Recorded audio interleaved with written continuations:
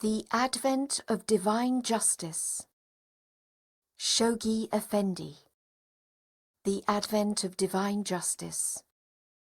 December 25th, 1938. To the beloved of God and the handmaids of the merciful throughout the United States and Canada. Best beloved brothers and sisters in the love of Baha'u'llah, it would be difficult indeed to adequately express the feelings of irrepressible joy and exaltation that flood my heart every time I pause to contemplate the ceaseless evidences of the dynamic energy which animates the stalwart pioneers of the world order of Baha'u'llah in the execution of the plan committed to their charge. The signature of the contract by your elected national representatives, signalizing the opening of the final phase of the greatest enterprise ever launched by the followers of the faith of Baha'u'llah in the West, no less than the extremely heartening progress recorded in the successive reports of their National Teaching Committee, attest beyond the shadow of a doubt the fidelity, the vigour, and the thoroughness with which you are conducting the manifold operations which the evolution of the 7-year plan must necessarily involve. In both of its aspects and in all its details, it is being prosecuted with exemplary regularity and precision, with undiminished efficiency and commendable dispatch.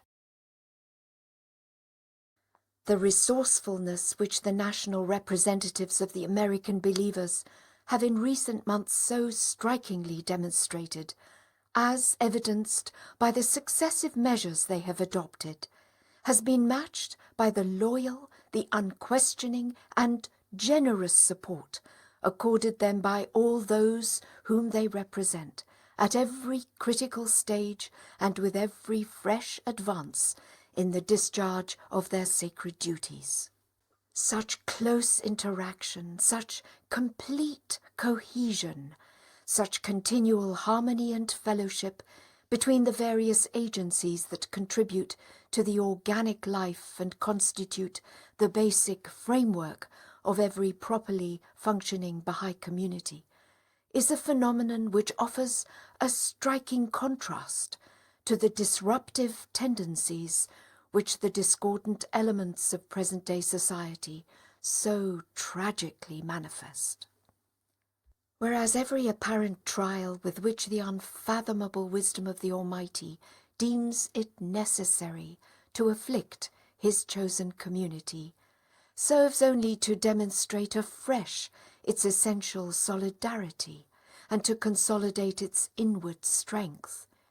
Each of the successive crises in the fortunes of a decadent age exposes more convincingly than the one preceding it the corrosive influences that are fast sapping the vitality and undermining the basis of its declining institutions. For such demonstrations of the interpositions of an ever-watchful Providence, they who stand identified with the community of the Most Great Name must feel eternally grateful.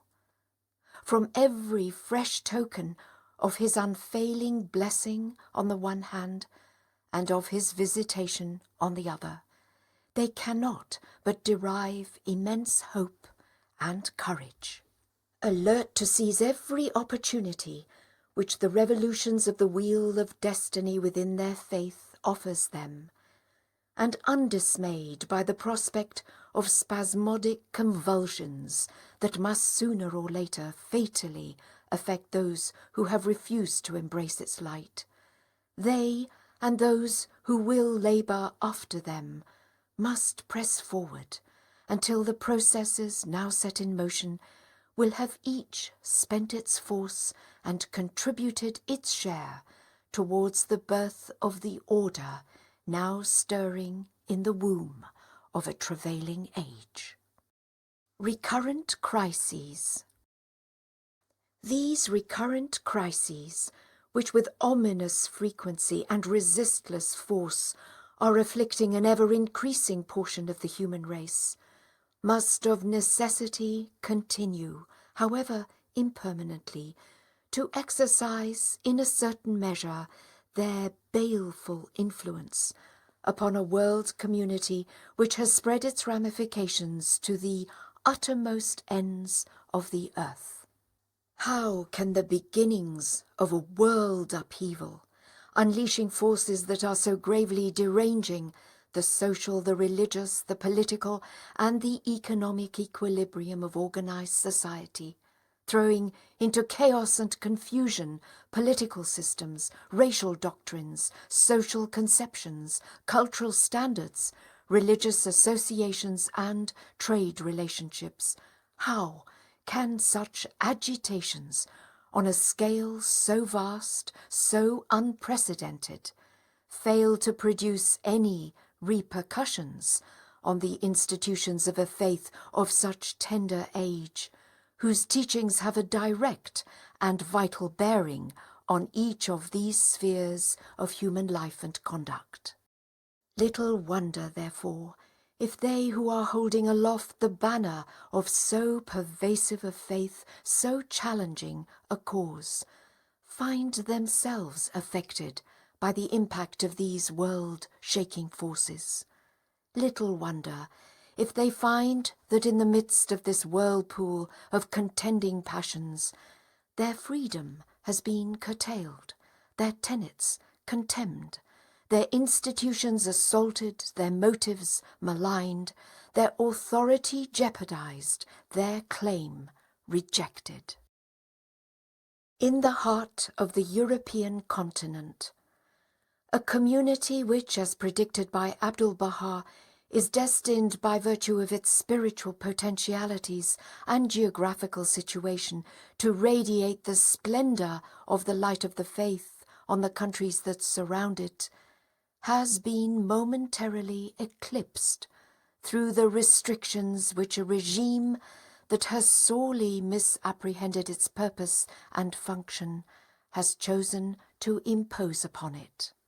Its voice, alas, is now silenced, its institutions dissolved, its literature banned, its archives confiscated, and its meetings suspended.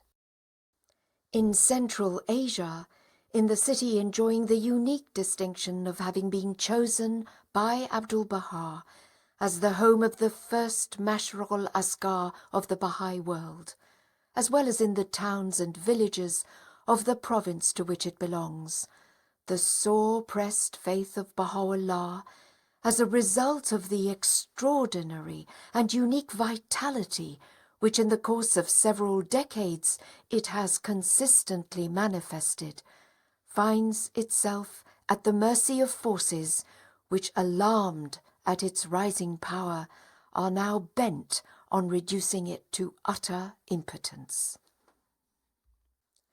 Its temple, though still used for purposes of Baha'i worship, has been expropriated, its assemblies and committees disbanded, its teaching activities crippled, its chief promoters deported, and not a few of its most enthusiastic supporters, both men and women, imprisoned. In the land of its birth, wherein reside the immense majority of its followers, a country whose capital has been hailed by Baha'u'llah as the mother of the world and the dayspring of the joy of mankind, a civil authority, as yet undivorced officially from the paralyzing influences of an antiquated, a fanatical, and outrageously corrupt clergy, pursues relentlessly its campaign of repression against the adherents of a faith which it has for well nigh a century striven unsuccessfully to suppress. Indifferent to the truth that the members of this innocent and proscribed community can justly claim to rank as among the most disinterested, the most competent, and the most ardent lovers of their native land. Contemptuous of their high sense of world citizenship, which the advocates of an excessive and narrow nationalism can never hope to appreciate. Such an authority refuses to grant to a faith which extends its spiritual jurisdiction over well nigh 600 local communities, and which numerically outnumbers the adherents of either the Christian, the Jewish, or the Zoroastrian faiths in that land, the necessary legal right to enforce its laws, to administer its affairs, to conduct its schools, to celebrate its festivals, to circulate its literature, to solemnize its rites, to erect its edifices, and to safeguard its endowments.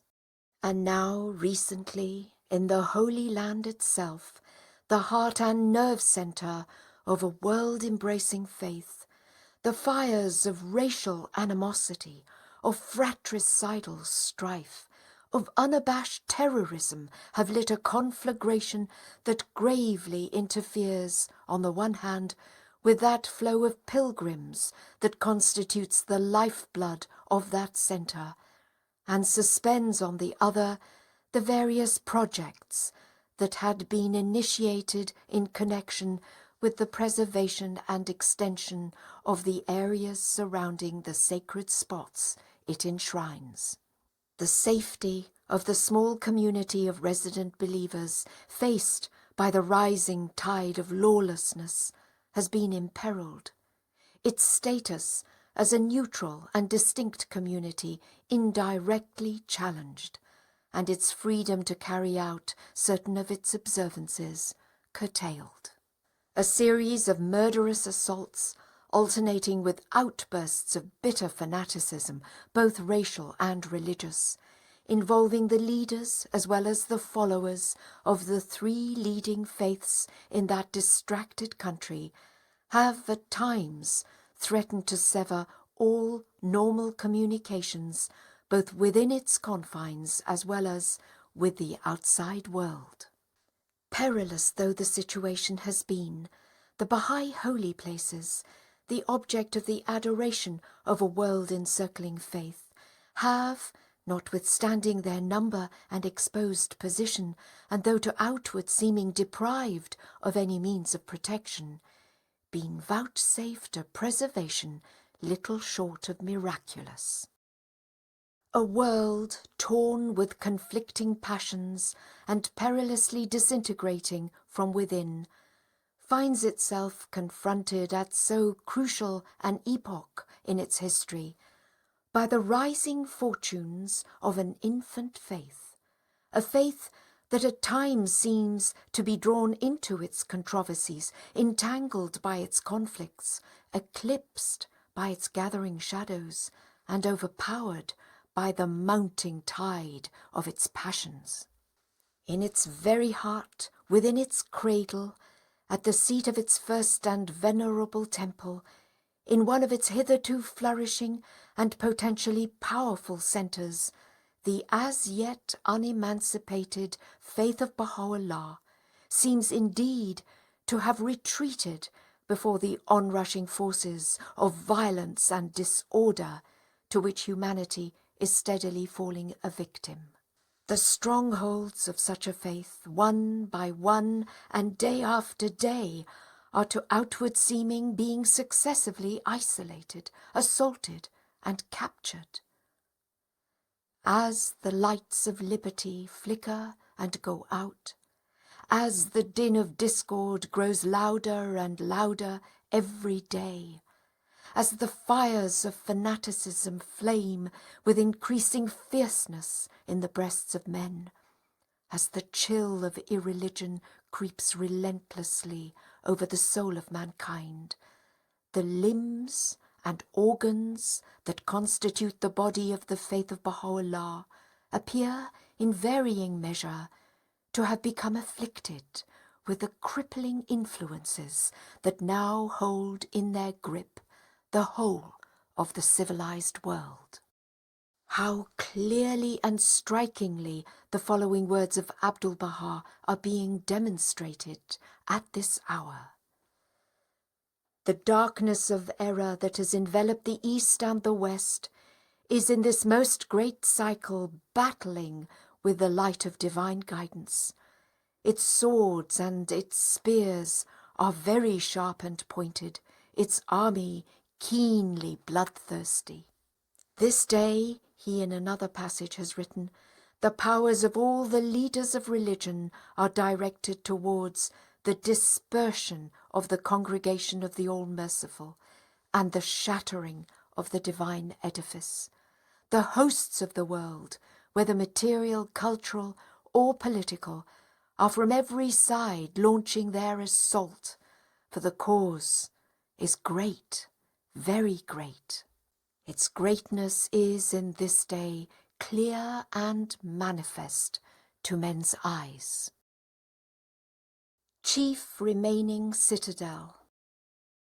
The one chief remaining citadel, the mighty arm which still raises aloft the standard of an unconquerable faith, is none other than the blessed community of the followers of the most great name in the North American continent.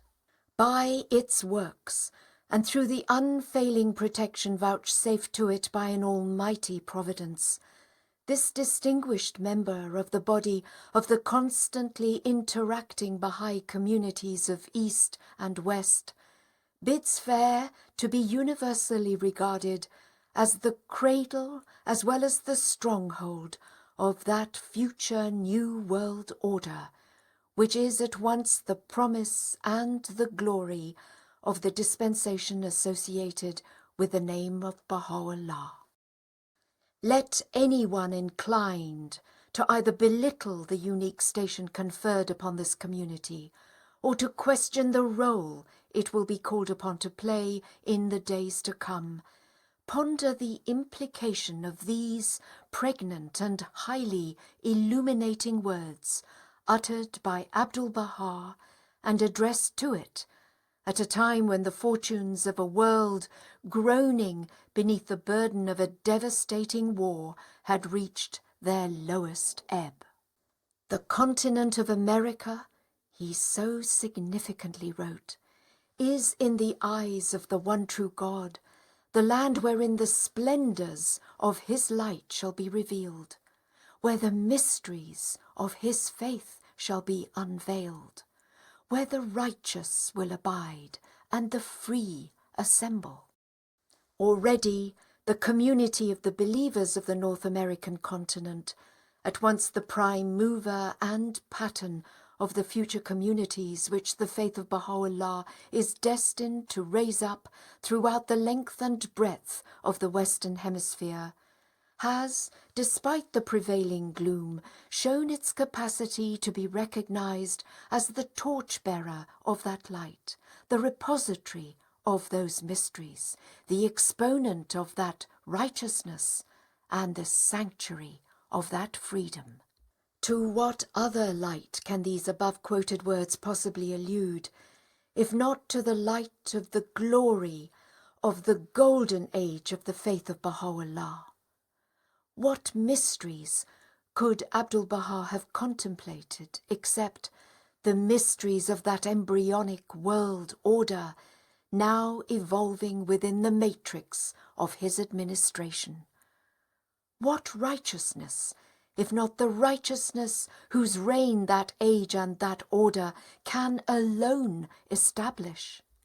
What freedom but the freedom which the proclamation of his sovereignty in the fullness of time must bestow? The community of the organized promoters of the faith of Baha'u'llah in the American continent, the spiritual descendants of the dawn-breakers of an heroic age who by their death proclaimed the birth of that faith, must in turn usher in, not by their death, but through living sacrifice, that promised world order, the shell ordained to enshrine that priceless jewel, the world, civilization, of which the faith itself is the sole begetter. While its sister communities are bending beneath the tempestuous winds that beat upon them from every side, this community, preserved by the immutable decrees of the omnipotent ordainer, and deriving continual sustenance from the mandate with which the tablets of the divine plan have invested it, is now busily engaged in laying the foundations and in fostering the growth of those institutions which are to herald the approach of the age destined to witness the birth and rise of the world order of Baha'u'llah.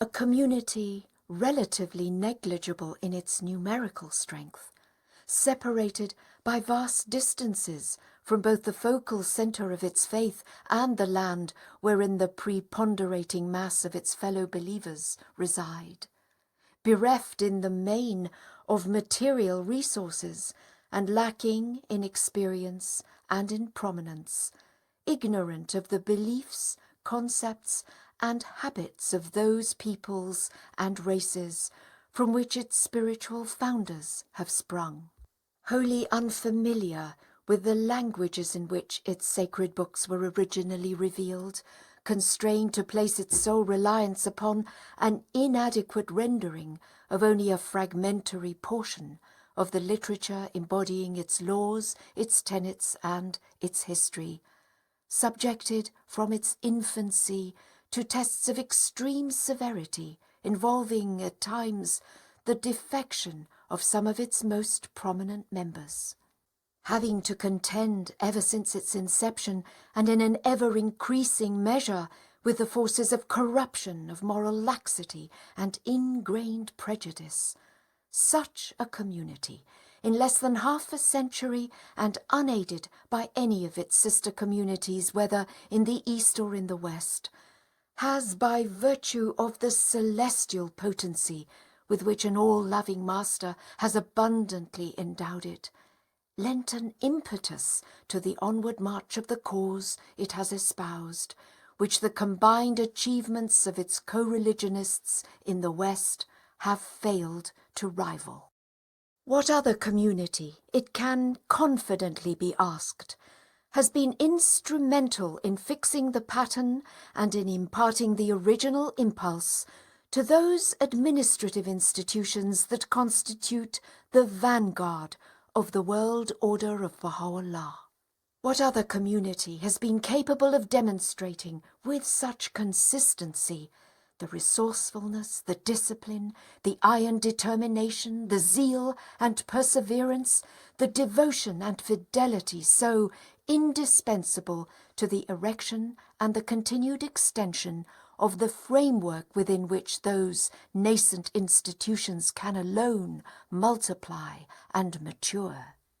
What other community has proved itself to be fired by so noble a vision, or willing to rise to such heights of self-sacrifice, or ready to achieve so great a measure of solidarity as to be able to raise in so short a time and in the course of such crucial years an edifice that can well deserve to be regarded as the greatest contribution ever made by the West to the cause of Baha'u'llah? What other community can justifiably lay claim to have succeeded through the unsupported efforts of one of its humble members in securing the spontaneous allegiance of royalty to its cause, and in winning such marvellous and written testimonies to its truth?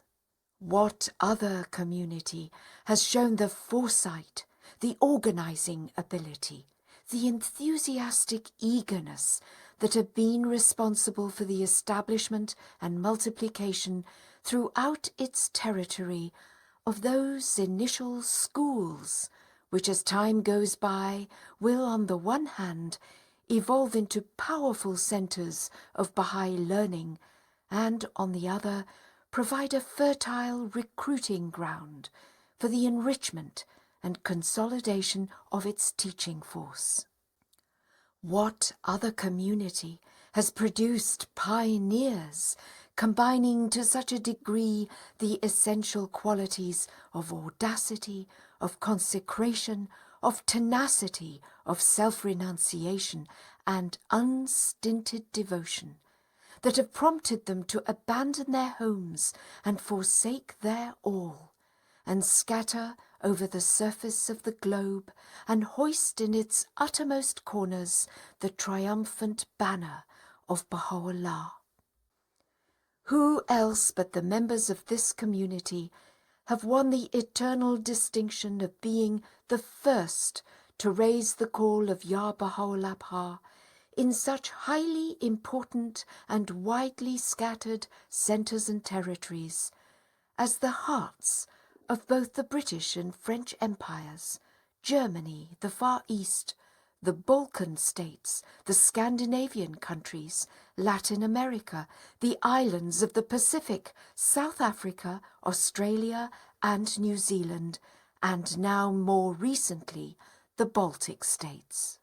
Who else but those same pioneers have shown themselves ready to undertake the labour, to exercise the patience, and to provide the funds required for the translation and publication in no less than 40 languages of their sacred literature, the dissemination of which is an essential prerequisite to any effectively organised campaign of teaching?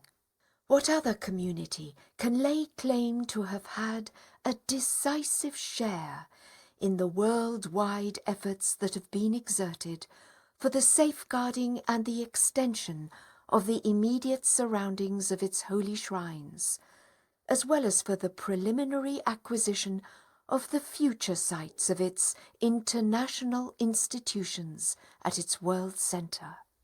What other community can, to its eternal credit, claim to have been the first to frame its national and local constitutions, thereby laying down the fundamental lines of the twin charters designed to regulate the activities, define the functions, and safeguard the rights of its institutions? What other community can boast of having simultaneously acquired and legally secured the basis of its national endowments, thus paving the way for a similar action on the part of its local communities?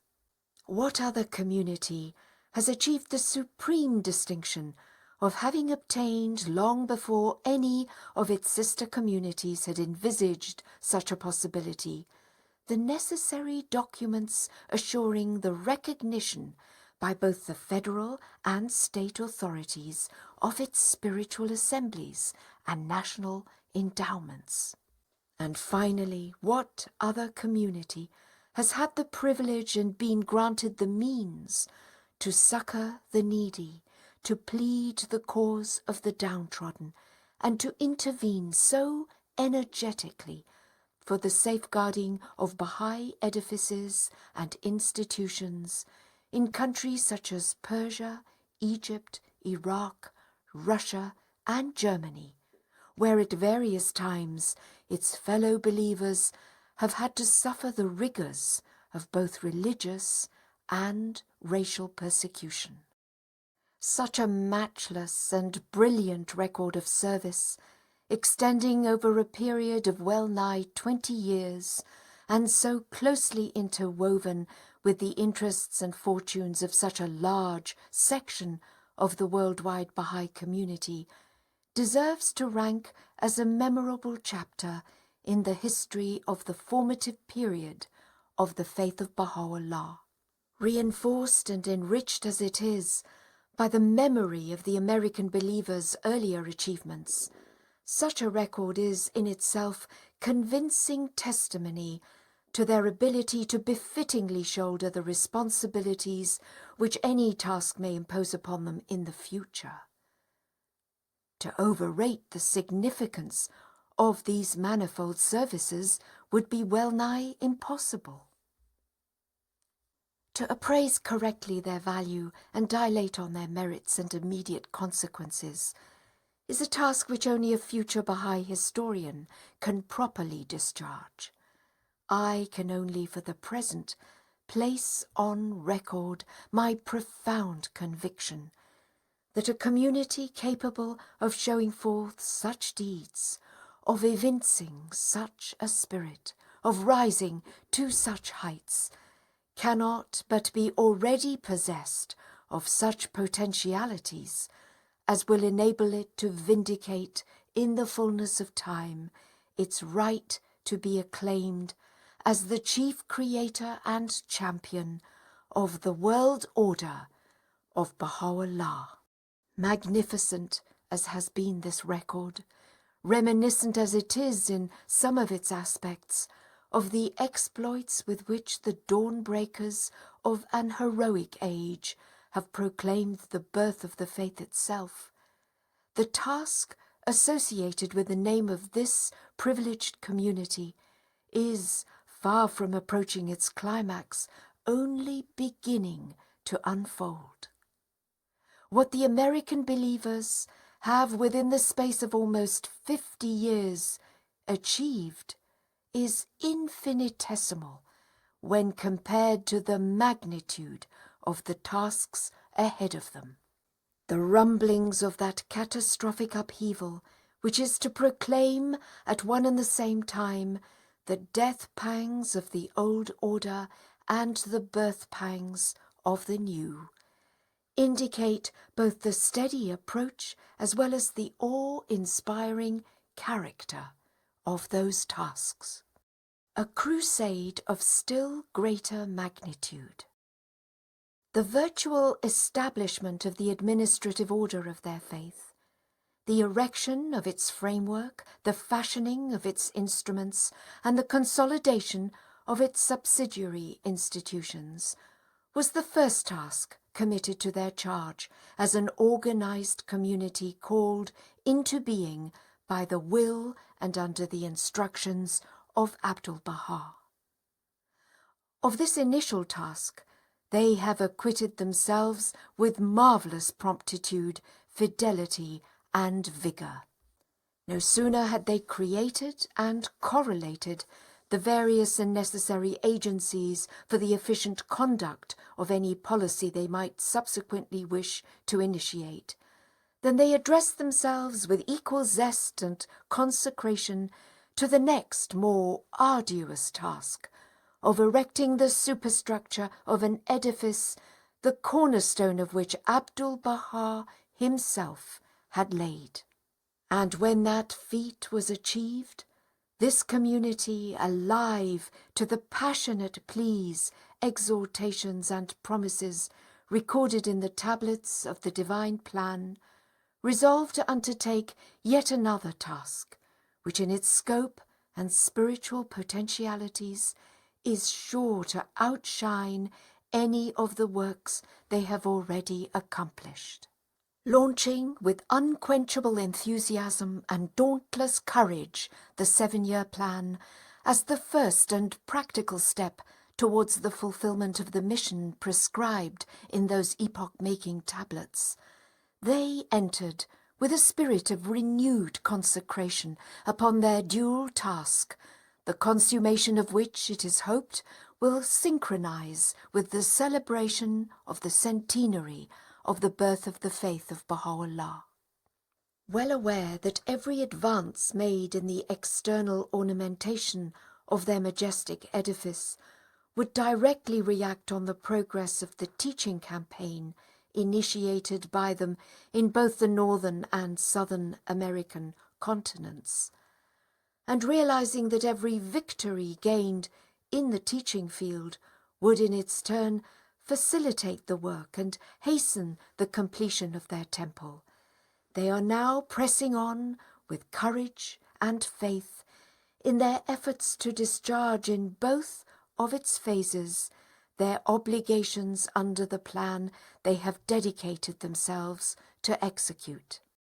Let them not, however, imagine that the carrying out of the 7-year plan, coinciding as it does with the termination of the first century of the Bahá'í era, signifies either the termination of or even an interruption in the work which the unerring hand of the Almighty is directing them to perform.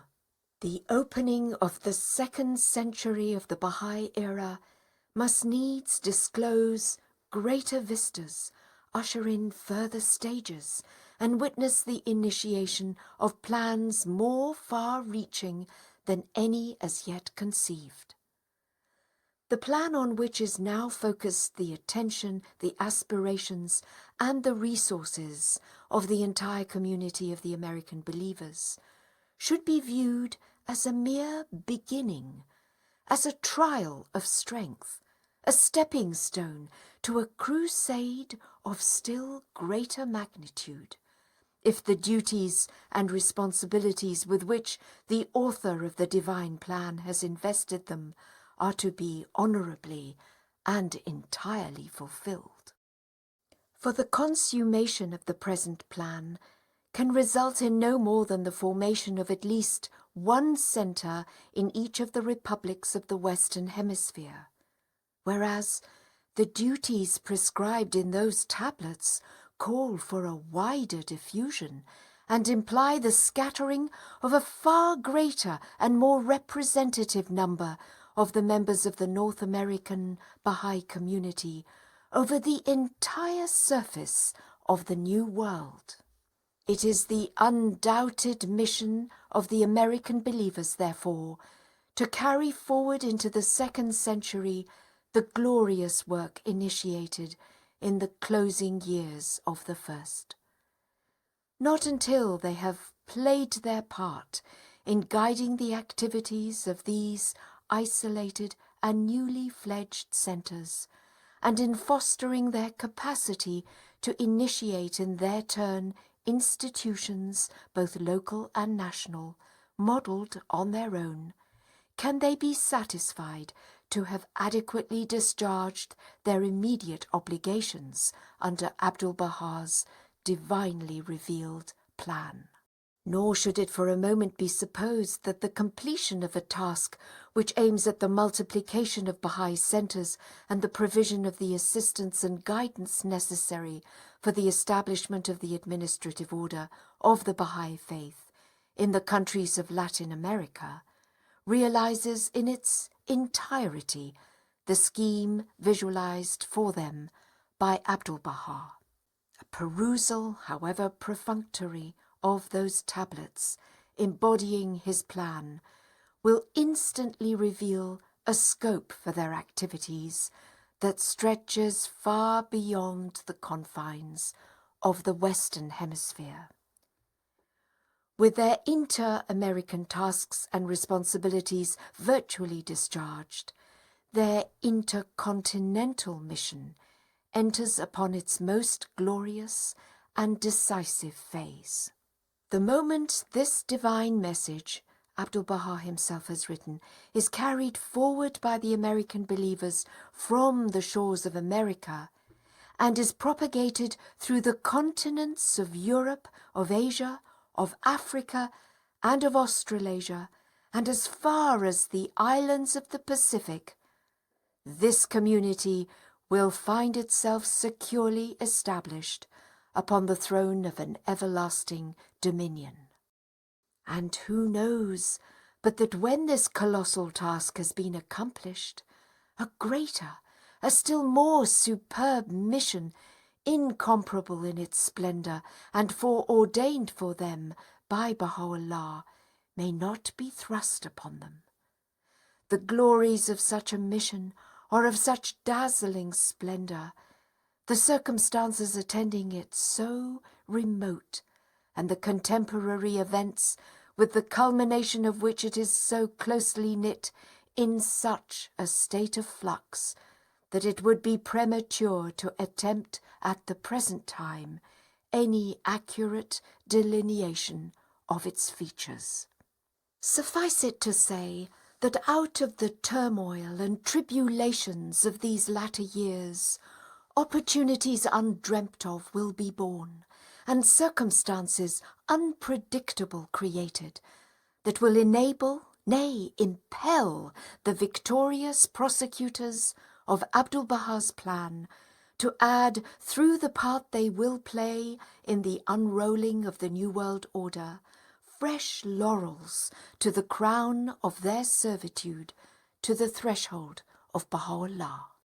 Nor should any of the manifold opportunities of a totally different order be allowed to pass unnoticed, which the evolution of the faith itself, whether at its world centre, or in the North American continent, or even in the most outlying regions of the earth, must create, calling once again upon the American believers to play a part no less conspicuous than the share they have previously had in their collective contributions to the propagation of the cause of Baha'u'llah. I can only for the moment cite at random certain of these opportunities which stand out preeminently in any attempt to survey the possibilities of the future. The election of the International House of Justice and its establishment in the Holy Land, the spiritual and administrative centre of the Bahá'í world, together with the formation of its auxiliary branches and subsidiary institutions. The gradual erection of the various dependencies of the first Mashra'ul Askar of the West, and the intricate issues involving the establishment and the extension of the structural basis of Bahá'í community life. The codification and promulgation of the ordinances of the Most Holy Book, necessitating the formation in certain countries of the East of properly constituted and officially recognized courts of Bahá'í law. The building of the third Mashra'ul Askar of the Bahá'í world in the outskirts of the city of Tehran, to be followed by the rise of a similar house of worship in the Holy Land itself. The deliverance of Bahá'í communities from the fetters of religious orthodoxy in such Islamic countries as Persia, Iraq, and Egypt, and the consequent recognition by the civil authorities in those states of the independent status and religious character of Bahá'í national and local assemblies.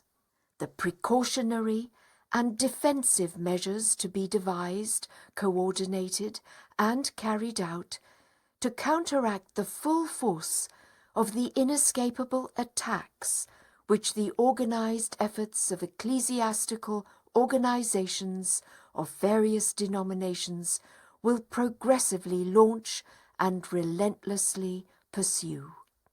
And last but not least, the multitudinous issues that must be faced, the obstacles that must be overcome, and the responsibilities that must be assumed to enable a sore-tried faith to pass through the successive stages of unmitigated obscurity, of active repression, and of complete emancipation, leading in turn to its being acknowledged as an independent faith enjoying the status of full equality with its sister religions, to be followed by its establishment and recognition as a state religion, which in turn must give way to its assumption of the rights and prerogatives associated with the Bahá'í state, functioning in the plenitude of its powers, a stage which must ultimately culminate in the emergence of the world-wide Bahá'í Commonwealth, animated wholly by the Spirit and operating solely in direct conformity with the laws and principles of Baha'u'llah.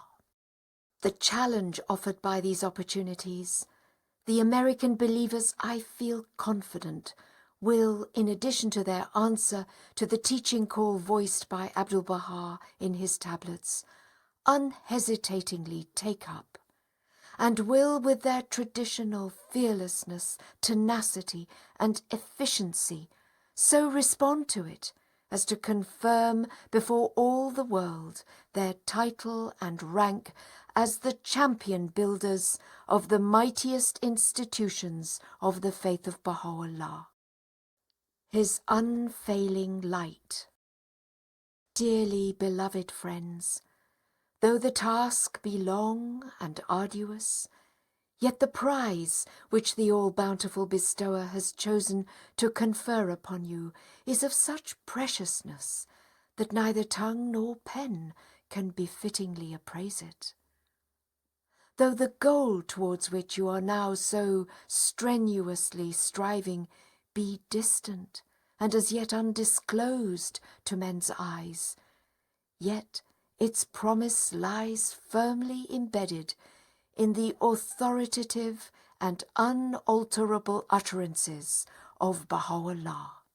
Though the course he has traced for you seems at times lost in the threatening shadows with which a stricken humanity is now enveloped, yet the unfailing light he has caused to shine continually upon you is of such brightness that no earthly dusk can ever eclipse its splendour. Though small in numbers, and circumscribed as yet in your experiences, powers, and resources, yet the force which energizes your mission is limitless in its range, and incalculable in its potency. Though the enemies, which every acceleration in the progress of your mission must raise up, be fierce, numerous, and unrelenting, yet the invisible hosts, which if you persevere must, as promised, rush forth to your aid, will in the end enable you to vanquish their hopes and annihilate their forces. Though the ultimate blessings that must crown the consummation of your mission be undoubted, and the divine promises given you firm and irrevocable, yet the measure of the goodly reward which every one of you is to reap must depend on the extent to which your daily exertions will have contributed to the expansion of that mission and the hastening of its triumph. Dearly beloved friends, great as is my love and admiration for you, convinced as I am of the paramount share which you can and will undoubtedly have in both the continental and international spheres of future Bahá'í activity and service, I feel it nevertheless incumbent upon me to utter at this juncture a word of warning. The glowing tributes so repeatedly and deservedly paid to the capacity, the spirit, the conduct, and the high rank of the American believers, both individually and as an organic community, must under no circumstances be confounded with the characteristics and nature of the people from which God has raised them up. A sharp distinction between that community and that people must be made, and resolutely and fearlessly upheld, if we wish to give due recognition to the transmuting power of the faith of Baha'u'llah, in its impact on the lives and standards of those who have chosen to enlist under his banner. Otherwise, the supreme and distinguishing function of his revelation, which is none other than the calling into being of a new race of men, will remain wholly unrecognized and completely obscured. The supreme function of his revelation. How often have the prophets of God, not excepting Baha'u'llah himself, chosen to appear and deliver their message in countries and amidst peoples and races at a time when they were either fast declining or had already touched the lowest depths of moral and spiritual degradation. The appalling misery and wretchedness to which the Israelites had sunk under the debasing and tyrannical rule of the Pharaohs in the days preceding their exodus from Egypt under the leadership of Moses. The decline that had set in the religious, the spiritual, the cultural, and the moral life of the Jewish people at the time of the appearance of Jesus Christ. The barbarous cruelty, the gross idolatry and immorality which had for so long been the most distressing features of the tribes of Arabia, and brought such shame upon them when Mohammed arose to proclaim his message in their midst. The indescribable state of decadence, with its attendant corruption, confusion, intolerance, and oppression, in both the civil and religious life of Persia, so graphically portrayed by the pen of a considerable number of scholars, diplomats, and travellers at the hour of the revelation of Baha'u'llah, all demonstrate this basic and inescapable fact.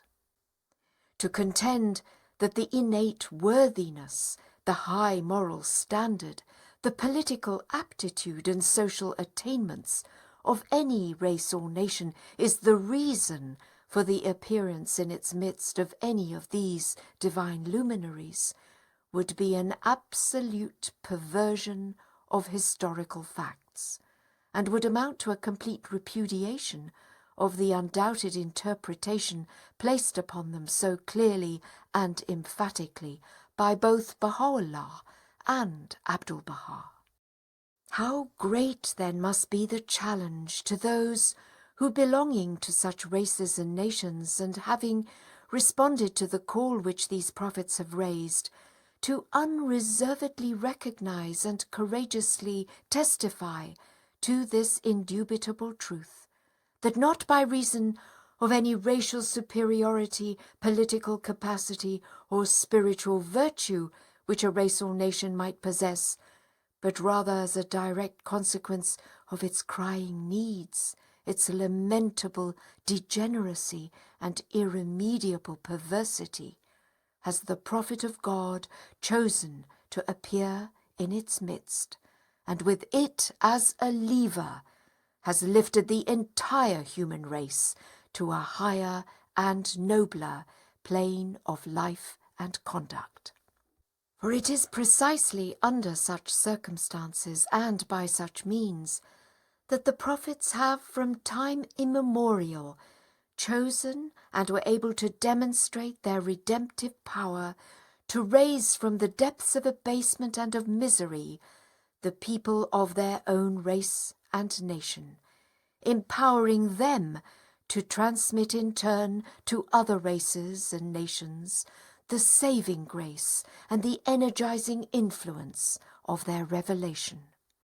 In the light of this fundamental principle, it should always be borne in mind, nor can it be sufficiently emphasized, that the primary reason why the Bab and Baha'u'llah chose to appear in Persia and to make it the first repository of their revelation was because of all the peoples and nations of the civilized world, that race and nation had, as so often depicted by Abdu'l-Baha, sunk to such ignominious depths and manifested so great a perversity as to find no parallel among its contemporaries. For no more convincing proof could be adduced demonstrating the regenerating spirit animating the revelations proclaimed by the Bab and Baha'u'llah than their power to transform what can be truly regarded as one of the most backward, the most cowardly and perverse of peoples into a race of heroes fit to effect in turn a similar revolution in the life of mankind.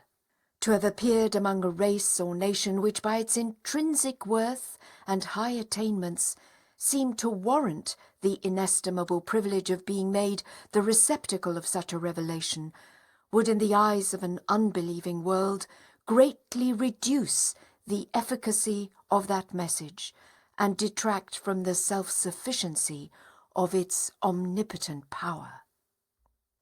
The contrast so strikingly presented in the pages of Nabil's narrative between the heroism that immortalized the life and deeds of the Dawnbreakers and the degeneracy and cowardice of their defamers and persecutors is in itself a most impressive testimony to the truth of the message of him who had instilled such a spirit into the breasts of his disciples.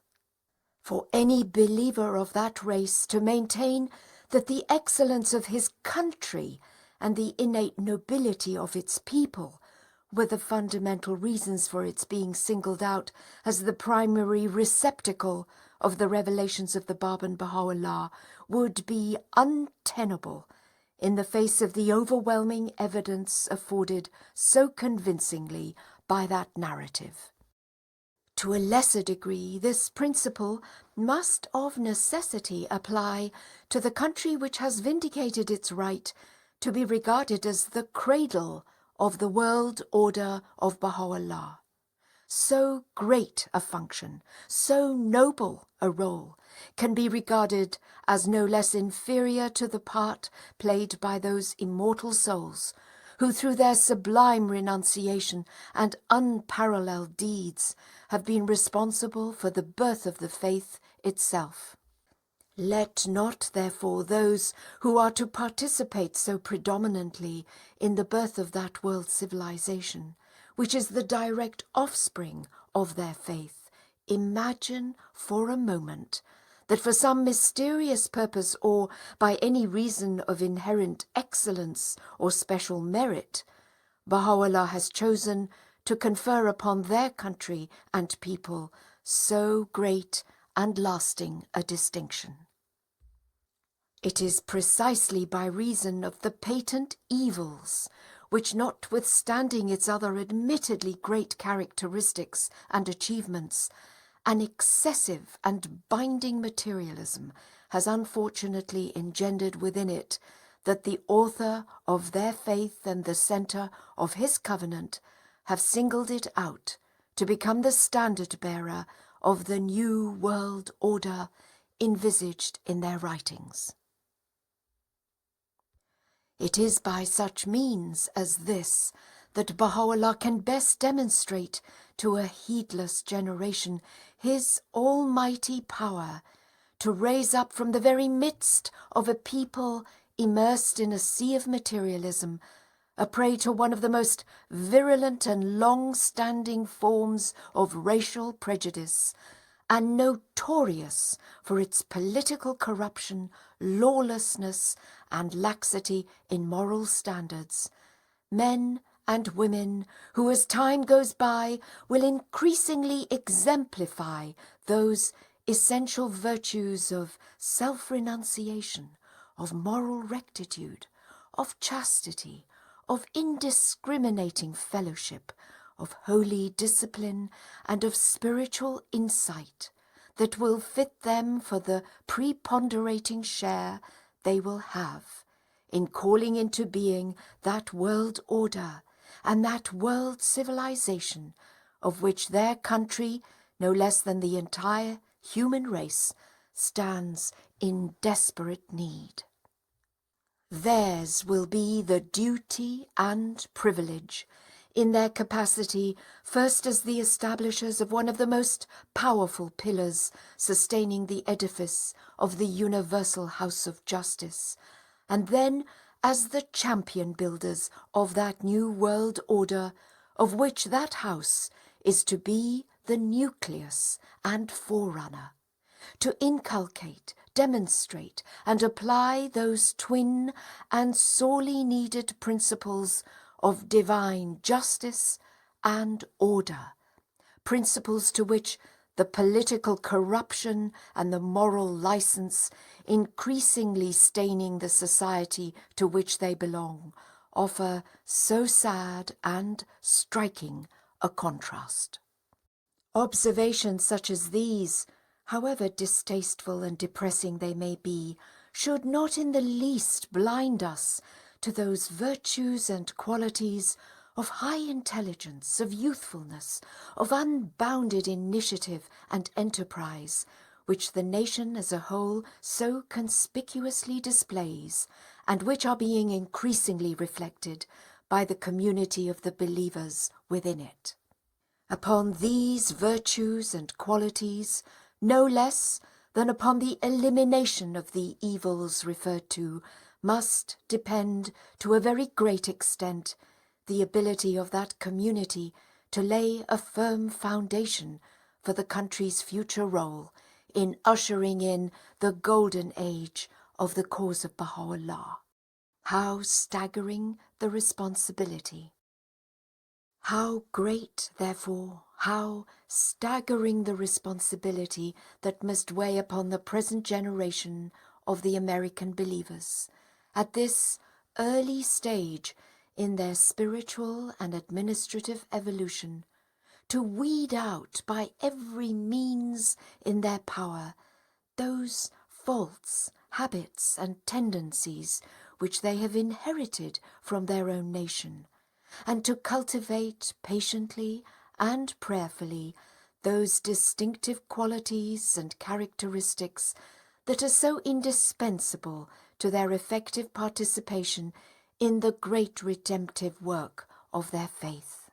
Incapable as yet, in view of the restricted size of their community and the limited influence it now wields, of producing any marked effect on the great mass of their countrymen, let them focus their attention for the present on their own selves, their own individual needs, their own personal deficiencies and weaknesses, ever mindful that every intensification of effort on their part will better equip them for the time when they will be called upon to eradicate in their turn such evil tendencies from the lives and the hearts of the entire body of their fellow citizens.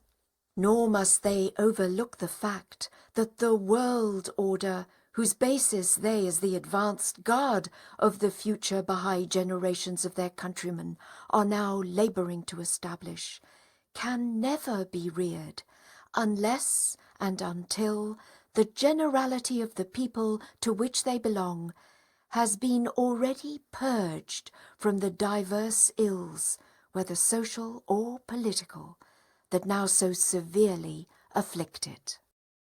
Surveying as a whole the most pressing needs of this community, attempting to estimate the more serious deficiencies by which it is being handicapped in the discharge of its task, and ever bearing in mind the nature of that still greater task with which it will be forced to wrestle in the future, I feel it my duty to lay special stress upon and draw the special and urgent attention of the entire body of the American believers, be they young or old, white or coloured, teachers or administrators, veterans or newcomers, to what I firmly believe are the essential requirements for the success of the tasks which are now claiming their undivided attention.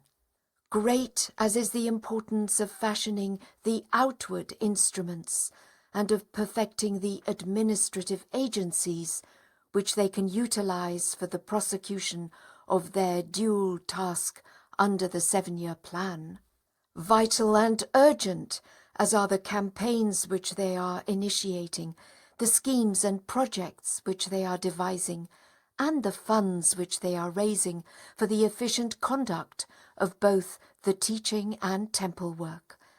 The imponderable, the spiritual factors which are bound up with their own individual and inner lives, and with which are associated their human and social relationships, are no less urgent and vital, and demand constant scrutiny, continual self-examination and heart-searching on their part, lest their value be impaired or their vital necessity be obscured or forgotten.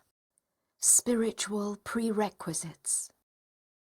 Of these spiritual prerequisites of success, which constitute the bedrock on which the security of all teaching plans, temple projects, and financial schemes must ultimately rest, the following stand out as preeminent and vital, which the members of the American Bahá'í community will do well to ponder.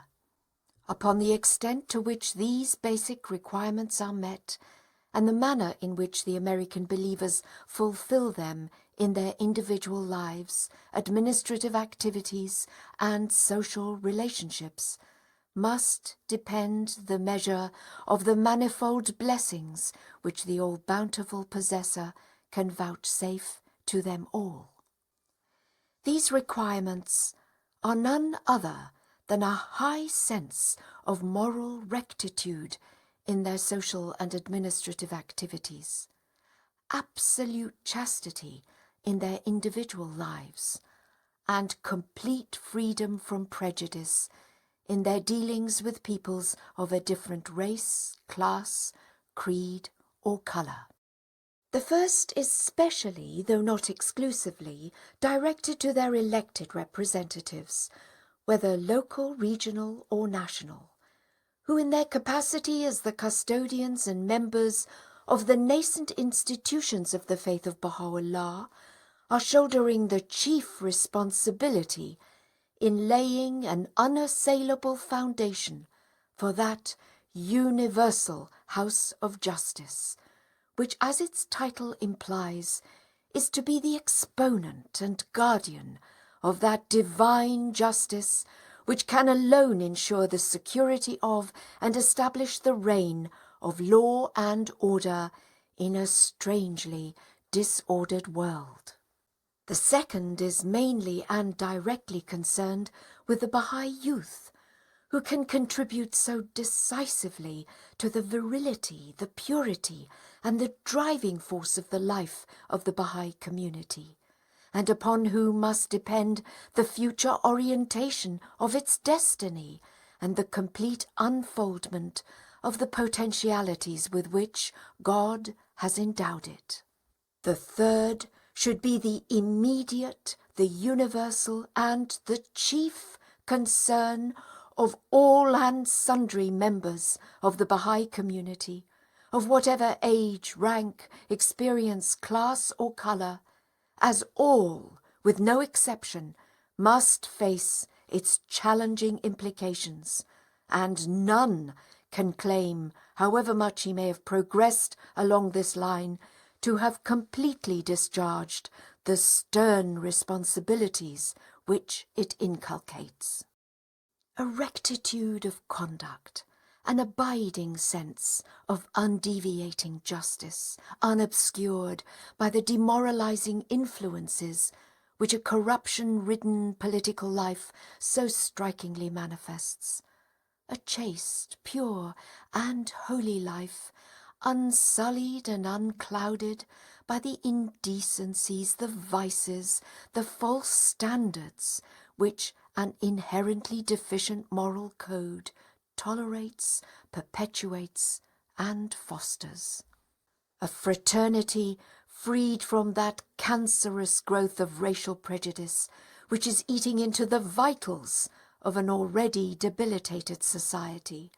These are the ideals which the American believers must from now on, individually and through concerted action, strive to promote in both their private and public lives.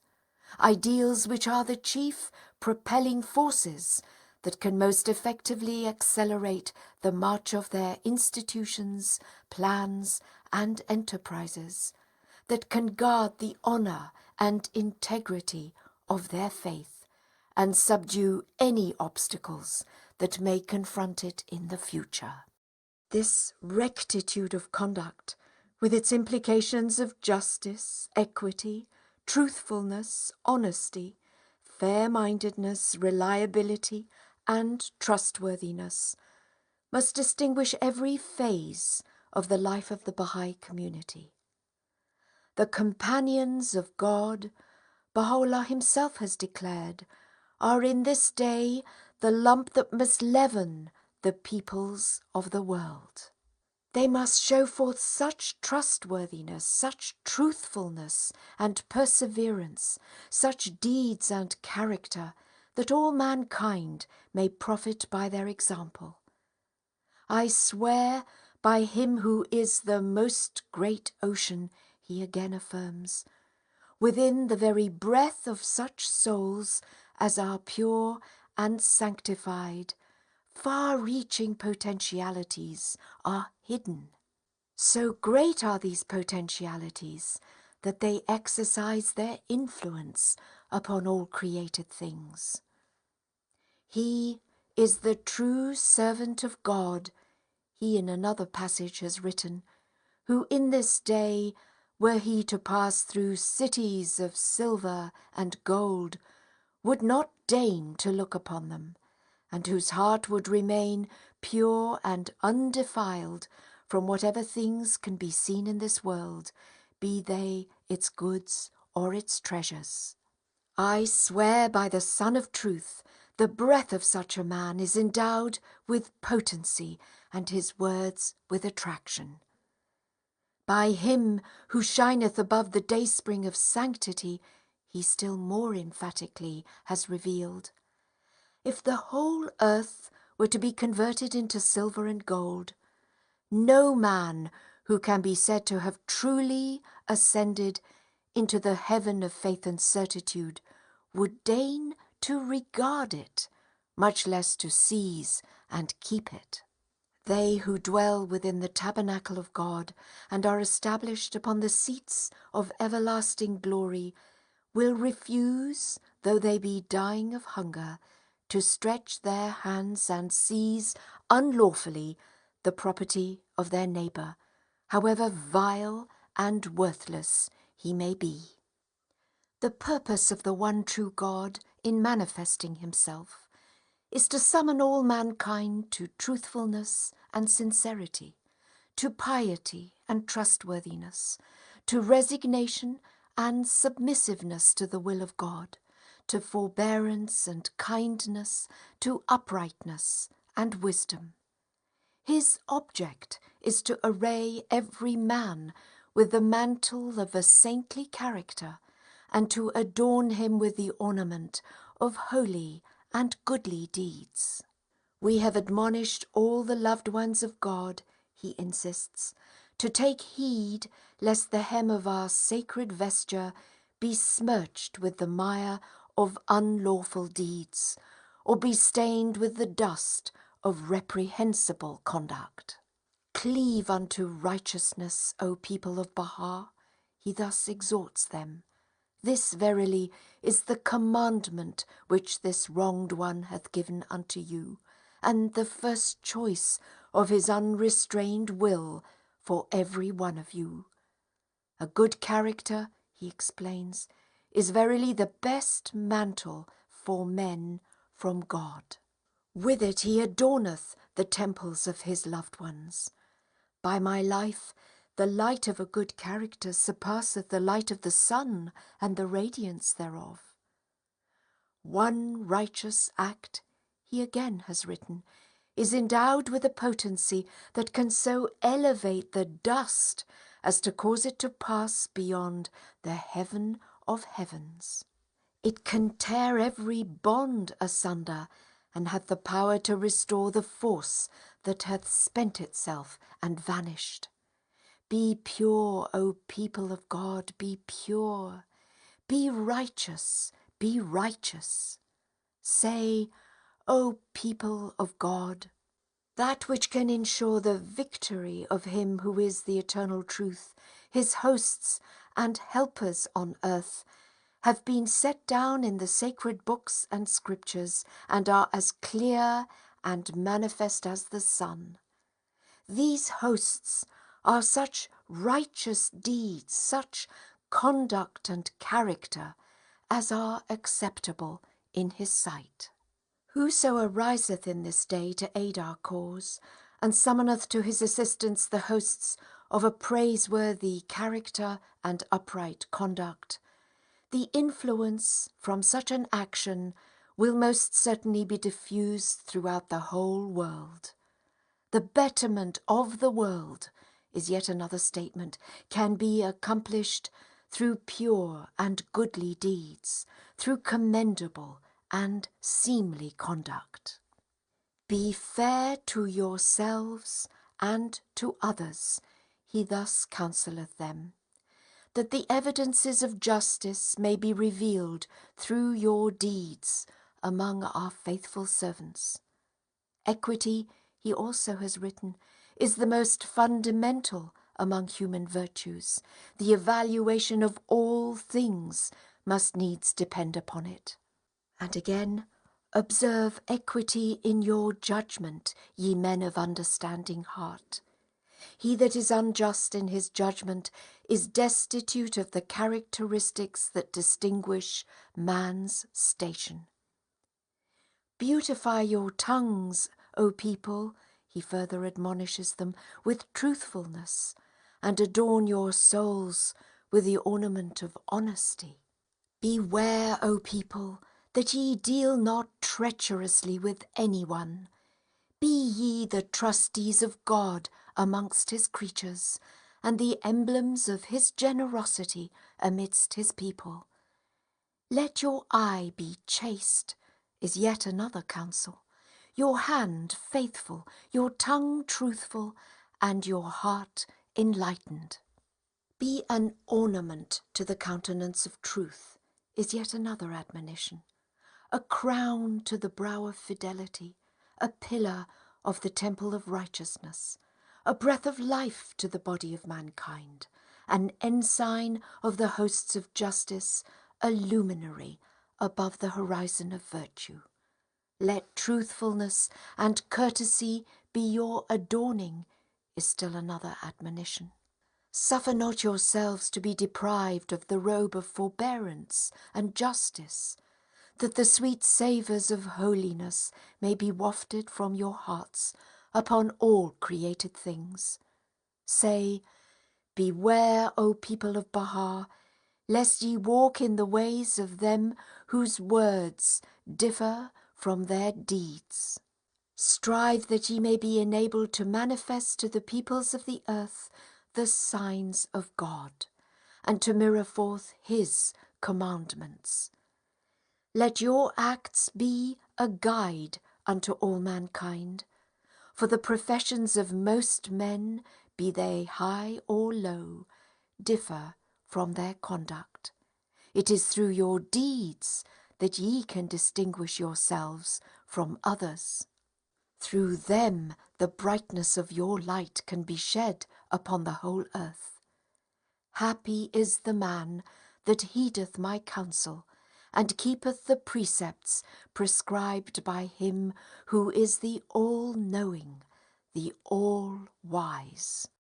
O army of God, writes Abdu'l-Baha, through the protection and help vouchsafed by the Blessed Beauty, may my life be a sacrifice to his loved ones. Ye must conduct yourselves in such a manner that ye may stand out distinguished and brilliant as the sun among other souls.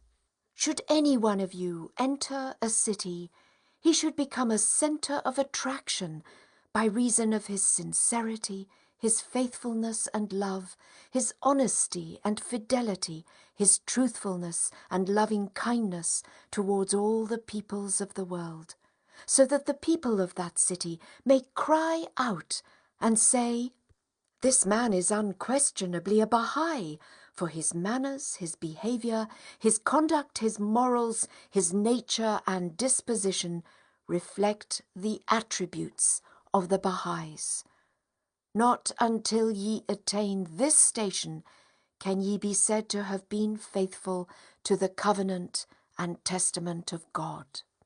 The most vital duty in this day, he moreover has written, is to purify your characters, to correct your manners, and improve your conduct.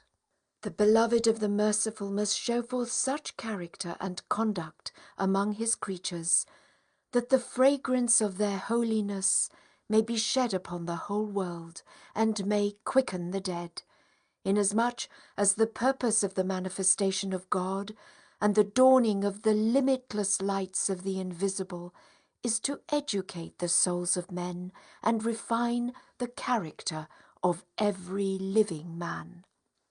Truthfulness, he asserts, is the foundation of all human virtues. Without truthfulness, progress and success in all the worlds of God are impossible for any soul. When this holy attribute is established in man, all the divine qualities will also be acquired.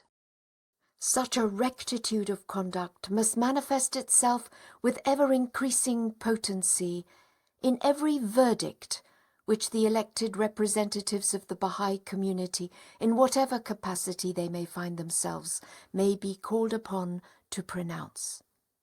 It must be constantly reflected in the business dealings of all its members, in their domestic lives, in all manner of employment, and in any service they may, in the future, render their government or people.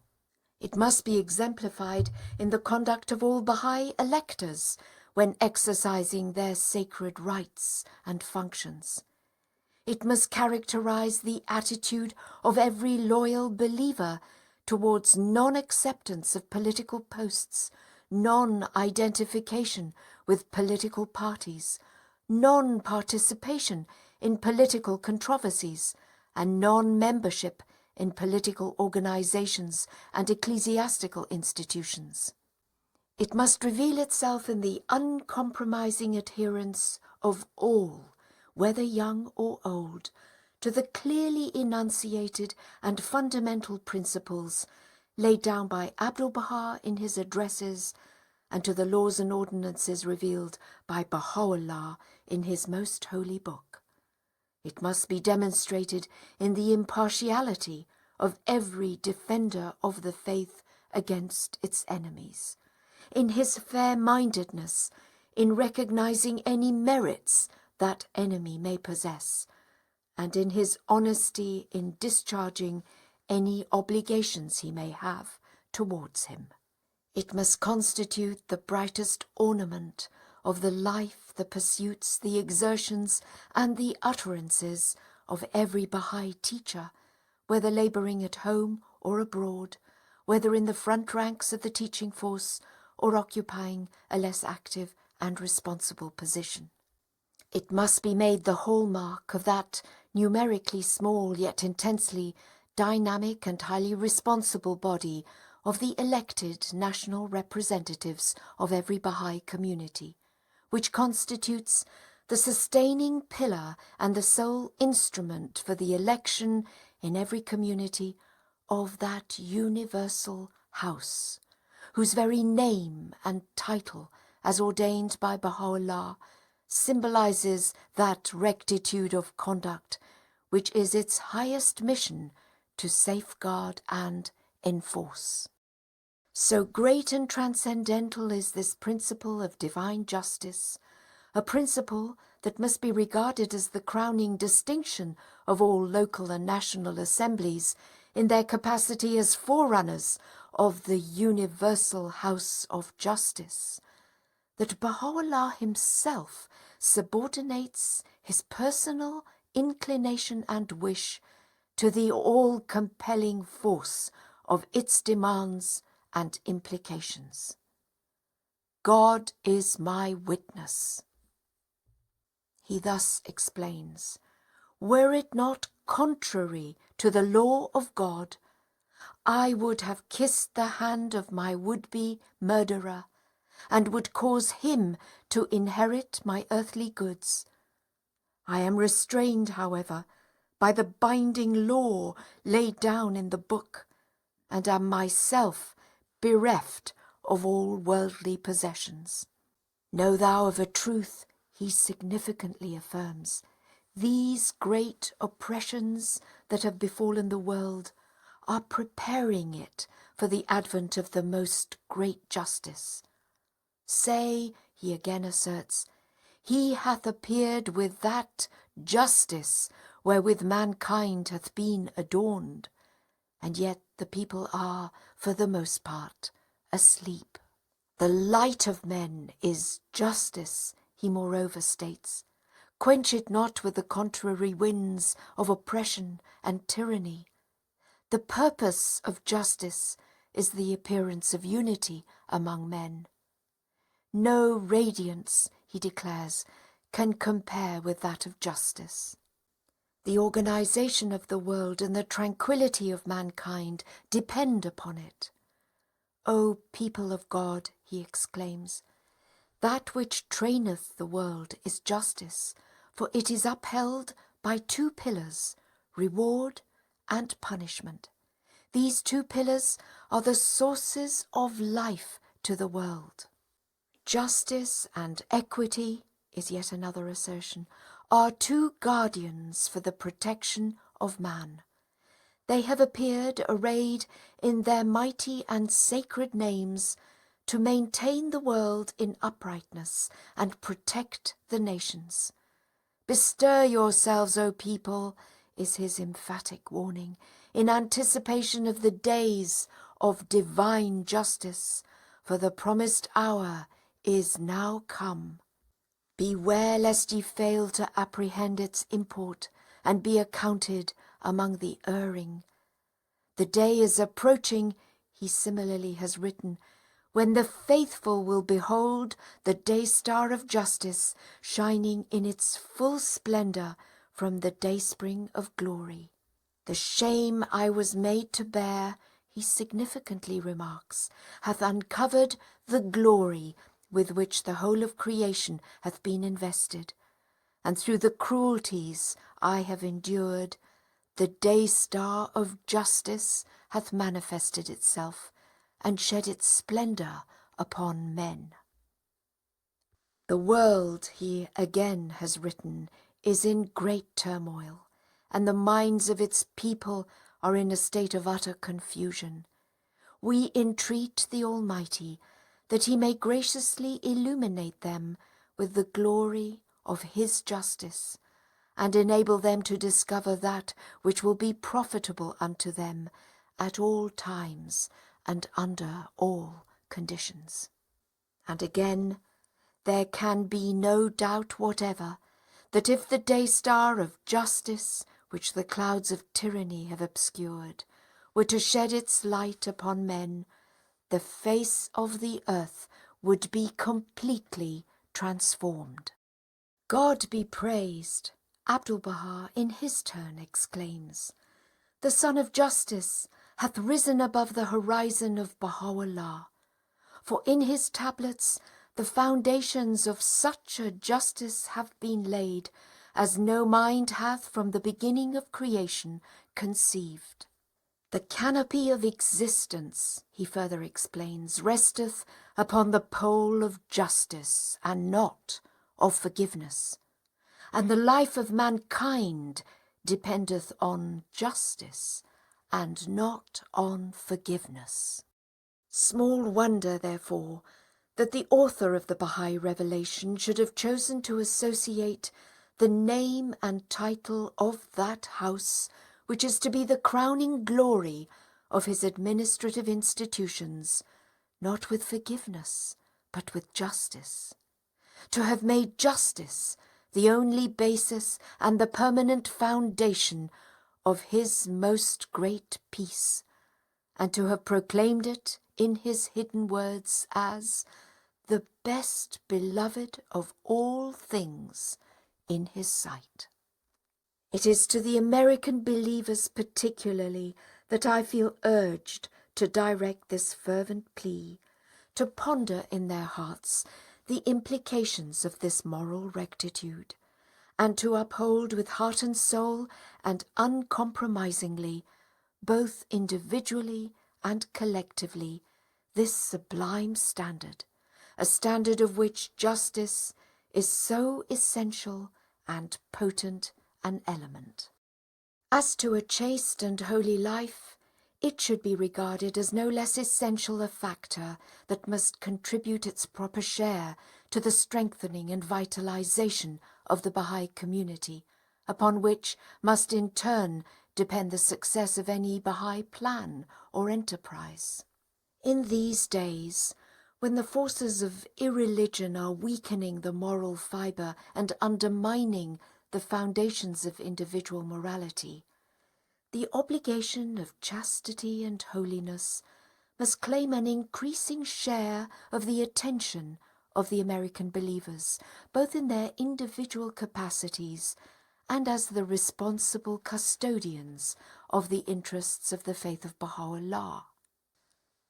In the discharge of such an obligation, to which the special circumstances resulting from an excessive and enervating materialism now prevailing in their country lend particular significance, they must play a conspicuous and predominant role.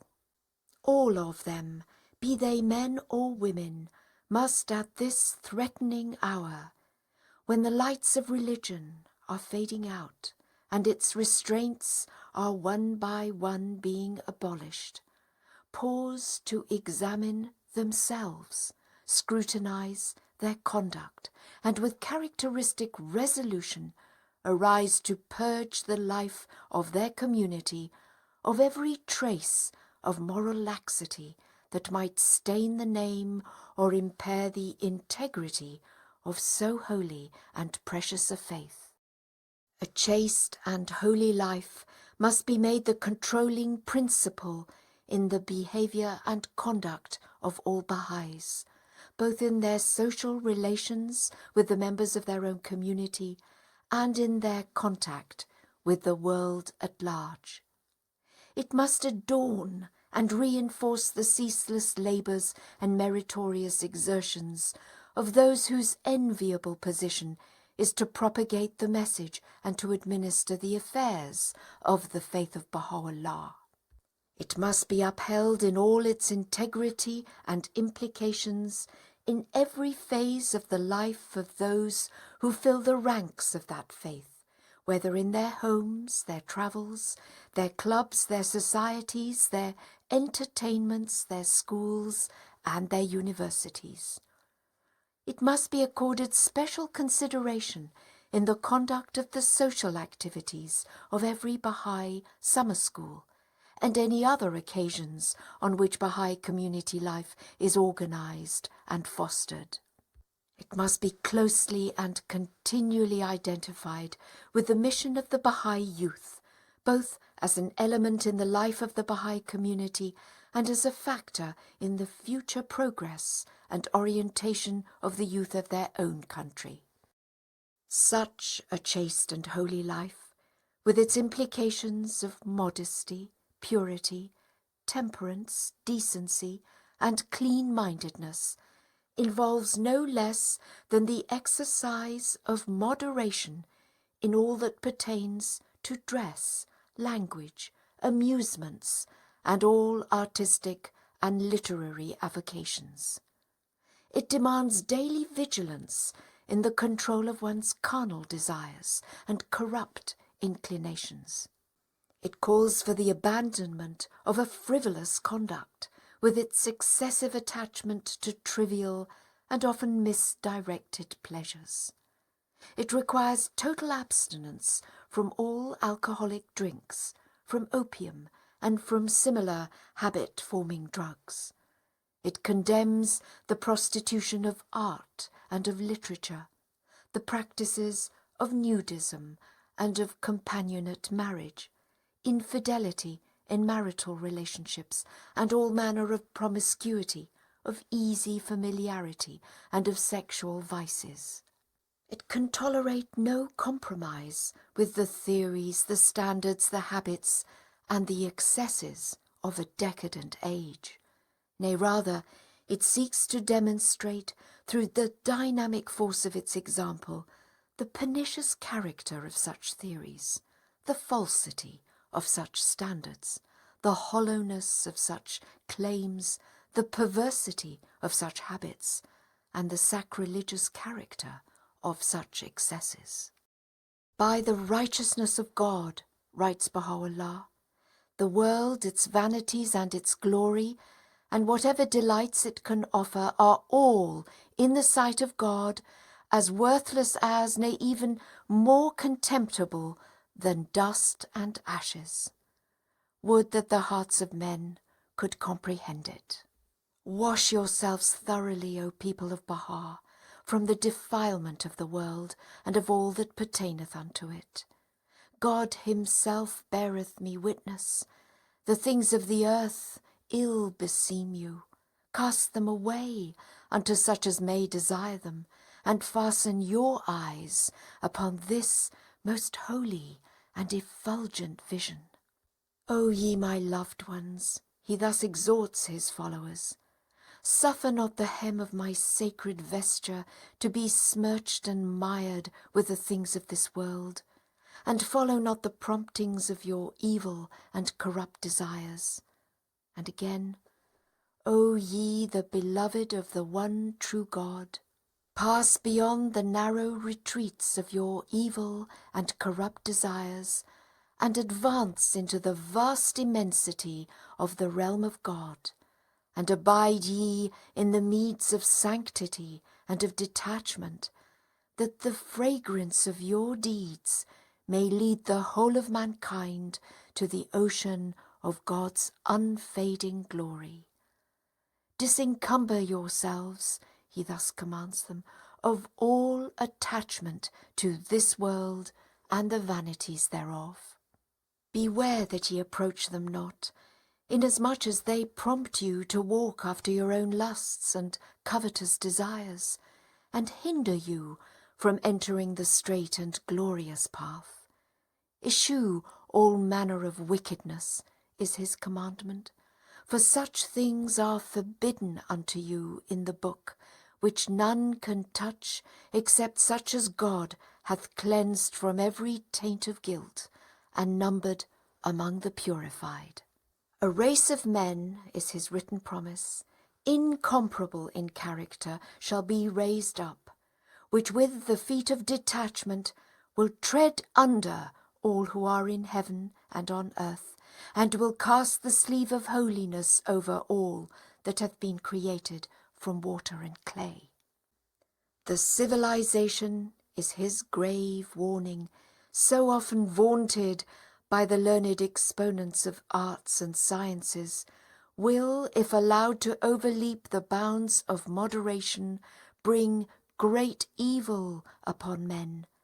If carried to excess, civilization will prove as prolific a source of evil as it had been of goodness when kept within the restraints of moderation. He hath chosen out of the whole world the hearts of his servants, he explains, and made them each a seat for the revelation of his glory. Wherefore, sanctify them from every defilement, that the things for which they were created may be engraven upon them. This indeed is a token of God's bountiful favour. Say, he proclaims, he is not to be numbered with the people of Baha, who followeth his mundane desires, or fixeth his heart on things of the earth. He is my true follower, who, if he come to a valley of pure gold, will pass straight through it, aloof as a cloud, and will neither turn back nor pause. Such a man is assuredly of me. From his garment the concourse on high can inhale the fragrance of sanctity. And if he met the fairest and most comely of women, he would not feel his heart seduced by the least shadow of desire for her beauty. Such an one indeed is the creation of spotless chastity. Thus instructeth you the pen of the Ancient of Days, as bidden by your Lord, the Almighty, the All-Bountiful. They that follow their lusts and corrupt inclinations is yet another warning, have erred and dissipated their efforts, they indeed are of the lost. It behoveth the people of Baha, he also has written, to die to the world and all that is therein, to be so detached from all earthly things, that the inmates of paradise may inhale from their garment the sweet-smelling savour of sanctity. They that have tarnished the fair name of the cause of God by following the things of the flesh, these are in palpable error. Purity and chastity, he particularly admonishes, have been and still are the most great ornaments for the handmaidens of God. God is my witness. The brightness of the light of chastity sheddeth its illumination upon the worlds of the Spirit, and its fragrance is wafted even unto the most exalted paradise. God, he again affirms, hath verily made chastity to be a crown for the heads of his handmaidens. Great is the blessedness of that handmaiden that hath attained unto this great station. We verily have decreed in our book, is his assurance, a goodly and bountiful reward to whosoever will turn away from wickedness and lead a chaste and godly life. He in truth is the great giver, the all-bountiful. We have sustained the weight of all calamities, he testifies, to sanctify you from all earthly corruption, and ye are yet indifferent. We verily behold your actions. If we perceive from them the sweet-smelling savour of purity and holiness, we will most certainly bless you. Then will the tongues of the inmates of paradise utter your praise and magnify your names amidst them who have drawn nigh unto God. The drinking of wine, writes Abdu'l-Baha, is according to the text of the most holy book forbidden, for it is the cause of chronic diseases, weakeneth the nerves and consumeth the mind. Drink ye, O handmaidens of God, Baha'u'llah himself has affirmed, the mystic wine from the cup of my words. Cast away then from you that which your minds abhor, for it hath been forbidden unto you in his tablets and his scriptures. Beware lest ye barter away the river that is life indeed for that which the souls of the pure-hearted detest. Become ye intoxicated with the wine of the love of God, and not with that which deadeneth your minds, O ye that adore him. Verily it hath been forbidden unto every believer, whether man or woman.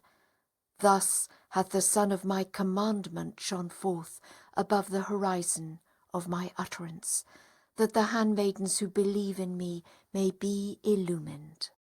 It must be remembered, however, that the maintenance of such a high standard of moral conduct is not to be associated or confused with any form of asceticism or of excessive and bigoted puritanism.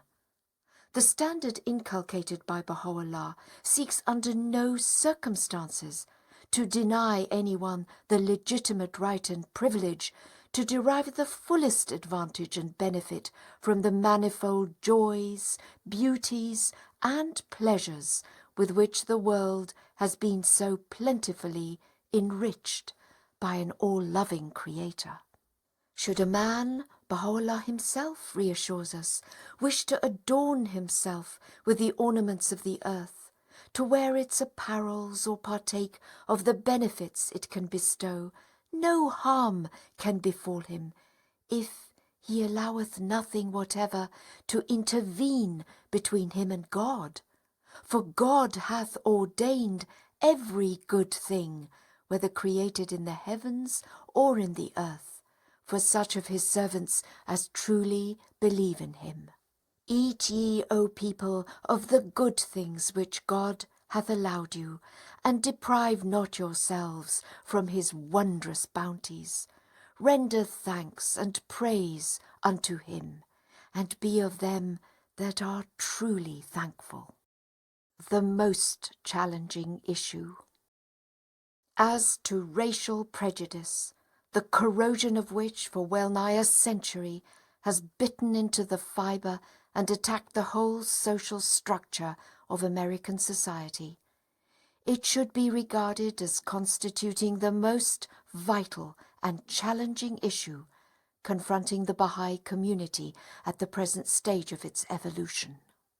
The ceaseless exertions which this issue of paramount importance calls for, the sacrifices it must impose, the care and vigilance it demands, the moral courage and fortitude it requires, the tact and sympathy it necessitates, invest this problem, which the American believers are still far from having satisfactorily resolved, with an urgency and importance that cannot be overestimated.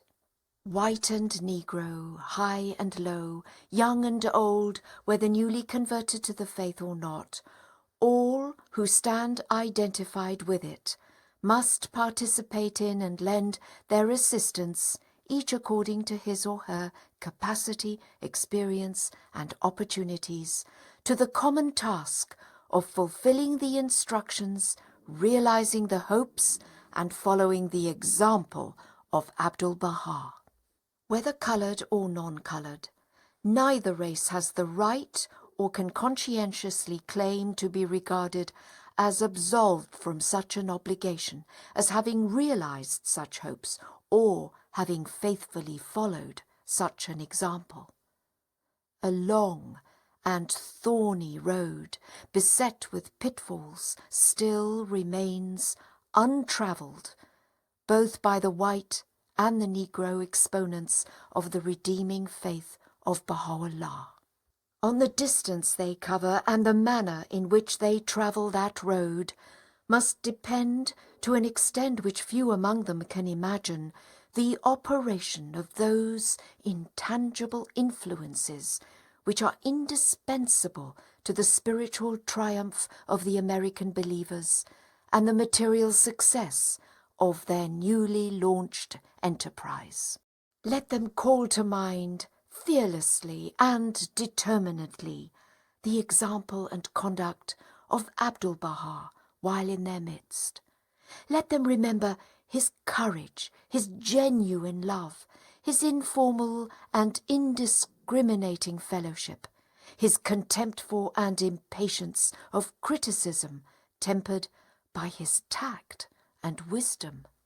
Let them revive and perpetuate the memory of those unforgettable and historic episodes and occasions on which he so strikingly demonstrated his keen sense of justice, his spontaneous sympathy for the downtrodden, his ever-abiding sense of the oneness of the human race, his overflowing love for its members, and his displeasure with those who dared to flout his wishes, to deride his methods, to challenge his principles, or to nullify his acts. To discriminate against any race on the ground of its being socially backward, politically immature, and numerically in a minority is a flagrant violation of the spirit that animates the faith of Baha'u'llah. The consciousness of any division or cleavage in its ranks is alien to its very purpose, principles, and ideals. Once its members have fully recognized the claim of its author, and by identifying themselves with its administrative order, accepted unreservedly the principles and laws embodied in its teachings, every differentiation of class, creed, or colour must automatically be obliterated and never be allowed under any pretext, and however great the pressure of events or of public opinion, to reassert itself. If any discrimination is at all to be tolerated, it should be a discrimination not against, but rather in favour of the minority, be it racial or otherwise. Unlike the nations and peoples of the earth, be they of the East or of the West, democratic or authoritarian, communist or capitalist, whether belonging to the old world or the new, who either ignore, trample upon, or extirpate the racial, religious, or political minorities within the sphere of their jurisdiction. Every organized community enlisted under the banner of Baha'u'llah should feel it to be its first and inescapable obligation to nurture, encourage, and safeguard every minority belonging to any faith, race, class, or nation within it. So great and vital is this principle, that in such circumstances as when an equal number of ballots have been cast in an election, or where the qualifications for any office are balanced as between the various races, faiths, or nationalities within the community, priority should unhesitatingly be accorded the party representing the minority, and this for no other reason except to stimulate and encourage it, and afford it an opportunity to further the interests of the community. In the light of this principle, and bearing in mind the extreme desirability of having the minority elements participate and share responsibility in the conduct of Bahá'í activity, it should be the duty of every Bahá'í community so to arrange its affairs that in cases where individuals belonging to the diverse minority elements within it are already qualified and fulfill the necessary requirements, Bahá'í representative institutions, be they assemblies, conventions, conferences, or committees, may have represented on them as many of these diverse elements, racial or otherwise, as possible. The adoption of such a course and faithful adherence to it would not only be a source of inspiration and encouragement to those elements that are numerically small and inadequately represented, but would demonstrate to the world at large the universality and representative character of the faith of Baha'u'llah, and the freedom of his followers from the taint of those prejudices which have already wrought such havoc in the domestic affairs as well as the foreign relationships of the nations. Freedom from racial prejudice in any of its forms should, at such a time as this, when an increasingly large section of the human race is falling a victim to its devastating ferocity, be adopted as the watchword of the entire body of the American believers, in whichever state they reside, in whatever circles they move, whatever their age, traditions, tastes, and habits. It should be consistently demonstrated in every phase of their activity and life, whether in the Bahá'í community or outside it, in public or in private, formally as well as informally, individually as well as in their official capacity as organized groups, committees, and assemblies. It should be deliberately cultivated through the various and everyday opportunities, no matter how insignificant, that present themselves, whether in their homes, their business offices, their schools and colleges, their social parties and recreation grounds, their Bahá'í meetings, conferences, conventions, summer schools, and assemblies. It should, above all else, become the keynote of the policy of that august body which, in its capacity as the national representative and the director and coordinator of the affairs of the community, must set the example and facilitate the application of such a vital principle to the lives and activities of those whose interests it safeguards and represents. O ye discerning ones, Baha'u'llah has written, verily the words which have descended from the heaven of the will of God are the source of unity and harmony for the world. Close your eyes to racial differences and welcome all with the light of oneness. We desire but the good of the world and the happiness of the nations, he proclaims, that all nations should become one in faith and all men as brothers, that the bonds of affection and unity between the sons of men should be strengthened, that diversity of religion should cease and differences of race be annulled. Baha'u'llah hath said, writes Abdul-Baha, that the various races of humankind lend a composite harmony and beauty of colour to the whole.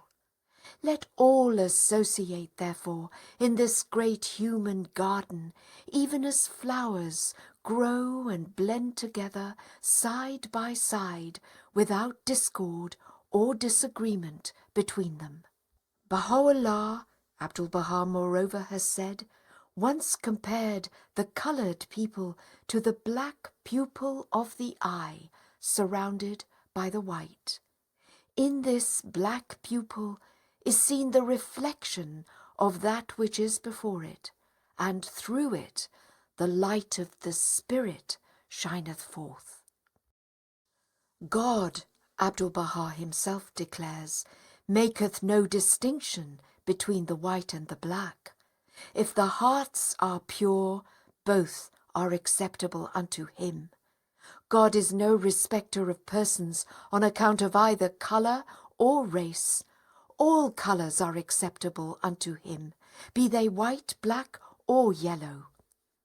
Inasmuch as all were created in the image of God, we must bring ourselves to realize that all embody divine possibilities. In the estimation of God, he states, all men are equal. There is no distinction or preference for any soul in the realm of his justice and equity. God did not make these divisions, he affirms. These divisions have had their origin in man himself. Therefore, as they are against the plan and purpose of God, they are false and imaginary. In the estimation of God, he again affirms, there is no distinction of colour. All are one in the colour and beauty of servitude to him. Colour is not important, the heart is all important. It mattereth not what the exterior may be, if the heart is pure and white within. God doth not behold differences of hue and complexion. He looketh at the hearts. He whose morals and virtues are praiseworthy is preferred in the presence of God.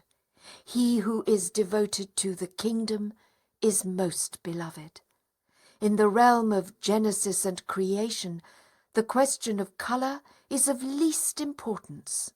Throughout the animal kingdom, he explains, we do not find the creatures separated because of colour. They recognize unity of species and oneness of kind. If we do not find colour distinction drawn in a kingdom of lower intelligence and reason, how can it be justified among human beings, especially when we know that all have come from the same source and belong to the same household? In origin and intention of creation, mankind is one. Distinctions of race and colour have arisen afterward. Man is endowed with superior reasoning power and the faculty of perception, he further explains. He is the manifestation of divine bestowals. Shall racial ideas prevail and obscure the creative purpose of unity in his kingdom? One of the important questions, he significantly remarks, which affect the unity and the solidarity of mankind is the fellowship and equality of the white and coloured races. Between these two races, certain points of agreement and points of distinction exist which warrant just and mutual consideration. The points of contact are many. In this country, the United States of America, patriotism is common to both races. All have equal rights to citizenship, speak one language, receive the blessings of the same civilization, and follow the precepts of the same religion. In fact, numerous points of partnership and agreement exist between the two races, whereas the one point of distinction is that of colour. Shall this, the least of all distinctions, be allowed to separate you as races and individuals? This variety in forms and colouring, he stresses, which is manifest in all the kingdoms, is according to creative wisdom and hath a divine purpose. The diversity in the human family, he claims, should be the cause of love and harmony, as it is in music, where many different notes blend together in the making of a perfect chord. If you meet, is his admonition, those of a different race and colour from yourself, do not mistrust them and withdraw yourself into your shell of conventionality, but rather be glad and show them kindness. In the world of being, he testifies, the meeting is blessed when the white and coloured races meet together with infinite spiritual love and heavenly harmony.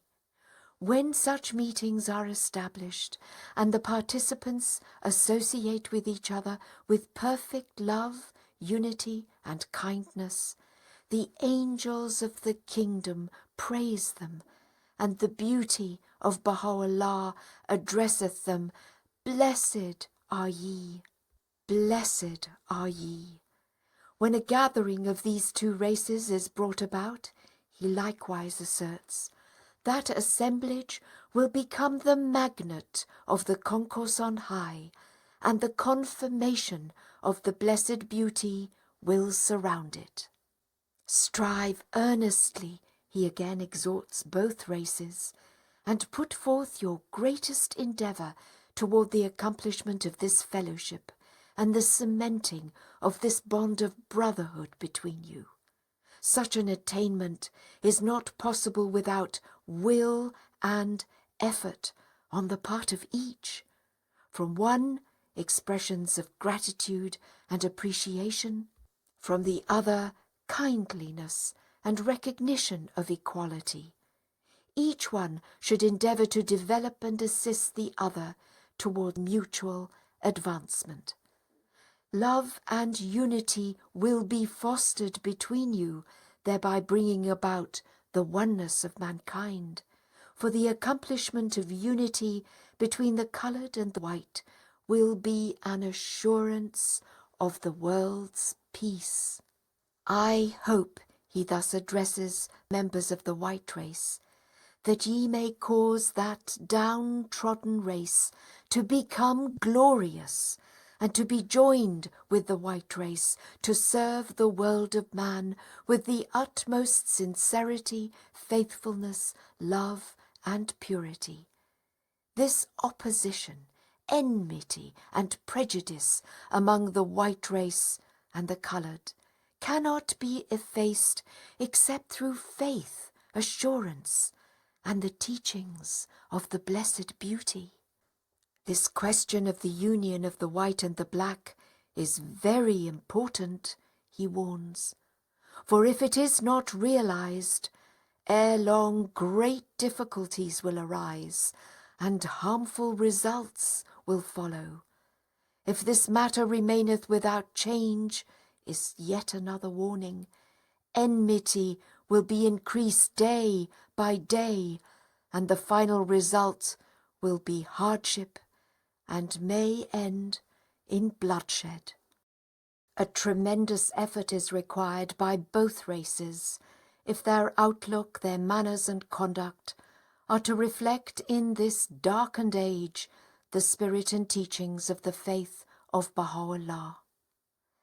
Casting away once and for all the fallacious doctrine of racial superiority, with all its attendant evils, confusion and miseries, and welcoming and encouraging the intermixture of races, and tearing down the barriers that now divide them, they should each endeavour, day and night, to fulfil their particular responsibilities in the common task which so urgently faces them. Let them, while each is attempting to contribute its share to the solution of this perplexing problem, call to mind the warnings of Abdu'l-Baha and visualize, while there is yet time, the dire consequences that must follow if this challenging and unhappy situation that faces the entire American nation is not definitely remedied. Let the white make a supreme effort in their resolve to contribute their share to the solution of this problem, to abandon once for all their usually inherent and at times subconscious sense of superiority, to correct their tendency towards revealing a patronizing attitude towards the members of the other race, to persuade them through their intimate, spontaneous and informal association with them of the genuineness of their friendship and the sincerity of their intentions, and to master their impatience of any lack of responsiveness on the part of a people who have received for so long a period such grievous and slow healing wounds. Let the Negroes, through a corresponding effort on their part, show by every means in their power the warmth of their response, their readiness to forget the past, and their ability to wipe out every trace of suspicion that may still linger in their hearts and minds.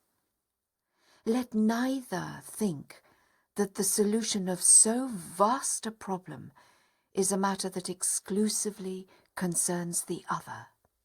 Let neither think that such a problem can either easily or immediately be resolved.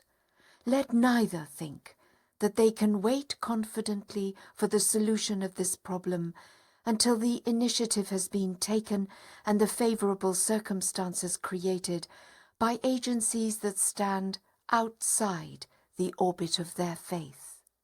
Let neither think that anything short of genuine love, extreme patience, true humility, consummate tact, sound initiative, mature wisdom, and deliberate, persistent, and prayerful effort can succeed in blotting out the stain which this patent evil has left on the fair name of their common country.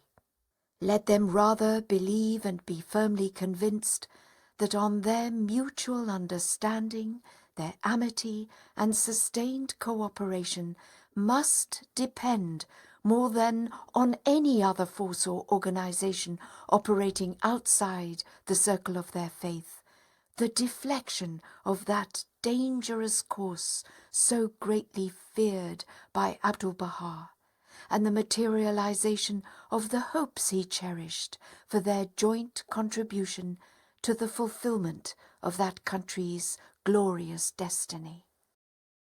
Their double crusade.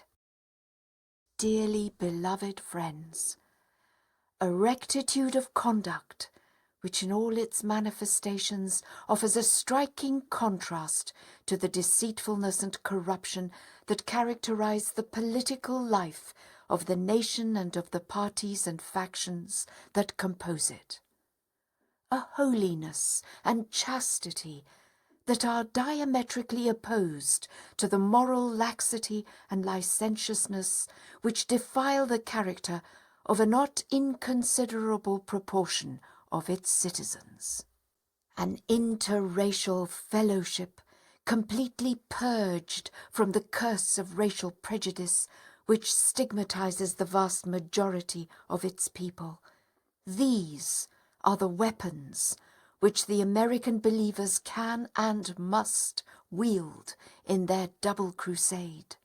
First, to regenerate the inward life of their own community, and next, to assail the long-standing evils that have entrenched themselves in the life of their nation. The perfection of such weapons, the wise and effective utilization of every one of them, more than the furtherance of any particular plan, or the devising of any special scheme, or the accumulation of any amount of material resources, can prepare them for the time when the hand of destiny will have directed them to assist in creating and in bringing into operation that world order which is now incubating within the worldwide administrative institutions of their faith. In the conduct of this twofold crusade, the valiant warriors struggling in the name and for the cause of Baha'u'llah must of necessity encounter stiff resistance and suffer many a setback. Their own instincts, no less than the fury of conservative forces, the opposition of vested interests, and the objections of a corrupt and pleasure-seeking generation, must be reckoned with, resolutely resisted, and completely overcome. As their defensive measures for the impending struggle are organized and extended, storms of abuse and ridicule and campaigns of condemnation and misrepresentation may be unloosed against them.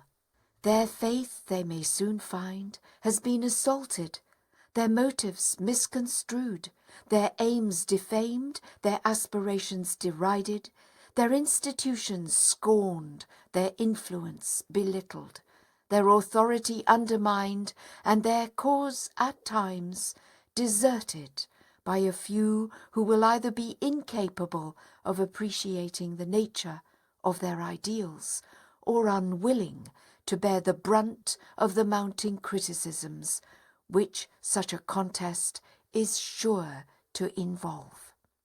Because of Abdu'l-Baha, the beloved Master has prophesied, many a test will be visited upon you, troubles will befall you, and suffering afflict you.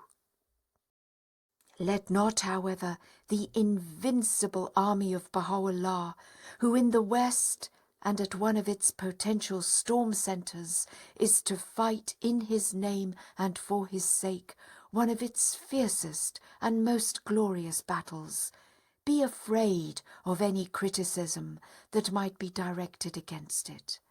Let it not be deterred by any condemnation with which the tongue of the slanderer may seek to debase its motives.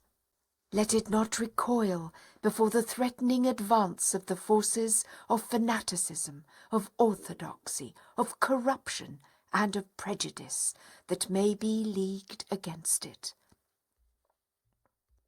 The voice of criticism is a voice that indirectly reinforces the proclamation of its cause.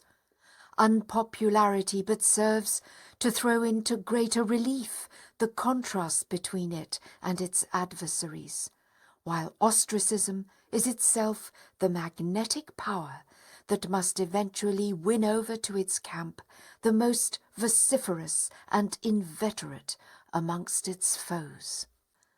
Already, in the land where the greatest battles of the faith have been fought, and its most rapacious enemies have lived, the march of events, the slow yet steady infiltration of its ideals and the fulfillment of its prophecies have resulted not only in disarming and in transforming the character of some of its most redoubtable enemies, but also in securing their firm and unreserved allegiance to its founders. So complete a transformation, so startling a reversal of attitude can only be effected if that chosen vehicle which is designed to carry the message of Baha'u'llah to the hungry, the restless and unshepherded multitudes is itself thoroughly cleansed from the defilements which it seeks to remove. It is upon you, therefore, my best beloved friends, that I wish to impress not only the urgency and imperative necessity of your holy task, but also the limitless possibilities which it possesses of raising to such an exalted level not only the life and activities of your own community, but the motives and standards that govern the relationships existing among the people to which you belong. Undismayed by the formidable nature of this task, you will, I am confident, meet as befits you the challenge of these times, so fraught with peril, so full of corruption, and yet so pregnant with the promise of a future so bright that no previous age in the annals of mankind can rival its glory. Dearly beloved friends, I have attempted in the beginning of these pages to convey an idea of the glorious opportunities as well as the tremendous responsibilities which, as a result of the persecution of the far-flung faith of Baha'u'llah, now face the community of the American believers at so critical a stage in the formative period of their faith, and in so crucial an epoch in the world's history. I have dwelt sufficiently upon the character of the mission which, in a not too distant future, that community must, through the impelling force of circumstances, arise and carry out. I have uttered the warning which I felt would be necessary to a clearer understanding and a better discharge of the tasks lying ahead of it. I have set forth and stressed as far as it was in my power those exalted and dynamic virtues, those lofty standards which, difficult as they are to attain, constitute nonetheless the essential requirements for the success of those tasks. A word, I believe, should now be said in connection with the material aspect of their immediate task, upon the termination of which, at its appointed time, must depend not only the unfoldment of the subsequent stages in the divine plan envisaged by Abdu'l-Baha, but also the acquisition of those capacities which will qualify them to discharge in the fullness of time the duties and responsibilities demanded by that greater mission which it is their privilege to perform.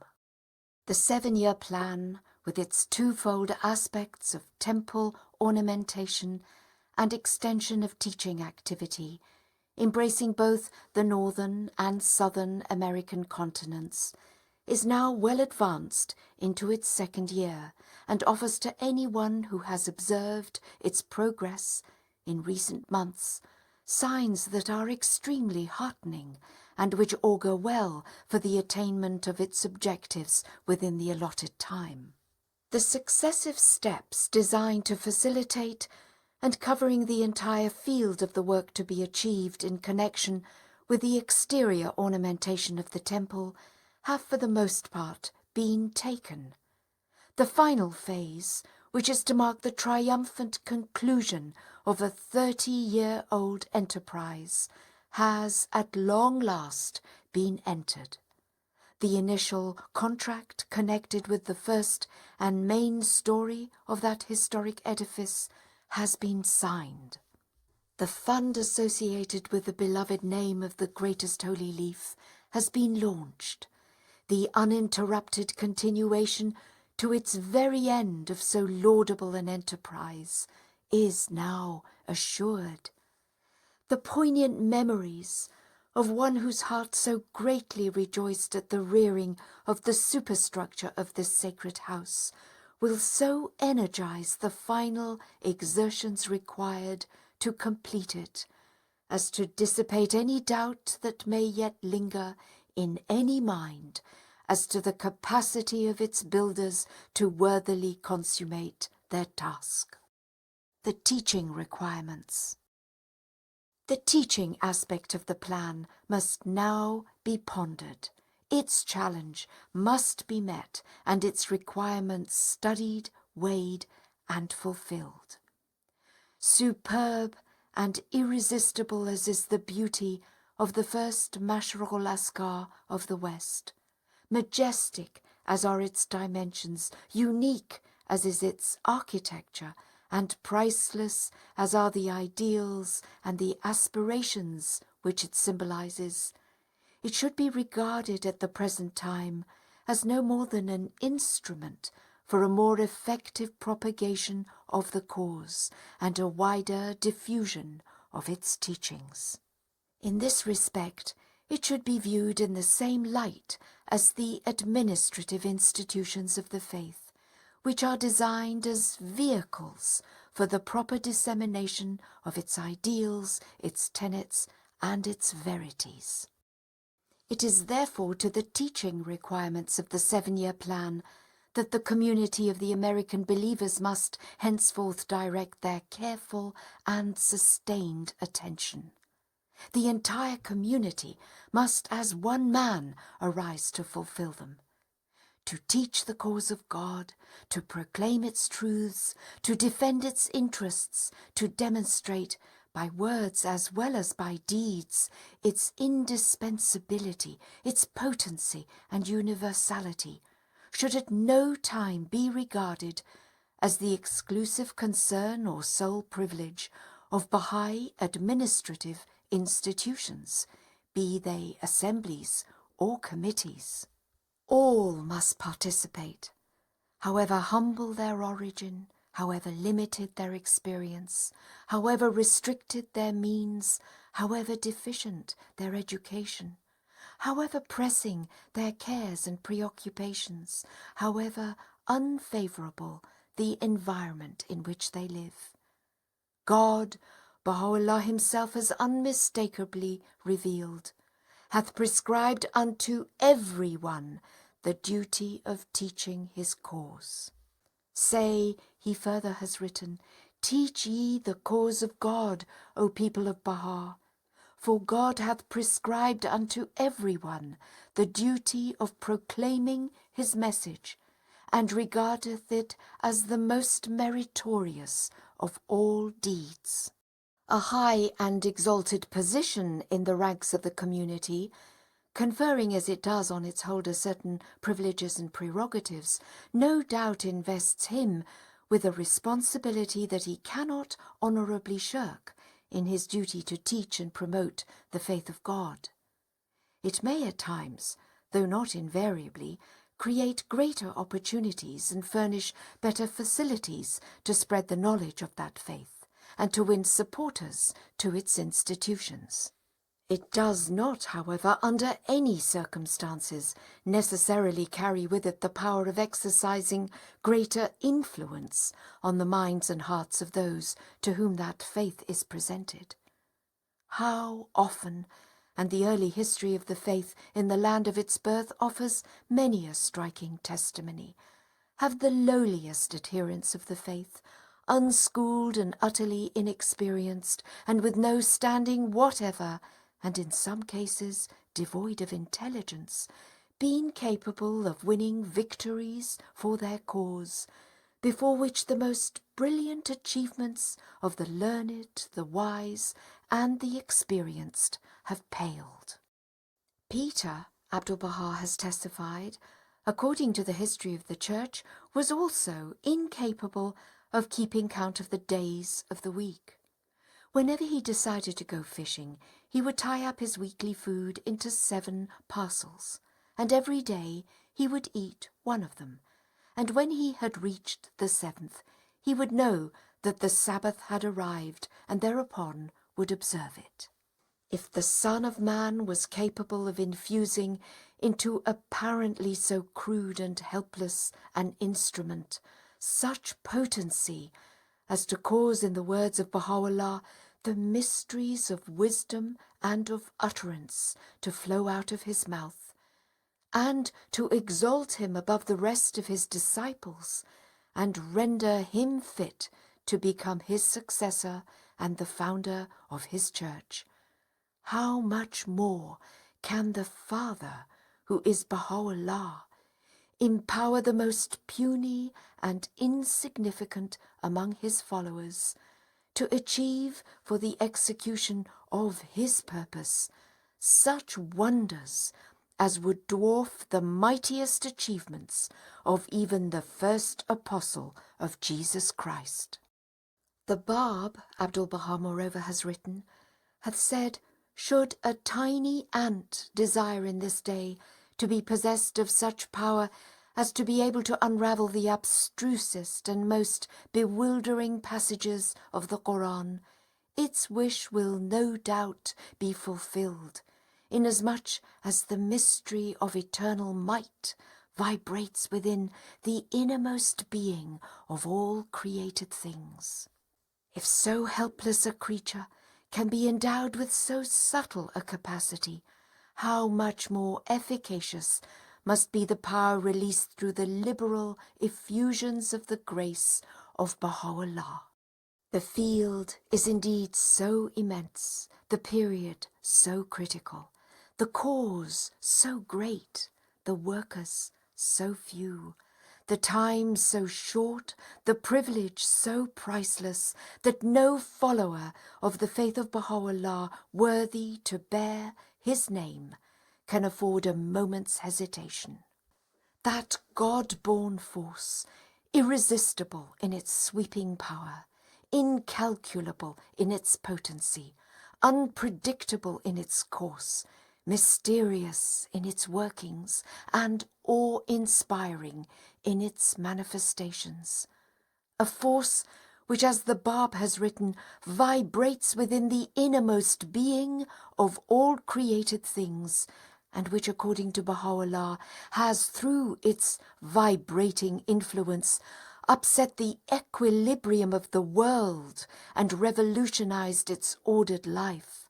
Such a force, acting even as a two-edged sword, is under our very eyes, sundering on the one hand the age-old ties which for centuries have held together the fabric of civilized society, and is unloosing on the other the bonds that still fetter the infant and as yet unemancipated faith of Baha'u'llah.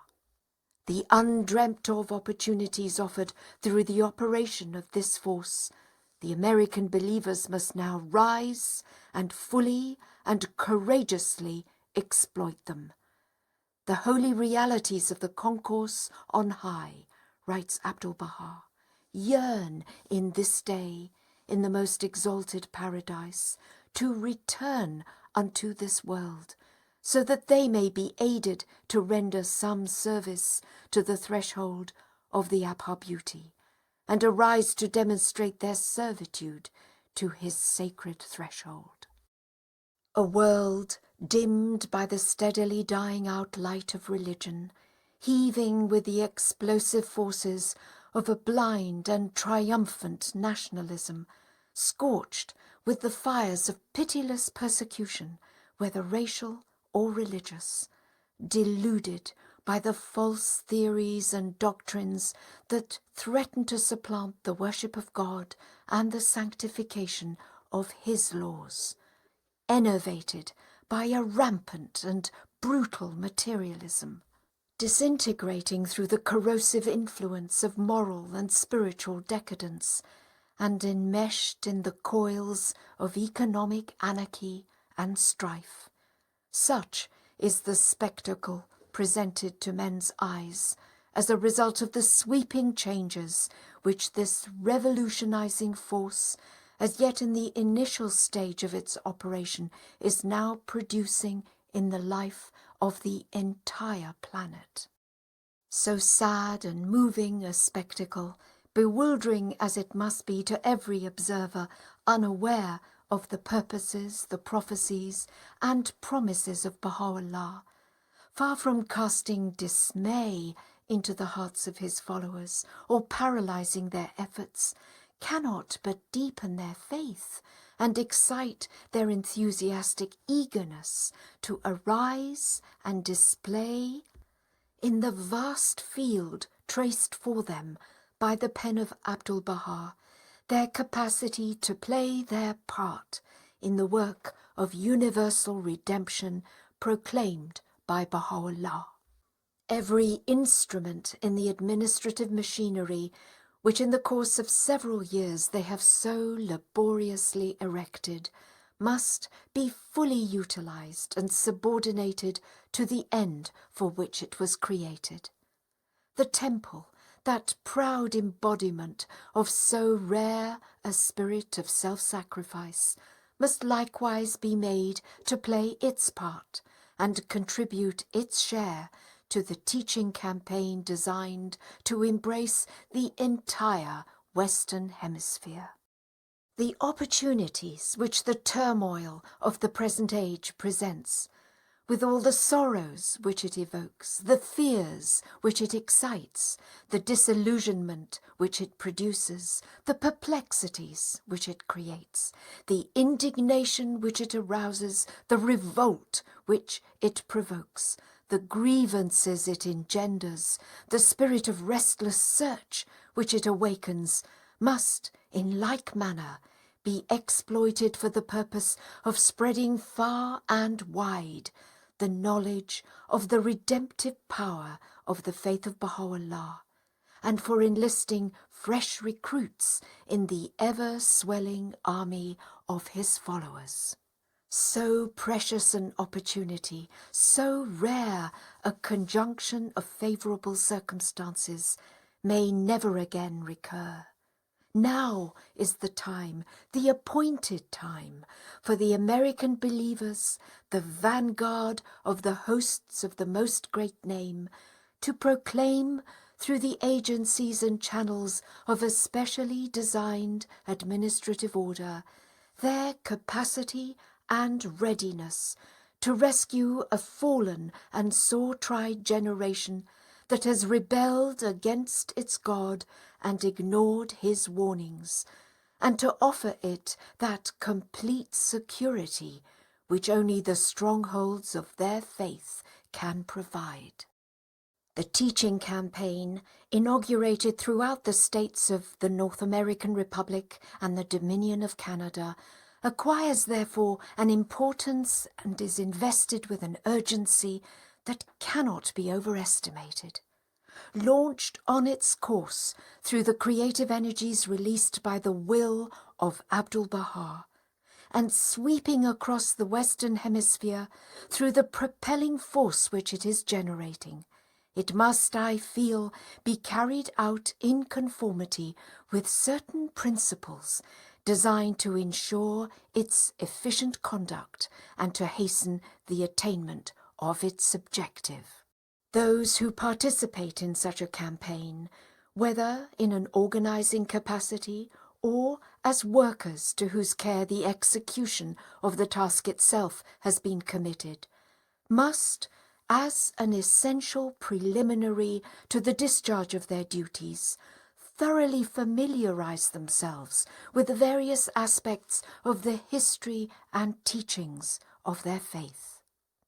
In their efforts to achieve this purpose, they must study for themselves conscientiously and painstakingly the literature of their faith, delve into its teachings, assimilate its laws and principles, ponder its admonitions, tenets and purposes, commit to memory certain of its exhortations and prayers, master the essentials of its administration, and keep abreast of its current affairs and latest developments.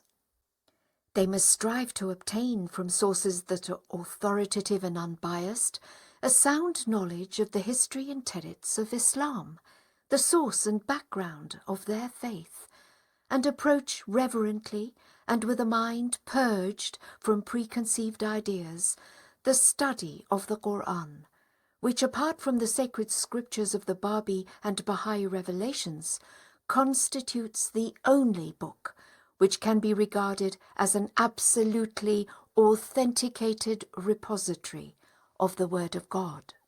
They must devote special attention to the investigation of those institutions and circumstances that are directly connected with the origin and birth of their faith, with the station claimed by its forerunner, and with the laws revealed by its author.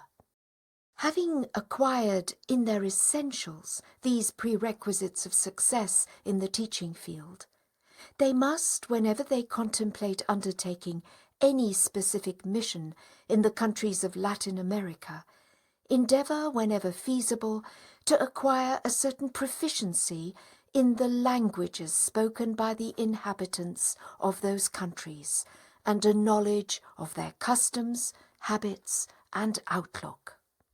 The teachers going to those parts, Abdu'l-Bahá, referring in one of the tablets of the Divine Plan to the Central American republics, has written, must also be familiar with the Spanish language. A party speaking their languages, he in another tablet has written, must turn their faces to and travel through the 3 great island groups of the Pacific Ocean. The teachers travelling in different directions, he further states, must know the language of the country in which they will enter. For example, a person being proficient in the Japanese language may travel to Japan, or a person knowing the Chinese language may hasten to China, and so forth. No participator in this inter-American campaign of teaching must feel that the initiative for any particular activity connected with this work must rest solely with those agencies, whether assemblies or committees, whose special concern is to promote and facilitate the attainment of this vital objective of the 7-year plan. It is the bounden duty of every American believer, as the faithful trustee of Abdu'l-Bahá's divine plan, to initiate, promote, and consolidate, within the limits fixed by the administrative principles of the faith, any activity he or she deems fit to undertake for the furtherance of the plan.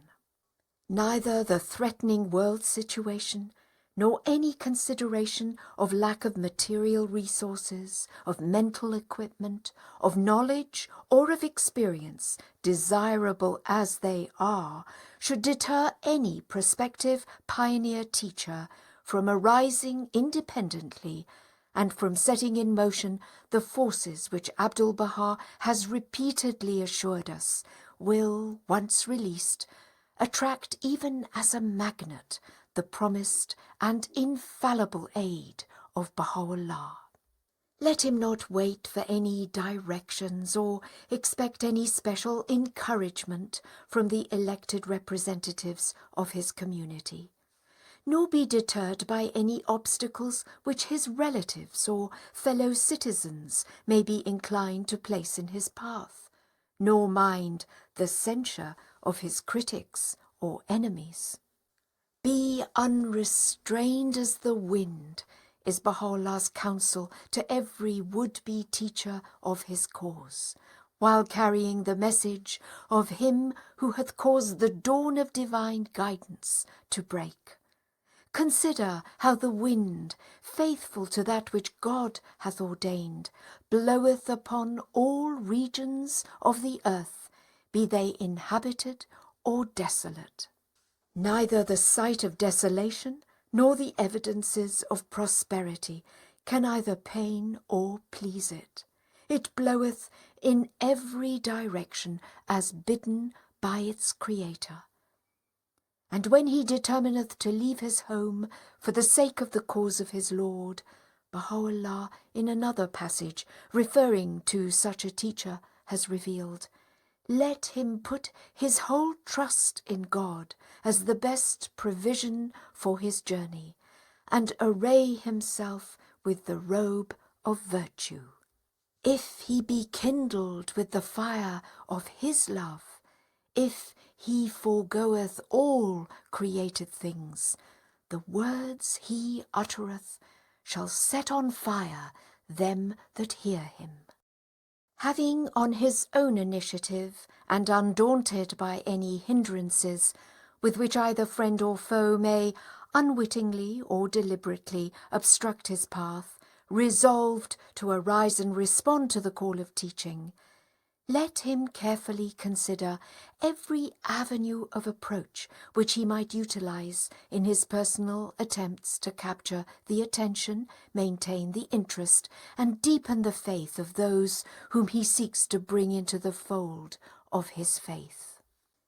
Let him survey the possibilities which the particular circumstances in which he lives offer him, evaluate their advantages, and proceed intelligently and systematically to utilize them for the achievement of the object he has in mind.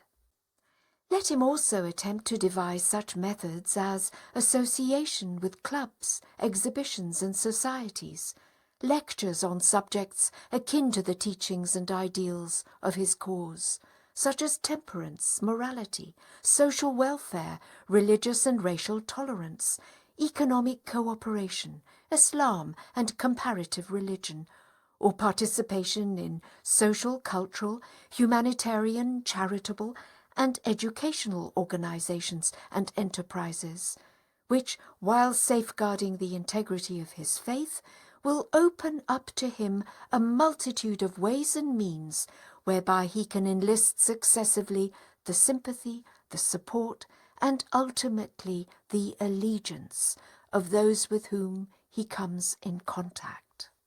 Let him, while such contacts are being made, bear in mind the claims which his faith is constantly making upon him, to preserve its dignity and station, to safeguard the integrity of its laws and principles, to demonstrate its comprehensiveness and universality, and to defend fearlessly its manifold and vital interests.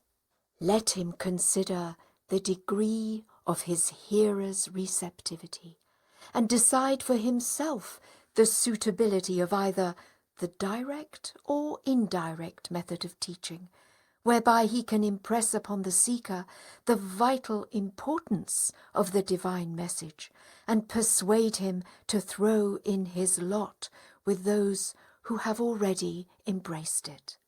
Let him remember the example set by Abdu'l-Baha and his constant admonition to shower such kindness upon the seeker, and exemplify to such a degree the spirit of the teachings he hopes to instill into him, that the recipient will be spontaneously impelled to identify himself with the cause embodying such teachings.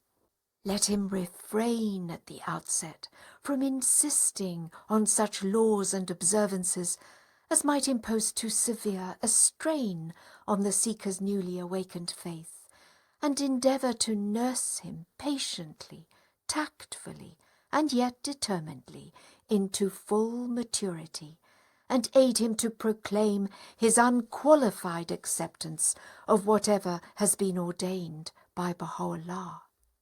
Let him, as soon as that stage has been attained, introduce him to the body of his fellow believers, and seek through constant fellowship and active participation in the local activities of his community to enable him to contribute his share to the enrichment of its life, the furtherance of its tasks, the consolidations of its interests, and the coordination of its activities with those of its sister communities.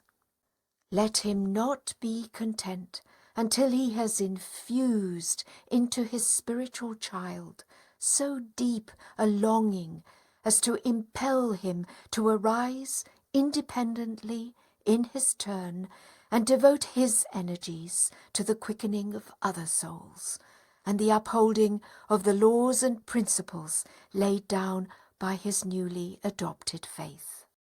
Let every participator in the continent-wide campaign initiated by the American believers, and particularly those engaged in pioneer work in virgin territories, bear in mind the necessity of keeping in close and constant touch with those responsible agencies designed to direct, coordinate, and facilitate the teaching activities of the entire community.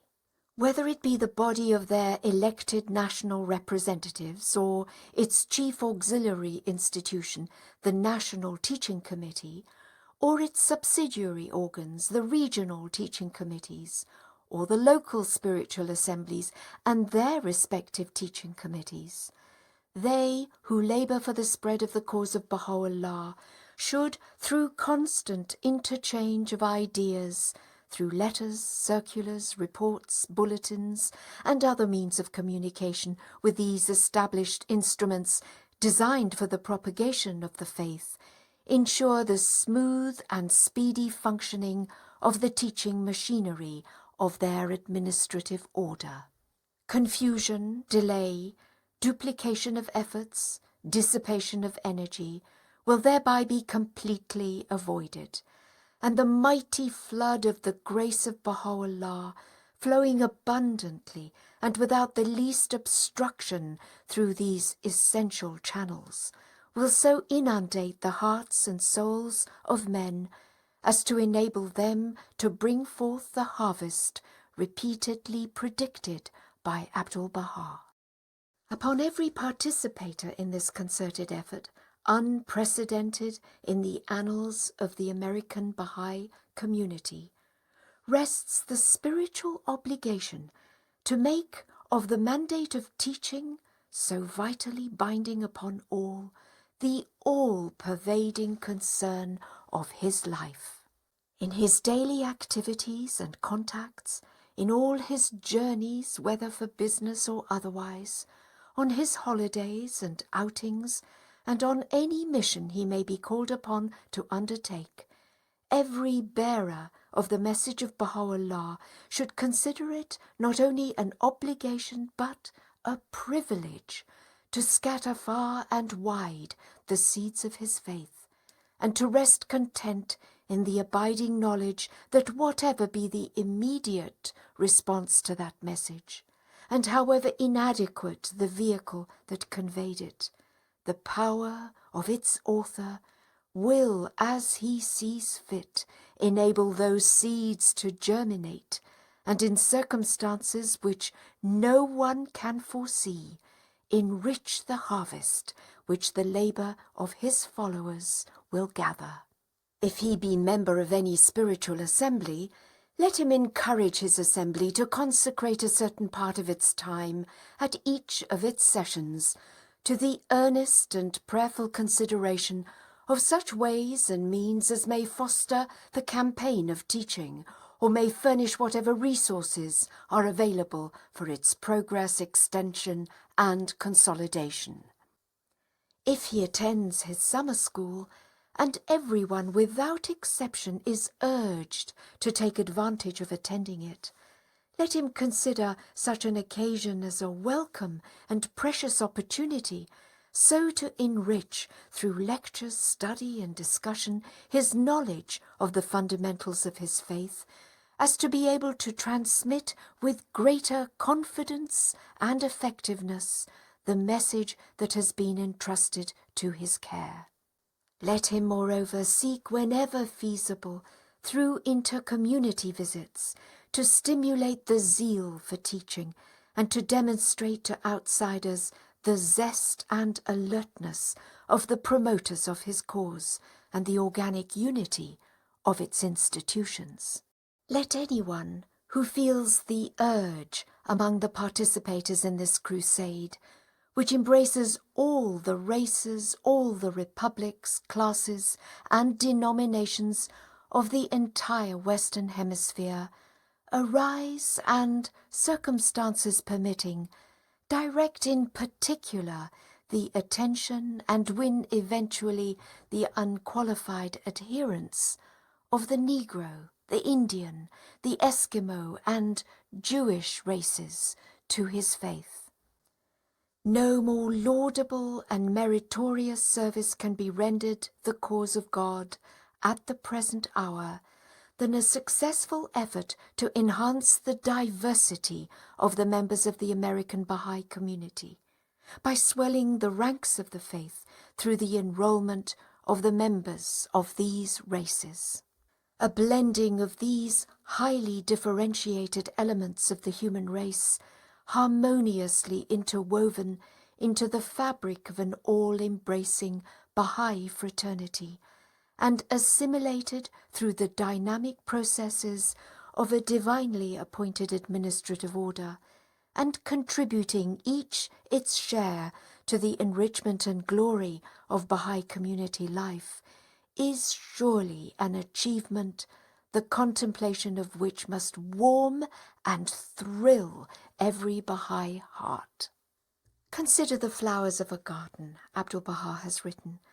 Though differing in kind, colour, form and shape, yet inasmuch as they are refreshed by the waters of one spring, revived by the breath of one wind, invigorated by the rays of one sun, this diversity increaseth their charm and addeth unto their beauty. How unpleasing to the eye if all the flowers and plants, the leaves and blossoms, the fruits, the branches and the trees of that garden were all of the same shape and colour. Diversity of hues, form and shape enricheth and adorneth the garden, and heighteneth the effect thereof. In like manner, when diverse shades of thought, temperament, and character are brought together under the power and influence of one central agency, the beauty and glory of human perfection will be revealed and made manifest.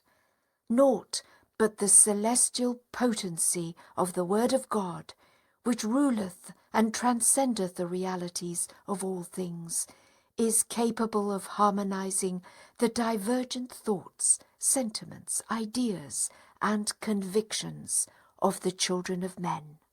I hope, is the wish expressed by Abdu'l-Baha, that ye may cause that downtrodden race, Negro, to become glorious, and to be joined with the white race to serve the world of man with the utmost sincerity, faithfulness, love, and purity. One of the important questions he also has written, which affect the unity and the solidarity of mankind, is the fellowship and equality of the white and coloured races. You must attach great importance, writes Abdu'l-Baha in the tablets of the Divine Plan, to the Indians, the original inhabitants of America. For these souls may be likened unto the ancient inhabitants of the Arabian Peninsula, who prior to the revelation of Muhammad were like savages. When the Mohammedan light shone forth in their midst, they became so enkindled that they shed illumination upon the world. Likewise, should these Indians be educated and properly guided, there can be no doubt that through the divine teachings they will become so enlightened that the whole earth will be illumined. If it is possible, Abdu'l-Baha has also written, send ye teachers to other portions of Canada. Likewise, dispatch ye teachers to Greenland and the home of the Eskimos. God willing, he further has written in those same tablets, the call of the kingdom may reach the ears of the Eskimos.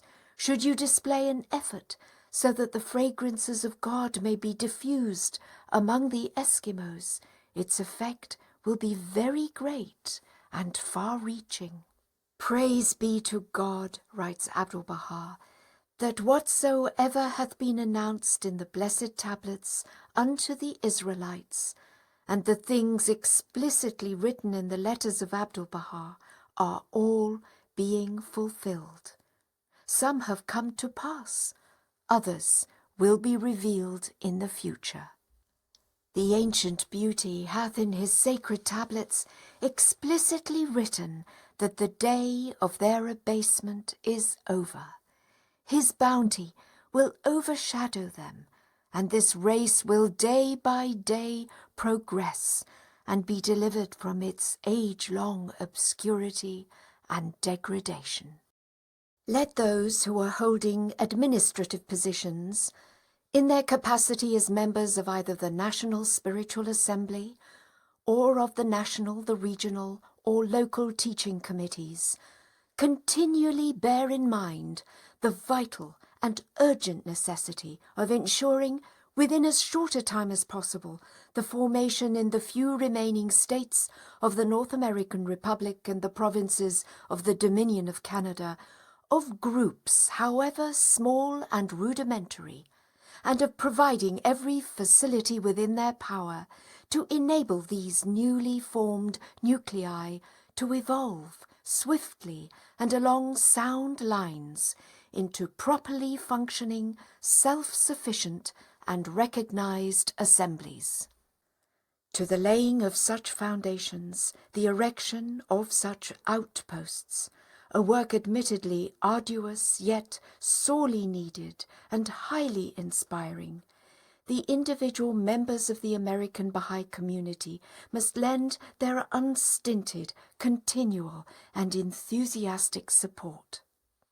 Wise as may be the measures which their elected representatives may devise, however practical and well-conceived the plans they formulate, such measures and plans can never yield any satisfactory results unless a sufficient number of pioneers have determined to make the necessary sacrifices and to volunteer to carry these projects into effect. To implant once and for all the banner of Baha'u'llah in the heart of these virgin territories, to erect the structural basis of his administrative order in their cities and villages, and to establish a firm and permanent anchorage for its institutions in the minds and hearts of their inhabitants, constitute, I firmly believe, the first and most significant step in the successive stages through which the teaching campaign inaugurated under the 7-year plan must pass. Whereas the external ornamentation of the Mashrul Askar under this same plan has now entered the final phase in its development, the teaching campaign is still in its initial stages and is far from having extended effectively its ramifications to either these virgin territories or to those republics that are situated in the South American continent. The effort required is prodigious. The conditions under which these preliminary establishments are to be made are often unattractive and unfavourable. The workers who are in a position to undertake such tasks limited, and the resources they can command meagre and inadequate. And yet how often has the pen of Baha'u'llah assured us that should a man, all alone, arise in the name of Baha and put on the armour of his love, him will the Almighty cause to be victorious, though the forces of earth and heaven be arrayed against him. Has he not written, by God, besides whom is none other God?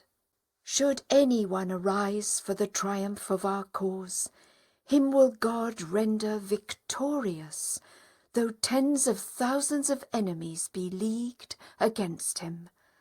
And if his love for me wax stronger, God will establish his ascendancy over all the powers of earth and heaven.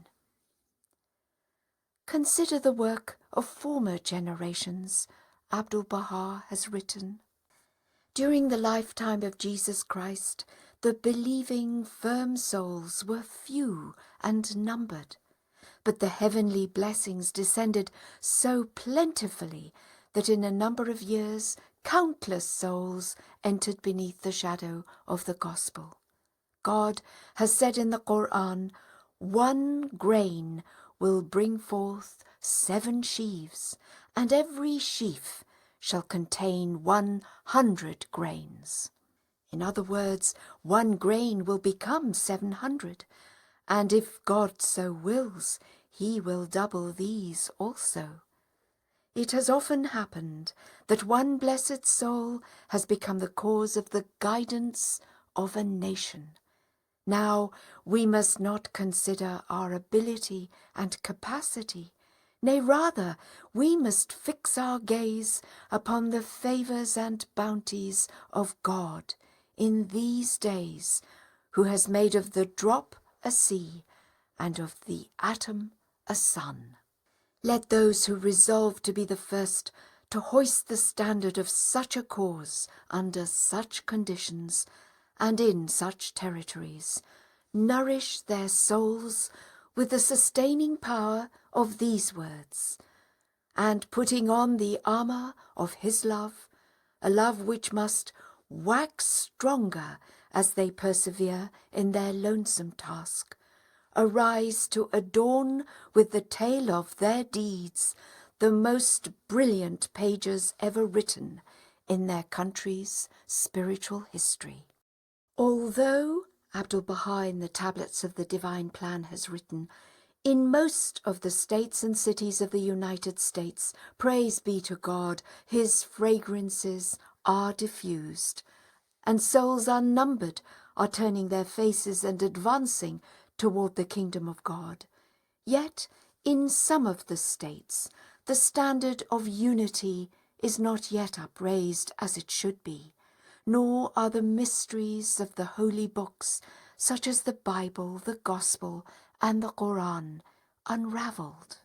Through the concerted efforts of all the friends, the standard of unity must needs be unfurled in those states and the divine teachings promoted, so that these states may also receive their portion of the heavenly bestowals and a share of the most great guidance.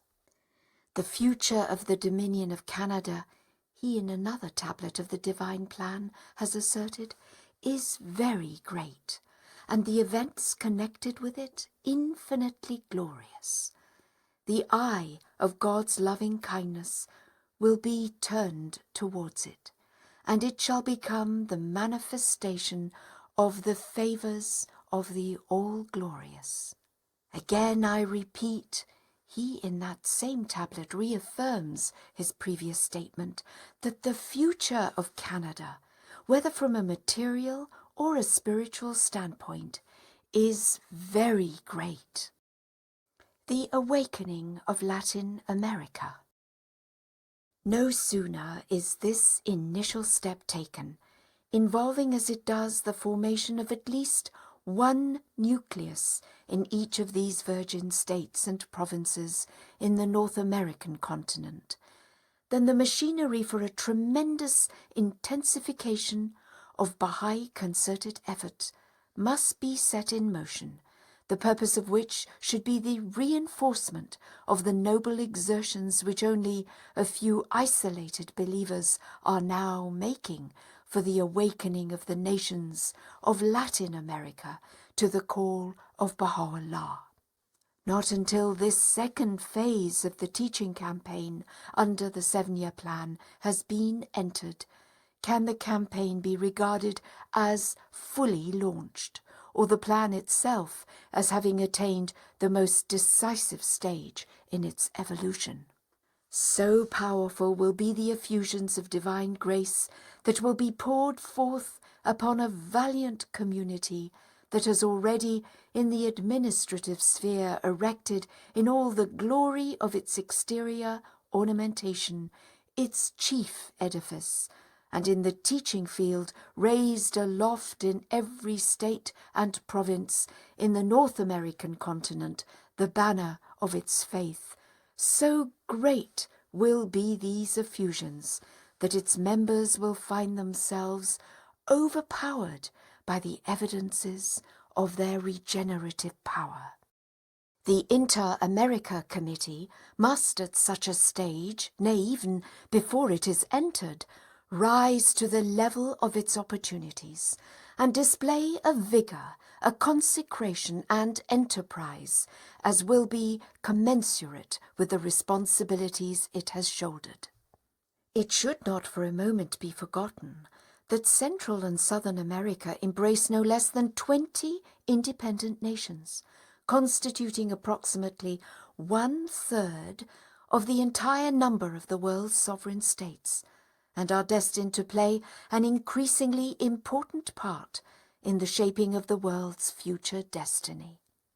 With the world contracting into a neighbourhood, and the fortunes of its races, nations and peoples becoming inextricably interwoven, the remoteness of these states of the Western Hemisphere is vanishing, and the latent possibilities in each of them are becoming increasingly apparent. When this second stage in the progressive unfoldment of teaching activities and enterprises under the 7-year plan is reached, and the machinery required for its prosecution begins to operate, the American believers, the stout-hearted pioneers of this mighty movement, must, guided by the unfailing light of Baha'u'llah and in strict accordance with the plan laid out by Abdu'l-Baha, and acting under the direction of their National Spiritual Assembly and assured of the aid of the Inter-America Committee, launch an offensive against the powers of darkness, of corruption and of ignorance, an offensive that must extend to the uttermost end of the southern continent and embrace within its scope each of the 20 nations that compose it.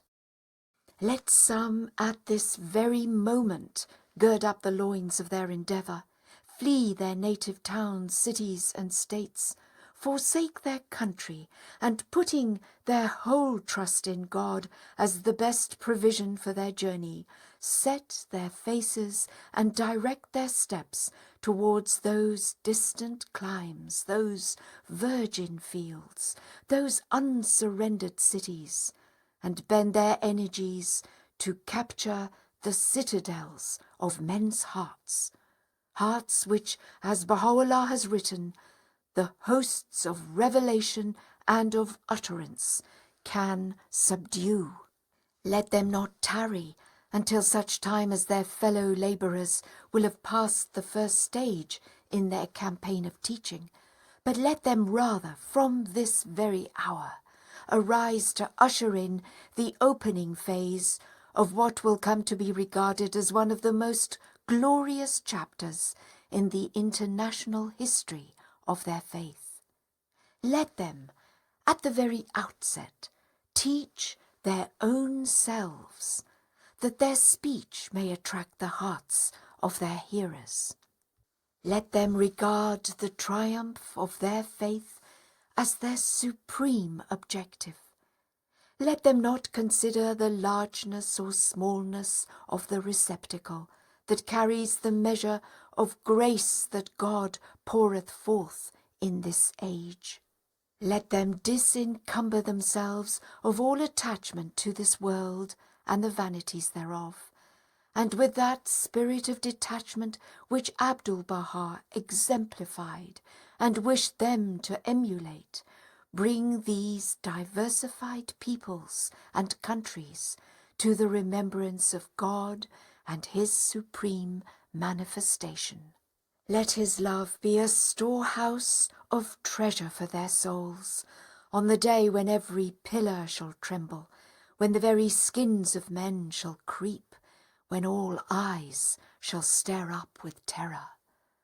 Let their souls be aglow with the flame of the undying fire that burneth in the midmost heart of the world, in such wise that the waters of the universe shall be powerless to cool down its ardour.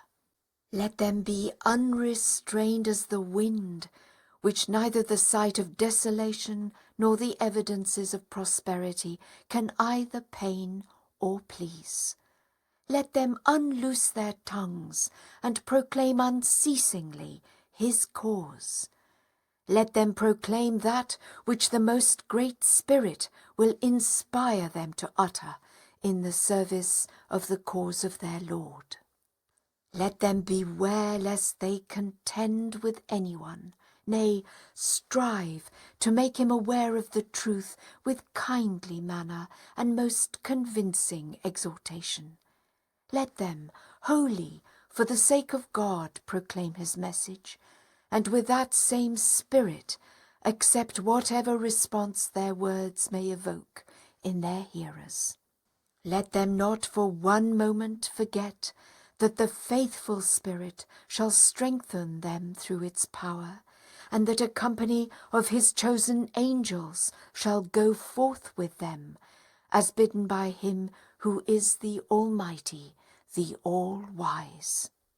Let them ever bear in mind how great is the blessedness that awaiteth them that have attained the honour of serving the Almighty, and remember that such a service is indeed the prince of all goodly deeds and the ornament of every goodly act. And finally, let these soul-stirring words of Baha'u'llah, as they pursue their course throughout the length and breadth of the Southern American continent, be ever ready on their lips, a solace to their hearts, a light on their path, a companion in their loneliness, and a daily sustenance in their journeys. O wayfarer in the path of God, take thou thy portion of the ocean of his grace, and deprive not thyself of the things that lie hidden in its depths. A dewdrop out of this ocean would, if shed upon all that are in the heavens and on earth, suffice to enrich them with the bounty of God, the Almighty, the All-Knowing, the All-Wise.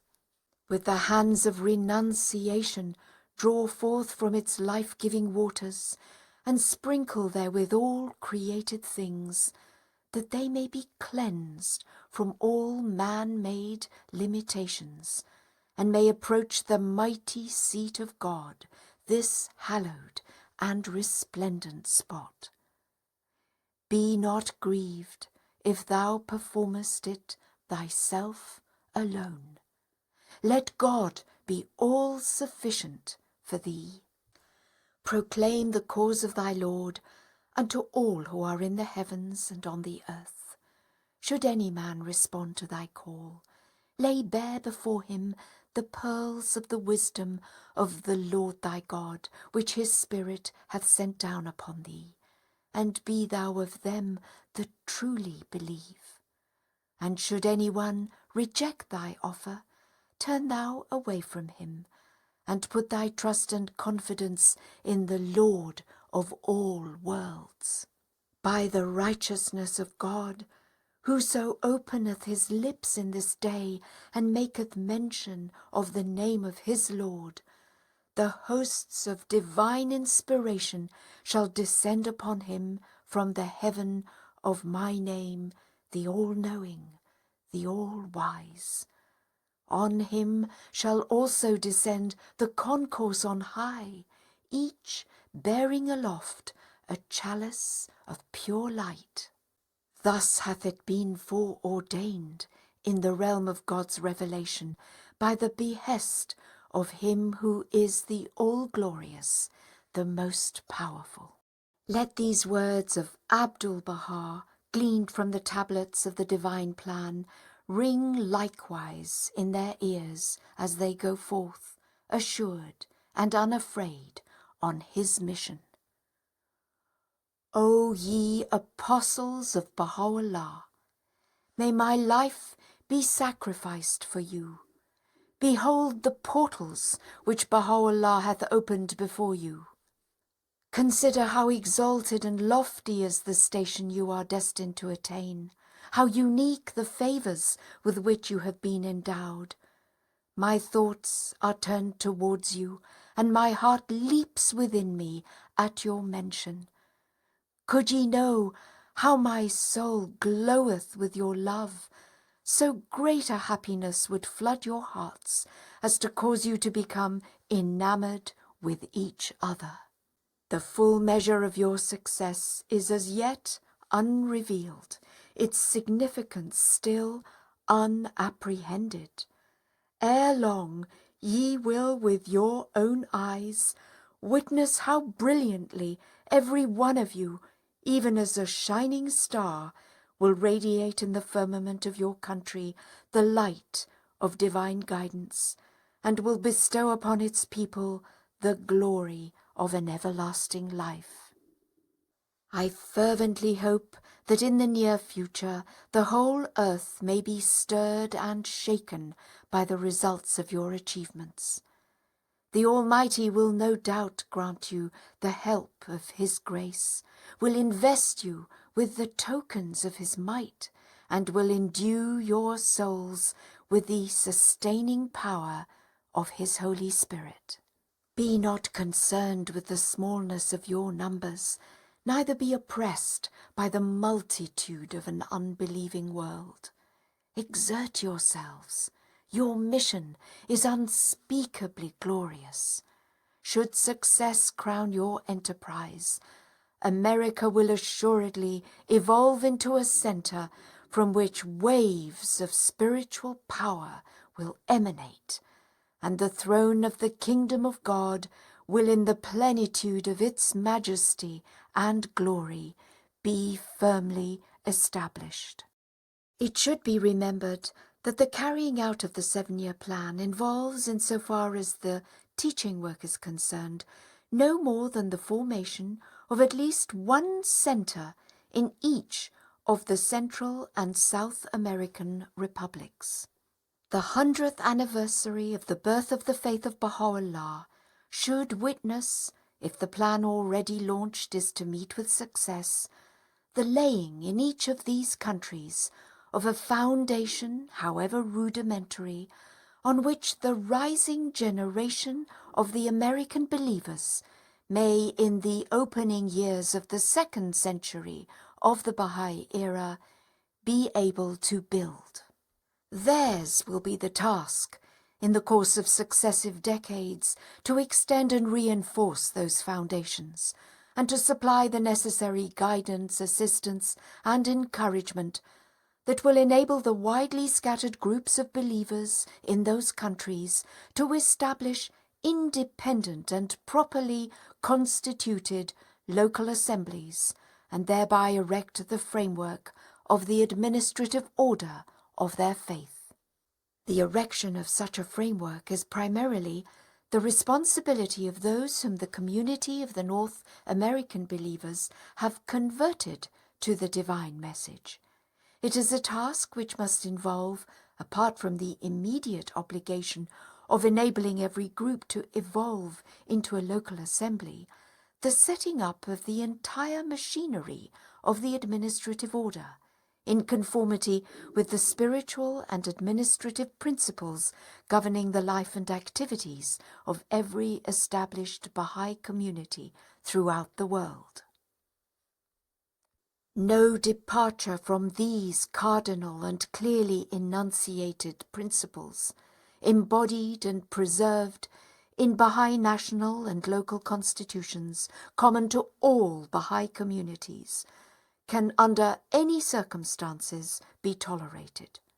This, however, is a task that concerns those who at a later period must arise to further a work which to all intents and purposes has not yet been effectively started.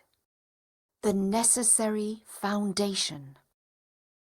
To pave the way in a more systematic manner for the laying of the necessary foundation on which such permanent national and local institutions can be reared and securely established, is a task that will very soon demand the concentrated attention of the prosecutors of the 7-year plan. No sooner has their immediate obligation in connection with the opening up of the few remaining territories in the United States and Canada been discharged than a carefully laid out plan should be conceived, aiming at the establishment of such a foundation. As already stated, the provision for these vast preliminary undertakings, the scope of which must embrace the entire area occupied by the Central and South American republics, constitutes the very core and must ultimately decide the fate of the teaching campaign conducted under the 7-year plan.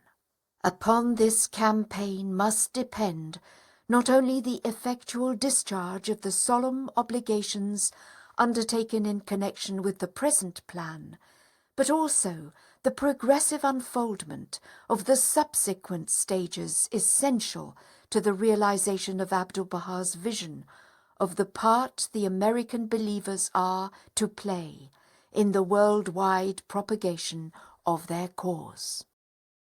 These undertakings, preliminary as they are to the strenuous and organized labors by which future generations of believers in the Latin countries must distinguish themselves, require, in turn, without a moment's delay on the part of the National Spiritual Assembly and of both the National Teaching and Inter-America Committees, painstaking investigations preparatory to the sending of settlers and itinerant teachers, whose privilege will be to raise the call of the new day in a new continent.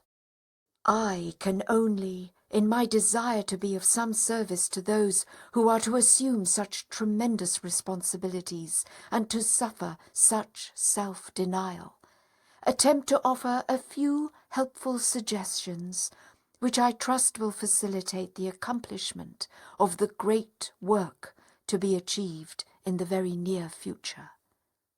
To this work, that must constitute an historical landmark of first-class importance when completed, the energies of the entire community must be resolutely consecrated.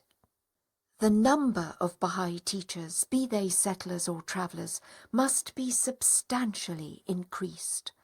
The material resources to be placed at their disposal must be multiplied and efficiently administered. The literature with which they should be equipped must be vastly augmented. The publicity that should aid them in the distribution of such literature should be extended, centrally organized, and vigorously conducted. The possibilities latent in these countries should be diligently exploited and systematically developed. The various obstacles raised by the widely varying political and social conditions obtaining in these countries should be closely surveyed and determinedly surmounted. In a word, no opportunity should be neglected, and no effort spared to lay as broad and solid a basis as possible for the progress and development of the greatest teaching enterprise ever launched by the American Bahá'í community.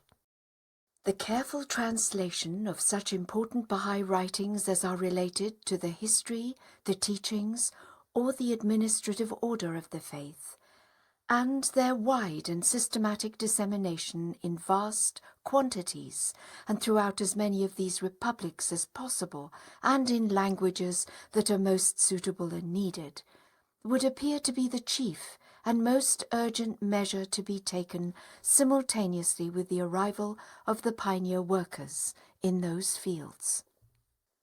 Books and pamphlets, writes Abdu'l-Bahá in one of the tablets of the Divine Plan, must be either translated or composed in the languages of these countries and islands, to be circulated in every part and in all directions.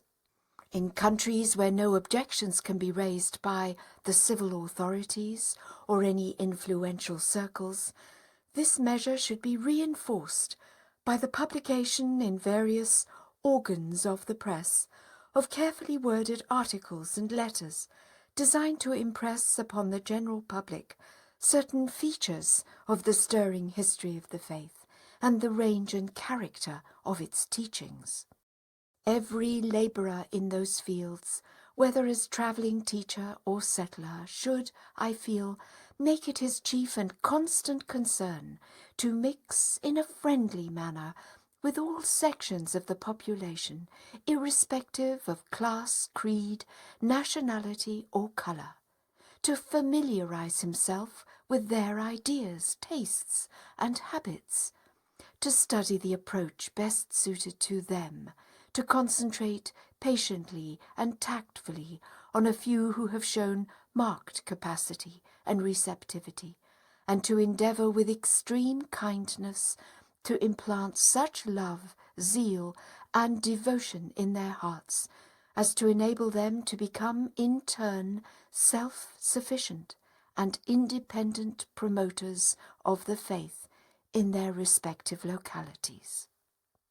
Consort with all men, O people of Baha, is Baha'u'llah's admonition, in a spirit of friendliness and fellowship.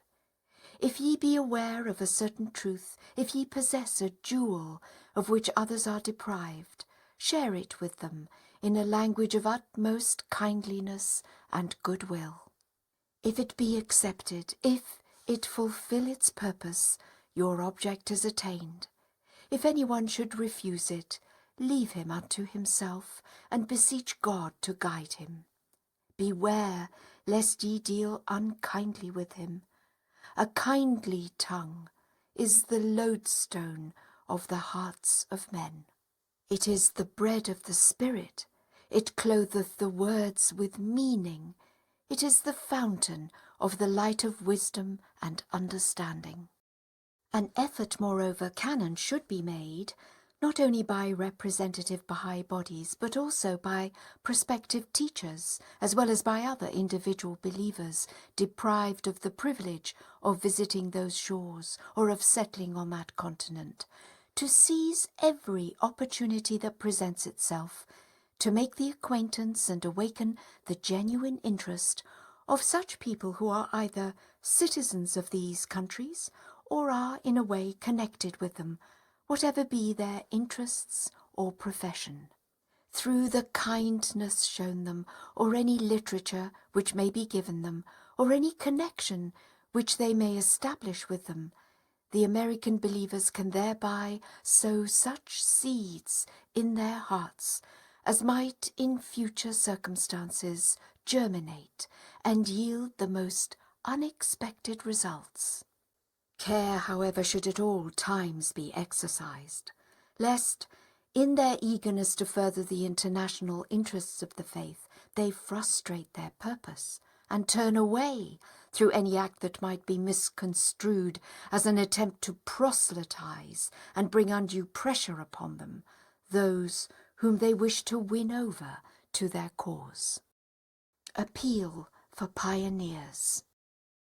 I would particularly direct my appeal to those American believers, sore pressed as they are by the manifold, the urgent, and ever-increasing issues that confront them at the present hour, who may find it possible, whatever be their calling or employment, whether as businessmen, school-teachers, lawyers, doctors, writers, office workers, and the like, to establish permanently their residence in such countries as may offer them a reasonable prospect of earning the means of livelihood.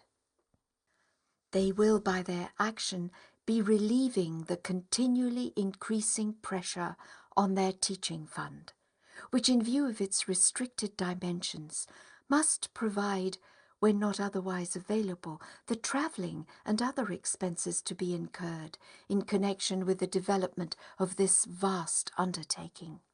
Should they find it impossible to take advantage of so rare and sacred a privilege, let them, mindful of the words of Baha'u'llah, determine, each according to the means at his or her disposal, to appoint a deputy, who on that believer's behalf will arise and carry out so noble an enterprise. Centre your energies, are Baha'u'llah's words, in the propagation of the faith of God. Whoso is worthy of so high a calling, let him arise and promote it. Whoso is unable, it is his duty to appoint him who will, in his stead, proclaim this revelation, whose power hath caused the foundations of the mightiest structures to quake, every mountain to be crushed into dust, and every soul to be dumbfounded.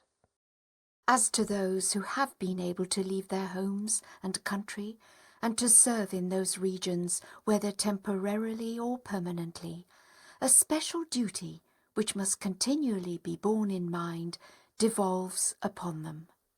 It should be one of their chief aims to keep, on the one hand, in constant touch with the National Committee specifically entrusted with the promotion of their work, and to cooperate on the other by every possible means and in the utmost harmony with their fellow believers in those countries, whatever the field in which they labour, whatever their standing, ability or experience. Through the performance of their first duty, they will derive the necessary stimulus and obtain the necessary guidance that will enable them to prosecute effectively their mission, and will also, through their regular reports to that committee, be imparting to the general body of their fellow believers the news of the latest developments in their activities. By fulfilling their other duty, they will ensure the smooth efficiency, facilitate the progress, and avert any untoward incidents that might handicap the development of their common enterprise. The maintenance of close contact and harmonious relationships between the Inter-America Committee entrusted with the immediate responsibility of organizing such a far-reaching enterprise, and the privileged pioneers who are actually executing that enterprise and extending its ramifications far and wide, as well as among these pioneers themselves, would set, apart from its immediate advantages, a worthy and inspiring example to generations still yet to be born, who are to carry on, with all its increasing complexities, the work which is being initiated at present. It would no doubt be of exceptional importance and value, particularly in these times, when the various restrictions imposed in those countries make it difficult for a considerable number of Baha'i pioneers to establish their residence and earn their livelihood in those states. If certain ones among the believers, whose income, however slender, provides them with the means of an independent existence, would so arrange their affairs as to be able to reside indefinitely in those countries. The sacrifices involved, the courage, faith, and perseverance it demands are no doubt very great. Their value, however, can never be properly assessed at the present time, and the limitless reward which they who demonstrate them will receive can never be adequately depicted. They that have forsaken their country, is Baha'u'llah's own testimony, for the purpose of teaching our cause, these shall the faithful spirit strengthen through its power. By my life, no act, however great, can compare with it, except such deeds as have been ordained by God, the all-powerful, the most mighty. Such a service is indeed the prince of all goodly deeds and the ornament of every goodly act. Such a reward, it should be noted, is not to be regarded as purely an abstract blessing confined to the future life, but also as a tangible benefit, which such courage, faith, and perseverance can alone confer in this material world. The solid achievements, spiritual as well as administrative, which in the faraway continent of Australasia and more recently in Bulgaria, representative believers from both Canada and the United States have accomplished, proclaim in terms unmistakable the nature of those prizes which even in this world such sterling heroism is bound to win. Whoso, Baha'u'llah in a memorable passage extolling those of his loved ones who have journeyed through the countries in his name and for his praise, has written, hath attained their presence, will glory in their meeting, and all that dwell in every land will be illumined by their memory. The preponderating share. I am moved at this juncture, as I am reminded of the share which ever since the inception of the faith in the West, the handmaidens of Baha'u'llah, as distinguished from the men, have had in opening up, single-handed, so many such diversified and widely scattered countries over the whole surface of the globe, not only to pay a tribute to such apostolic fervour as is truly reminiscent of those heroic men who were responsible for the birth of the faith of Baha'u'llah, but also to stress the significance of such a preponderating share which the women of the West have had and are having in the establishment of his faith throughout the world. Among the miracles, Abdu'l-Baha himself has testified, which distinguish this sacred dispensation is this, that women have evinced a greater boldness than men when enlisted in the ranks of the faith. So great and splendid a testimony applies in particular to the West, and though it has received thus far abundant and convincing confirmation, must, as the years roll away, be further reinforced, as the American believers usher in the most glorious phase of their teaching activities under the 7-year plan. The boldness which, in the words of Abdu'l-Baha, has characterized their accomplishments in the past, must suffer no eclipse as they stand on the threshold of still greater and nobler accomplishments. Nay, rather, it must in the course of time and throughout the length and breadth of the vast and virgin territories of Latin America be more convincingly demonstrated and win for the beloved cause victories more stirring than any it has as yet achieved. The Baha'i Youth. To the Baha'i youth of America, moreover, I feel a word should be addressed in particular as I survey the possibilities which a campaign of such gigantic proportions has to offer to the eager and enterprising spirit that so powerfully animates them in the service of the cause of Baha'u'llah.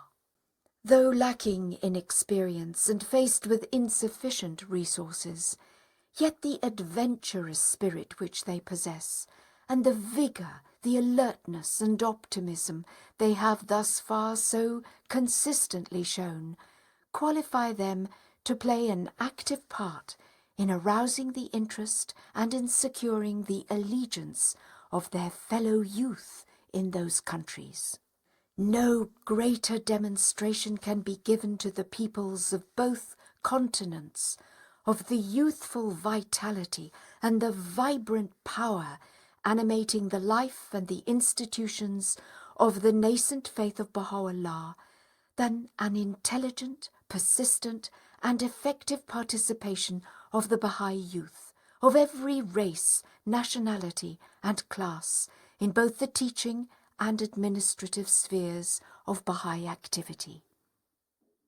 Through such a participation, the critics and enemies of the faith, watching with varying degrees of skepticism and resentment the evolutionary processes of the cause of God and its institutions, can best be convinced of the indubitable truth that such a cause is intensely alive, is sound to its very core, and its destinies in safekeeping. I hope and indeed pray that such a participation may not only redound to the glory, the power, and the prestige of the faith, but may also react so powerfully on the spiritual lives and galvanize to such an extent the energies of the youthful members of the Baha'i community as to empower them to display in a fuller measure their inherent capacities and to unfold a further stage in their spiritual evolution under the shadow of the faith of Baha'u'llah. The special position of Panama. Faithful to the provisions of the charter laid down by the pen of Abdu'l-Baha, I feel it my duty to draw the special attention of those to whom it has been entrusted to the urgent needs of and the special position enjoyed by the Republic of Panama, both in view of its relative proximity to the heart and center of the faith in North America and of its geographical position as the link between two continents. All the above countries, Abdu'l-Baha, referring to the Latin states in one of the tablets of the Divine Plan, has written, have importance, but especially the Republic of Panama, wherein the Atlantic and Pacific Oceans come together through the Panama Canal. It is a center for travel and passage from America to other continents of the world, and in the future it will gain most great importance. Likewise, he again has written, he must give great attention to the Republic of Panama, for in that point the Occident and the Orient find each other united through the Panama Canal, and it is also situated between the two great oceans. That place will become very important in the future. The teachings once established there will unite the East and the West, the North and the South. So privileged a position surely demands the special and prompt attention of the American Baha'i community. With the Republic of Mexico already opened up to the faith, and with a spiritual assembly properly constituted in its capital city, the southward penetration of the faith of Baha'u'llah into a neighboring country is but a natural and logical step, and should, it is to be hoped, prove to be not a difficult one.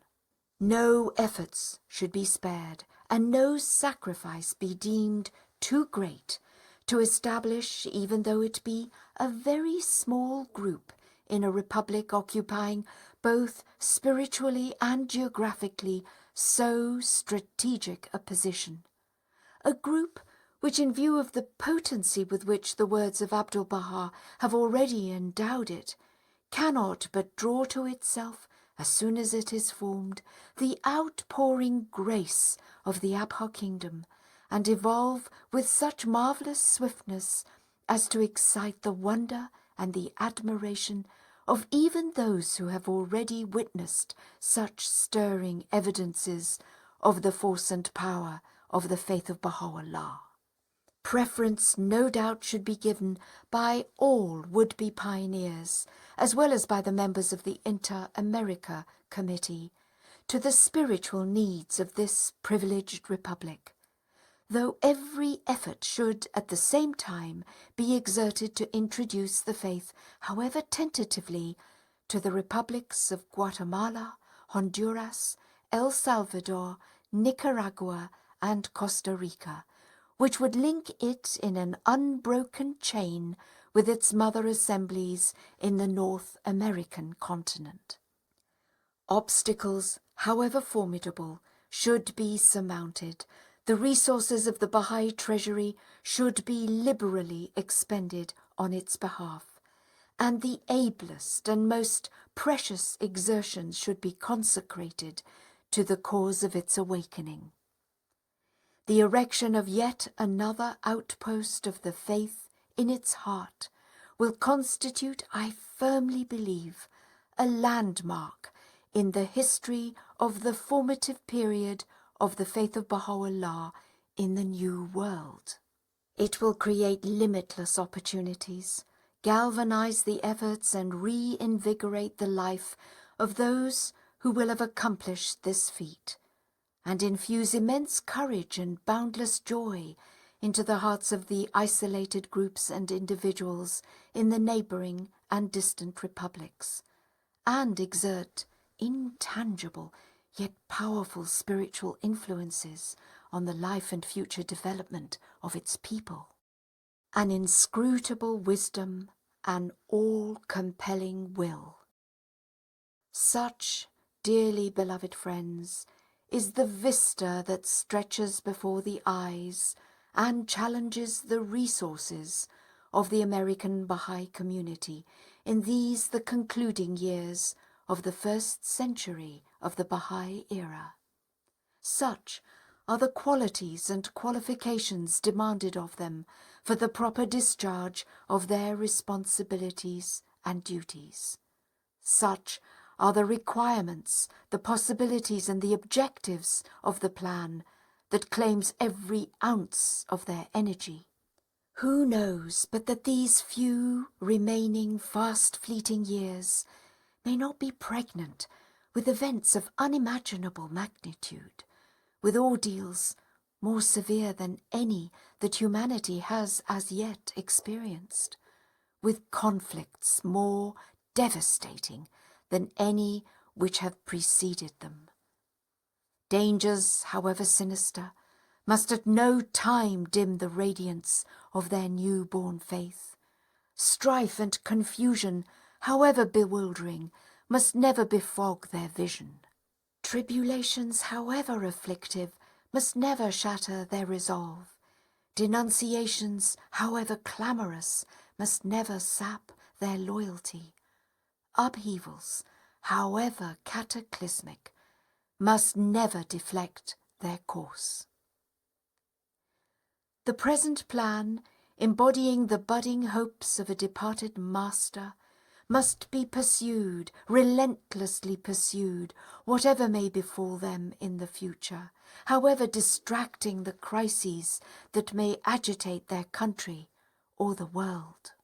Far from yielding in their resolve, far from growing oblivious of their task, they should at no time, however much buffeted by circumstances, forget that the synchronization of such world-shaking crises with the progressive unfoldment and fruition of their divinely appointed task is itself the work of providence, the design of an inscrutable wisdom, and the purpose of an all-compelling will, a will that directs and controls in its own mysterious way both the fortunes of the faith and the destinies of men.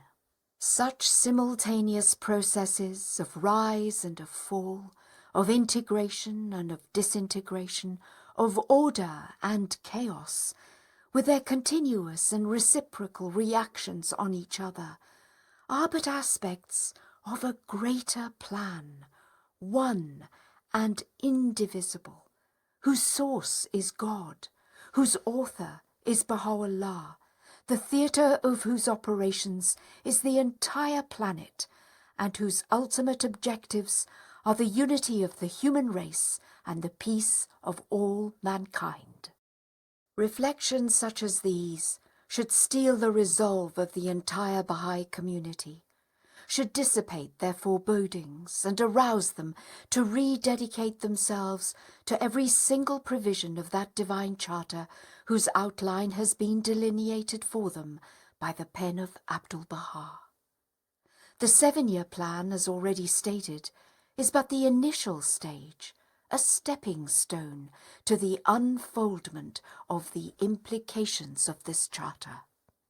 The impulse originally generated through the movement of that pen, and which is now driving forward with increasing momentum the machinery of the 7-year plan, must, in the opening years of the next century, be further accelerated and impel the American Baha'i community to launch further stages in the unfoldment of the divine plan, stages that will carry it far beyond the shores of the Northern Hemisphere, into lands and among peoples where that community's noblest acts of heroism are to be performed.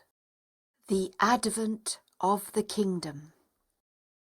Let anyone inclined to doubt the course which this enviable community is destined to follow, turn to and meditate upon these words of Abdu'l-Baha, enshrined for all time in the tablets of the divine plan and addressed to the entire community of the believers of the United States and Canada. The full measure of your success, he informs them, is as yet unrevealed, its significance still unapprehended. Ere long ye will with your own eyes witness how brilliantly every one of you, even as a shining star, will radiate in the firmament of your country the light of divine guidance, and will bestow upon its people the glory of an everlasting life. The range of your future achievements still remains undisclosed. I fervently hope that in the near future the whole earth may be stirred and shaken by the results of your achievements. The hope, therefore, which Abdu'l-Baha cherishes for you is that the same success which has attended your efforts in America may crown your endeavors in other parts of the world, that through you the fame of the cause of God may be diffused throughout the East and the West, and the advent of the kingdom of the Lord of hosts be proclaimed in all the 5 continents of the globe. The moment, he most significantly adds, this divine message is carried forward by the American believers from the shores of America and is propagated throughout the continents of Europe, of Asia, of Africa, and of Australasia, and as far as the islands of the Pacific, this community will find itself securely established upon the throne of an everlasting dominion. Then will all the peoples of the world witness that this community is spiritually illumined and divinely guided. Then will the whole earth resound with the praises of its majesty and greatness. No reader of these words, so vibrant with promises that not even the triumphant consummation of the 7-year plan can fulfill, can expect a community that has been raised so high and endowed so richly to remain content with any laurels it may win in the immediate future. To rest upon such laurels would indeed be tantamount to a betrayal of the trust placed in that community by Abdu'l-Baha. To cut short the chain of victories that must lead it on to that supreme triumph when the whole earth may be stirred and shaken by the results of its achievements, would shatter his hopes. To vacillate and fail to propagate through the continents of Europe, of Asia, of Africa, and of Australasia and as far as the islands of the Pacific, a message so magnificently proclaimed by it in the American continent would deprive it of the privilege of being securely established upon the throne of an everlasting dominion. To forfeit the honour of proclaiming the advent of the kingdom of the Lord of hosts in all the 5 continents of the globe would silence those praises of its majesty and greatness that otherwise would echo throughout the whole earth. Such vacillation, failure, or neglect, the American believers, the ambassadors of the faith of Baha'u'llah, will, I am firmly convinced, never permit. Such a trust will never be betrayed. Such hopes can never be shattered. Such a privilege will never be forfeited, nor will such praises remain unuttered. Nay, rather, the present generation of this repeatedly blessed community will go from strength to strength, and will hand on, as the first century draws to a close, to the generations that must succeed it in the second, the torch of divine guidance, undimmed by the tempestuous winds that must blow upon it, that they, in turn, faithful to the wish and mandate of Abdu'l-Baha, may carry that torch with that self-same vigour, fidelity, and enthusiasm to the darkest and remotest corners of the earth. Dearly beloved friends, I can do no better, eager as I am to extend to every one of you any assistance in my power that may enable you to discharge more effectively your divinely appointed, continually multiplying duties, than to direct your special attention at this decisive hour to these immortal passages gleaned in part from the great mass of Baha'u'llah's unpublished and untranslated writings. Whether in his revelation of the station and functions of his loved ones, or his eulogies of the greatness of his cause, or his emphasis on the paramount importance of teaching, or the dangers which he foreshadows, the counsels he imparts, the warnings he utters, the vistas he discloses, and the assurances and promises he gives, these dynamic and typical examples of Baha'u'llah's sublime utterance, each having a direct bearing on the tasks which actually face or lie ahead of the American Baha'i community, cannot fail to produce on the minds and hearts of any one of its members who approaches them with befitting humility and detachment such powerful reactions as to illuminate his entire being and intensify tremendously his daily exertions. O friends, be not careless of the virtues with which ye have been endowed, neither be neglectful of your high destiny. Ye are the stars of the heaven of understanding, the breeze that stirreth at the break of day, the soft flowing waters upon which must depend the very life of all men, the letters inscribed upon his sacred scroll. O people of Baha, ye are the breezes of spring that are wafted over the world. Through you we have adorned the world of being with the ornament of the knowledge of the Most Merciful. Through you the countenance of the world hath been wreathed in smiles, and the brightness of his light shone forth. Cling ye to the cord of steadfastness in such wise that all vain imaginings may utterly vanish.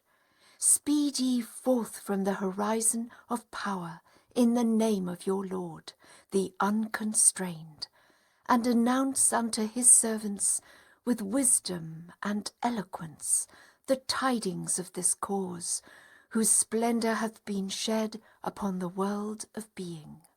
Beware lest anything withhold you from observing the things prescribed unto you by the pen of glory, as it moved over his tablet with sovereign majesty and might. Great is the blessedness of him that hath hearkened to its shrill voice, as it was raised through the power of truth before all who are in heaven and all who are on earth. O people of Baha', the river that is life indeed hath flowed for your sakes. Quaff ye in my name, despite them that have disbelieved in God, the Lord of revelation. We have made you to be the hands of our cause. Render ye victorious this wronged one, who hath been sore tried in the hands of the workers of iniquity. He verily will aid every one that aideth him, and will remember every one that remembereth him. To this beareth witness this tablet, that hath shed the splendour of the loving kindness of your Lord, the all-glorious, the all-compelling. Blessed are the people of Baha'. God beareth me witness. They are the solace of the eye of creation. Through them the universes have been adorned, and the preserved tablet embellished. They are the ones who have sailed on the ark of complete independence, with their faces set towards the dayspring of beauty. How great is their blessedness that they have attained unto what their Lord, the Omniscient, the All-Wise, hath willed. Through their light the heavens have been adorned, and the faces of those that have drawn nigh unto him made to shine. By the sorrows which afflict the beauty of the All-Glorious. Such is the station ordained for the true believer, that if to an extent smaller than a needle's eye the glory of that station were to be unveiled to mankind, every beholder would be consumed away in his longing to attain it. For this reason it hath been decreed that in this earthly life the full measure of the glory of his own station should remain concealed from the eyes of such a believer. If the veil be lifted and the full glory of the station of those who have turned wholly towards God, and in their love for him renounce the world, be made manifest, the entire creation would be dumbfounded. Verily I say, no one hath apprehended the root of this cause. It is incumbent upon every one in this day to perceive with the eye of God, and to hearken with his ear. Whoso beholdeth me with an eye besides mine own will never be able to know me. None among the manifestations of old, except to a prescribed degree, hath ever completely apprehended the nature of this revelation. I testify before God to the greatness, the inconceivable greatness of this revelation. Again and again have we in most of our tablets borne witness to this truth, that mankind may be roused from its heedlessness. How great is the cause, how staggering the weight of its message. In this most mighty revelation, all the dispensations of the past have attained their highest, their final consummation. That which hath been made manifest in this preeminent, this most exalted revelation stands unparalleled in the annals of the past, nor will future ages witness its like. The purpose underlying all creation is the revelation of this most sublime, this most holy day, the day known as the Day of God in his books and scriptures, the day which all the prophets and the chosen ones and the holy ones have wished to witness. The highest essence and most perfect expression of whatsoever the peoples of old have either said or written hath through this most potent revelation been sent down from the heaven of the will of the all-possessing, the ever-abiding God. This is the day in which God's most excellent favours have been poured out upon men, the day in which his most mighty grace hath been infused into all created things.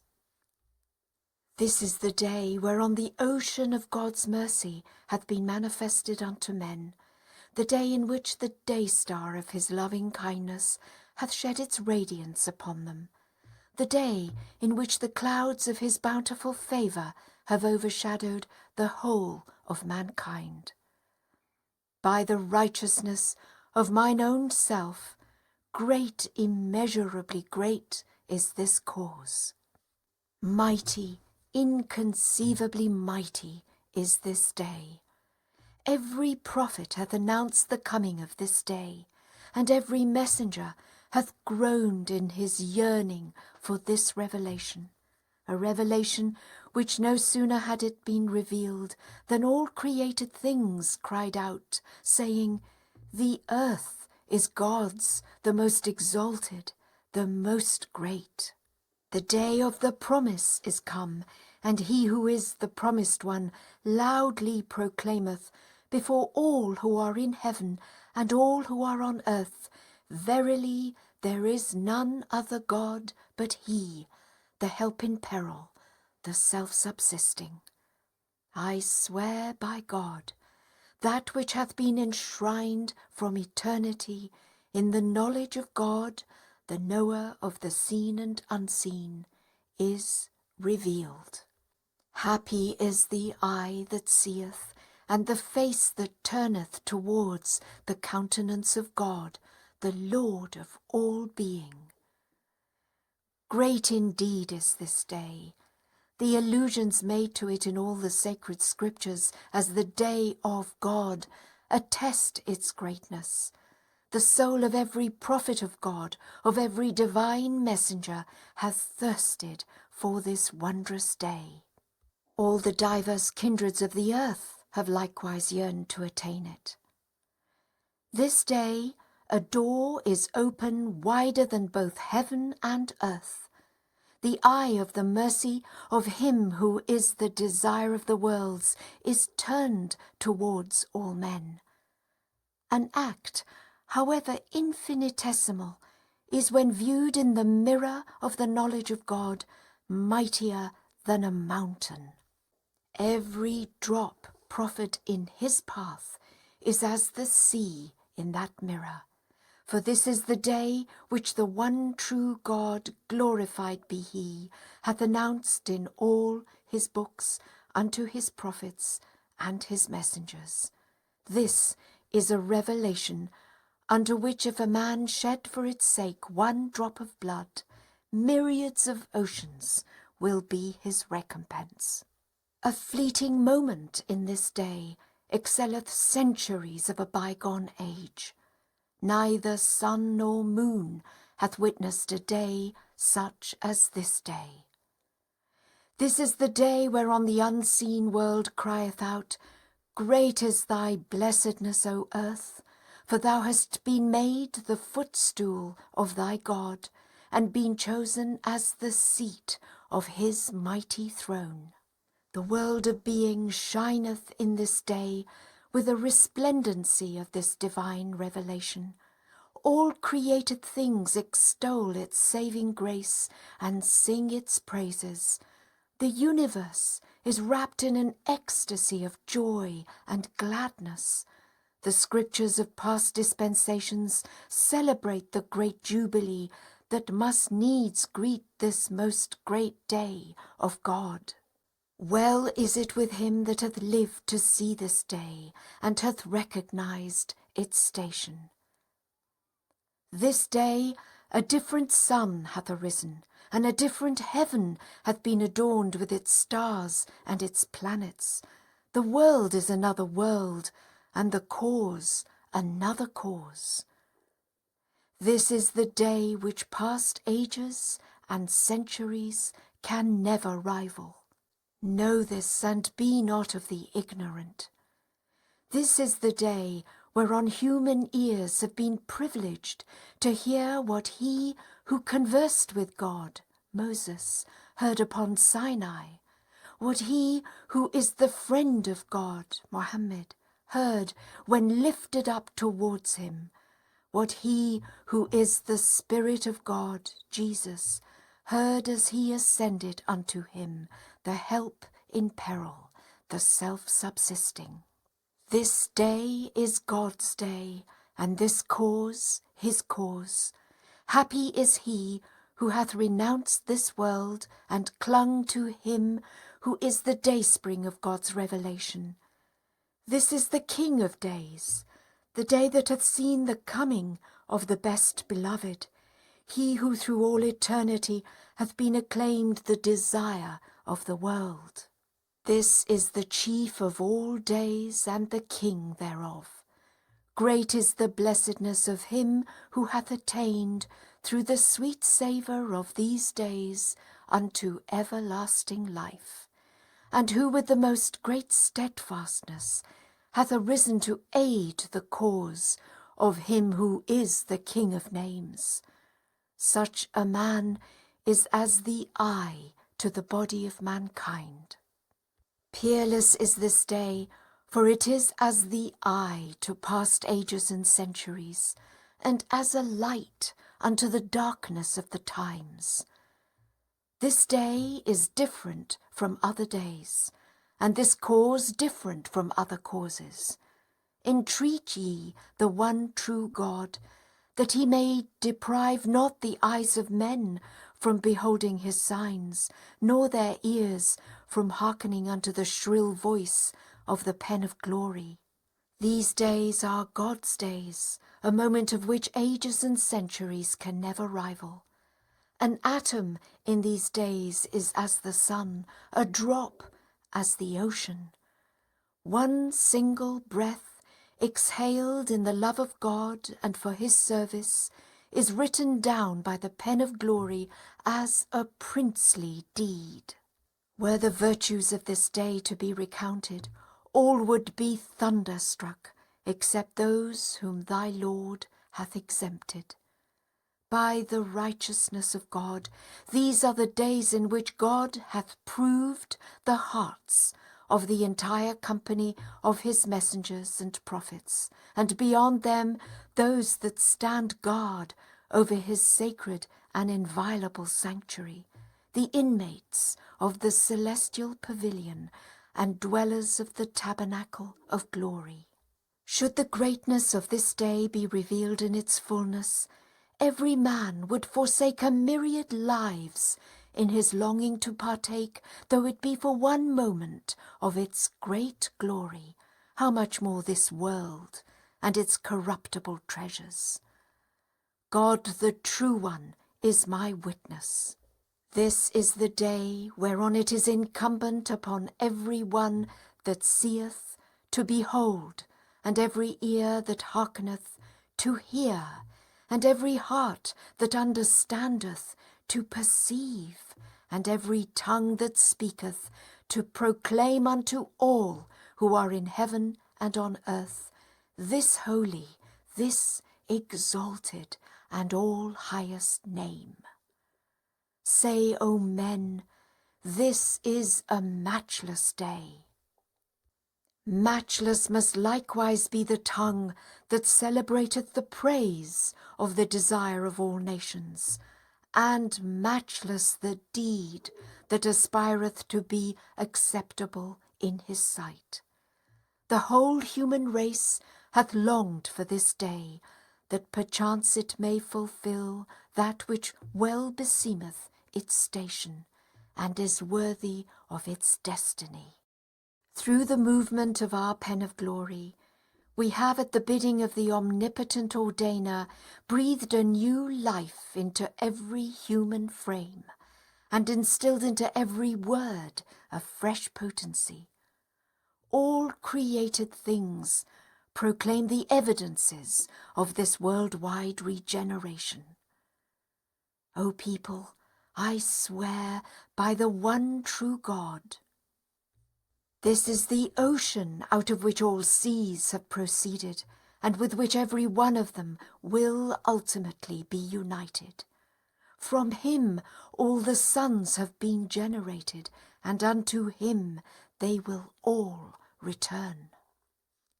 Through his potency, the trees of divine revelation have yielded their fruits, every one of which hath been sent down in the form of a prophet, bearing a message to God's creatures in each of the worlds, whose number God alone, in his all-encompassing knowledge, can reckon. This he hath accomplished through the agency of but one letter of his word, revealed by his pen, a pen moved by his directing finger, his finger itself sustained by the power of God's truth. By the righteousness of the one true God, if one speck of a jewel be lost and buried beneath a mountain of stones, and lie hidden beyond the 7 seas, the hand of omnipotence would assuredly reveal it in this day, pure and cleansed from dross. Every single letter proceeding from our mouth is endowed with such regenerative power as to enable it to bring into existence a new creation, a creation the magnitude of which is inscrutable to all save God. He verily hath knowledge of all things. It is in our power, should we wish it, to enable a speck of floating dust to generate in less than the twinkling of an eye suns of infinite, of unimaginable splendour, to cause a dewdrop to develop into vast and numberless oceans, to infuse into every letter such a force as to empower it to unfold all the knowledge of past and future ages. We are possessed of such power which, if brought to light, will transmute the most deadly of poisons into a panacea of unfailing efficacy. The days are approaching their end, and yet the peoples of the earth are seen sunk in grievous heedlessness and lost in manifest error. Great, great is the cause. The hour is approaching when the most great convulsion will have appeared. I swear by him who is the truth. It shall cause separation to afflict everyone, even those who circle around me. Say, O concourse of the heedless, I swear by God, the promised day is come, the day when tormenting trials will have surged above your heads and beneath your feet, saying, Taste ye what your hands have wrought. The time for the destruction of the world and its people hath arrived. He who is the pre-existent is come, that he may bestow everlasting life and grant eternal preservation, and confer that which is conducive to true living. The day is approaching when its civilization's flame will devour the cities, when the tongue of grandeur will proclaim, the kingdom is God's, the Almighty, the All-Praised. O ye that are bereft of understanding, a severe trial pursueth you, and will suddenly overtake you. Bestir yourselves, that haply it may pass, and inflict no harm upon you. O ye peoples of the world, know verily that an unforeseen calamity is following you, and that grievous retribution awaiteth you. Think not the deeds ye have committed have been blotted from my sight. O heedless ones, though the wonders of my mercy have encompassed all created things, both visible and invisible, and though the revelations of my grace and bounty have permeated every atom of the universe, yet the rod with which I can chastise the wicked is grievous, and the fierceness of mine anger against them terrible. Grieve thou not over those that have busied themselves with the things of this world, and have forgotten the remembrance of God, the Most Great. By him who is the eternal truth, the day is approaching when the wrathful anger of the Almighty will have taken hold of them. He verily is the omnipotent, the all-subduing, the most powerful. He shall cleanse the earth from the defilement of their corruption, and shall give it for an heritage unto such of his servants as are nigh unto him. Soon will the cry, Yea, yea, here am I, be heard from every land. For there hath never been, nor can there ever be any other refuge to fly to for any one. And when the appointed hour is come, there shall suddenly appear that which shall cause the limbs of mankind to quake. Then, and only then, will the divine standard be unfurled, and the nightingale of paradise warble its melody. In the beginning of every revelation, adversities have prevailed, which later on have been turned into great prosperity. Say, O people of God, beware lest the powers of the earth alarm you, or the might of the nations weaken you, or the tumult of the people of discord deter you, or the exponents of earthly glory sadden you. Be ye as a mountain in the cause of your Lord, the Almighty, the All-Glorious, the Unconstrained. Say, beware, O people of Bahá'í, lest the strong ones of the earth rob you of your strength, or they who rule the world fill you with fear. Put your trust in God, and commit your affairs to his keeping. He verily will through the power of truth render you victorious, and he verily is powerful to do what he willeth, and in his grasp are the reins of omnipotent might. I swear by my life, nothing save that which profiteth them can befall my loved ones. To this testifieth the pen of God, the most powerful, the all-glorious, the best beloved. Let not the happenings of the world sadden you. I swear by God, the sea of joy yearneth to attain your presence, for every good thing hath been created for you, and will according to the needs of the times be revealed unto you. O my servants, sorrow not if in these days and on this earthly plane things contrary to your wishes have been ordained and manifested by God. For days of blissful joy, of heavenly delight, are assuredly in store for you. Worlds, holy and spiritually glorious, will be unveiled to your eyes.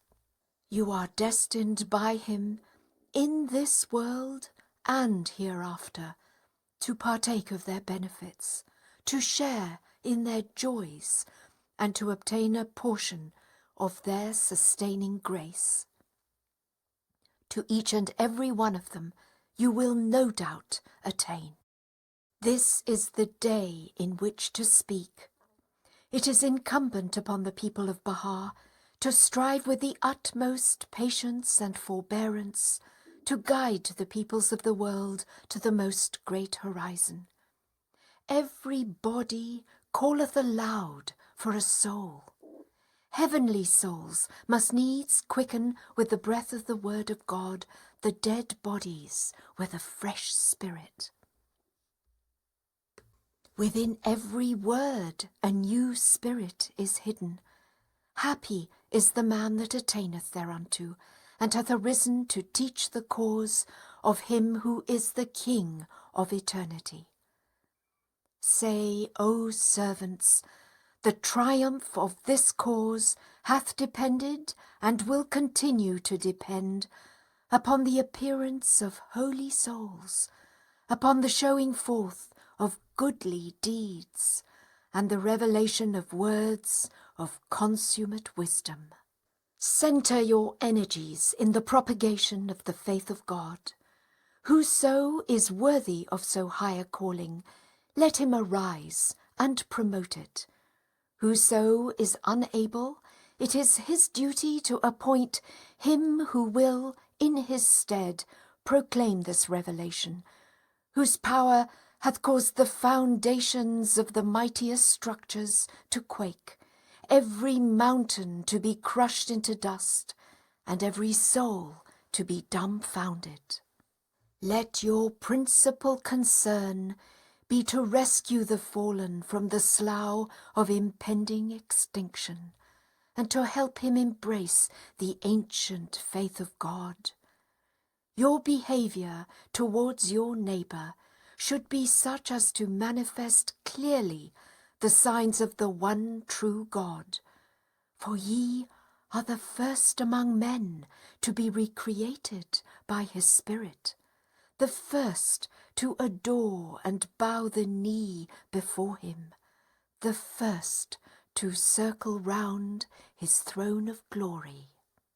O ye beloved of God, repose not yourselves on your couches, nay, bestir yourselves as soon as ye recognize your Lord, the Creator, and hear of the things which have befallen him, and hasten to his assistance. Unloose your tongues, and proclaim unceasingly his cause.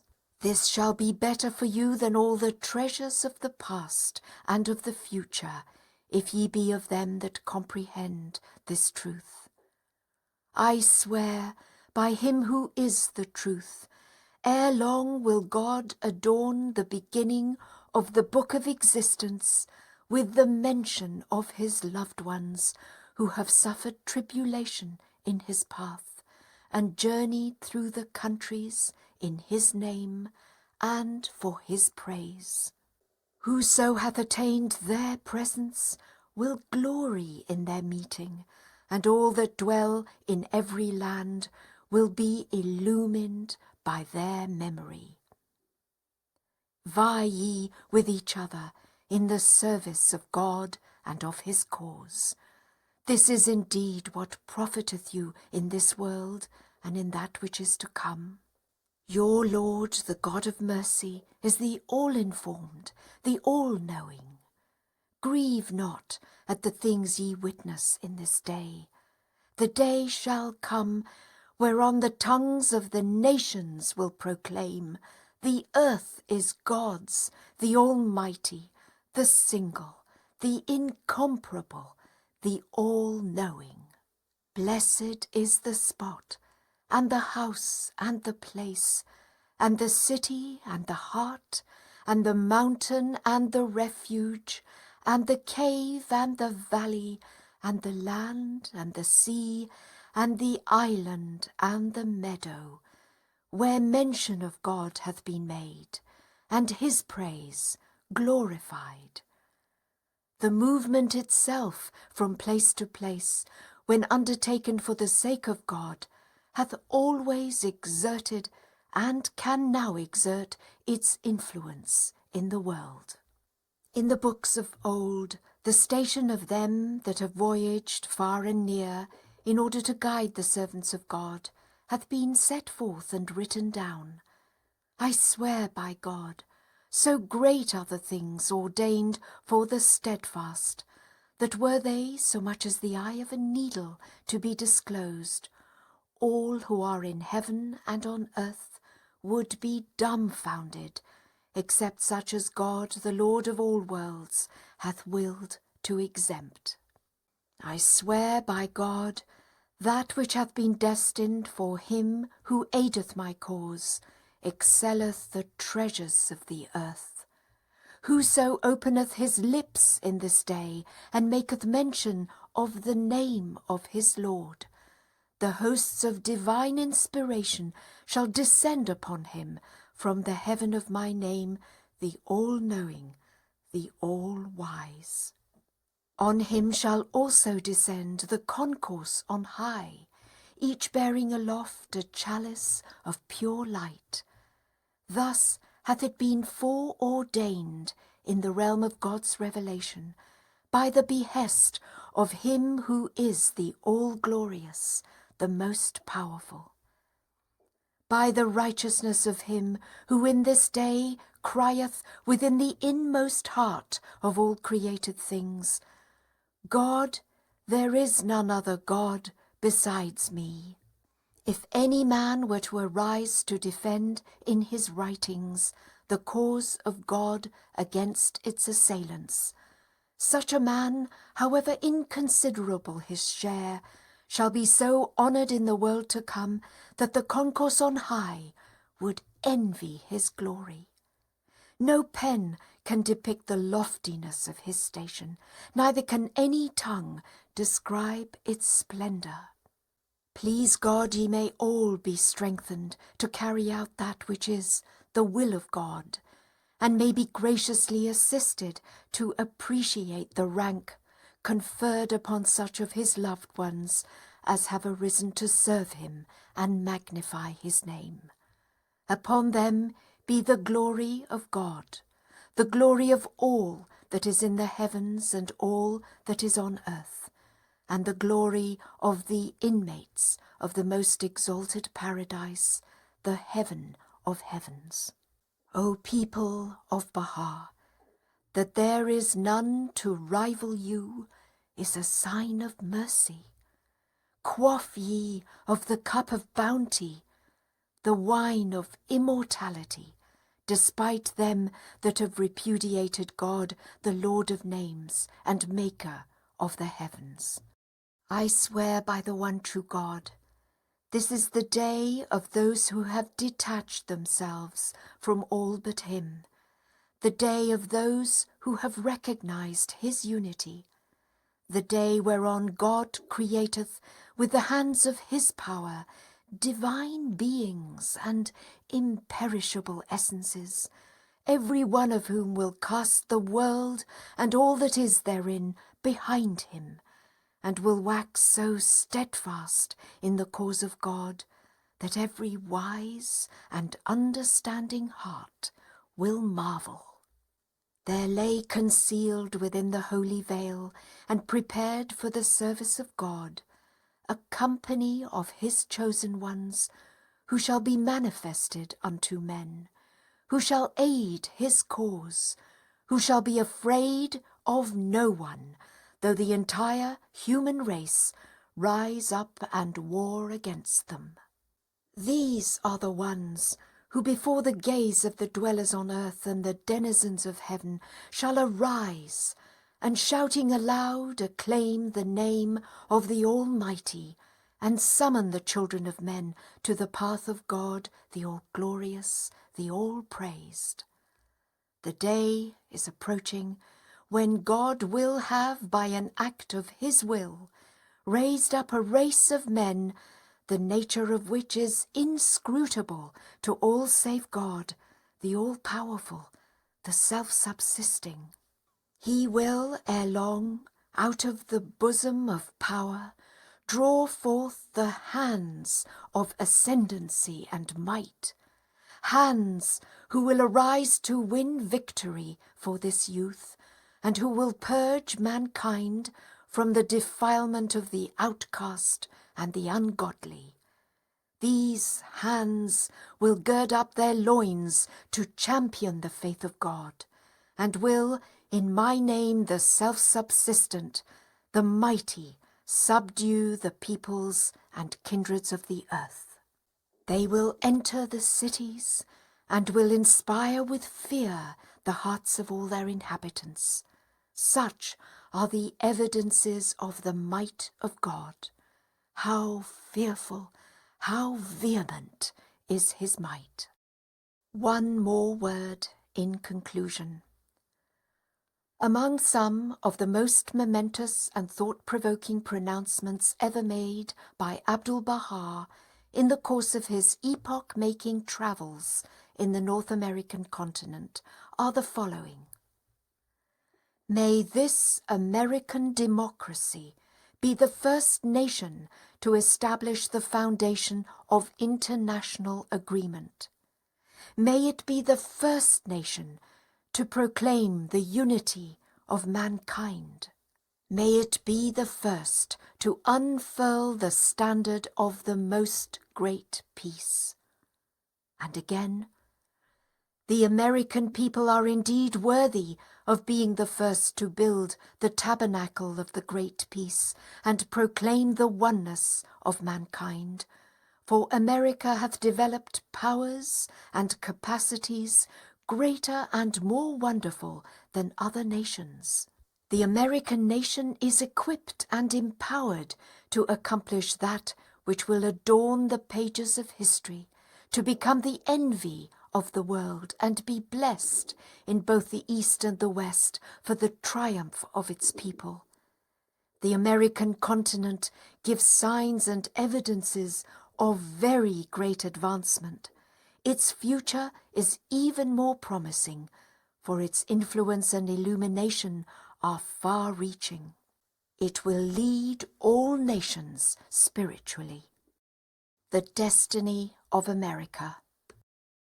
The creative energies mysteriously generated by the first stirrings of the embryonic world order of Baha'u'llah have, as soon as released within a nation destined to become its cradle and champion, endowed that nation with the worthiness and invested it with the powers and capacities and equipped it spiritually to play the part foreshadowed in these prophetic words.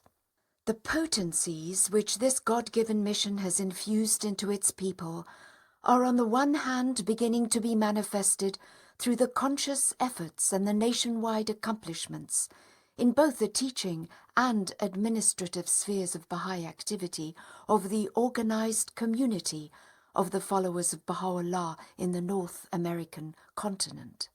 These same potencies, apart from yet collateral with these efforts and accomplishments, are on the other hand insensibly shaping, under the impact of the world, political and economic forces, the destiny of that nation, and are influencing the lives and actions of both its government and its people.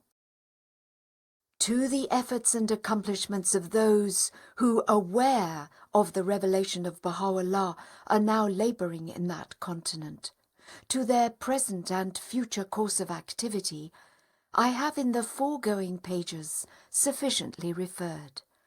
A word, if the destiny of the American people in its entirety is to be correctly apprehended, should now be said regarding the orientation of that nation as a whole, and the trend of the affairs of its people.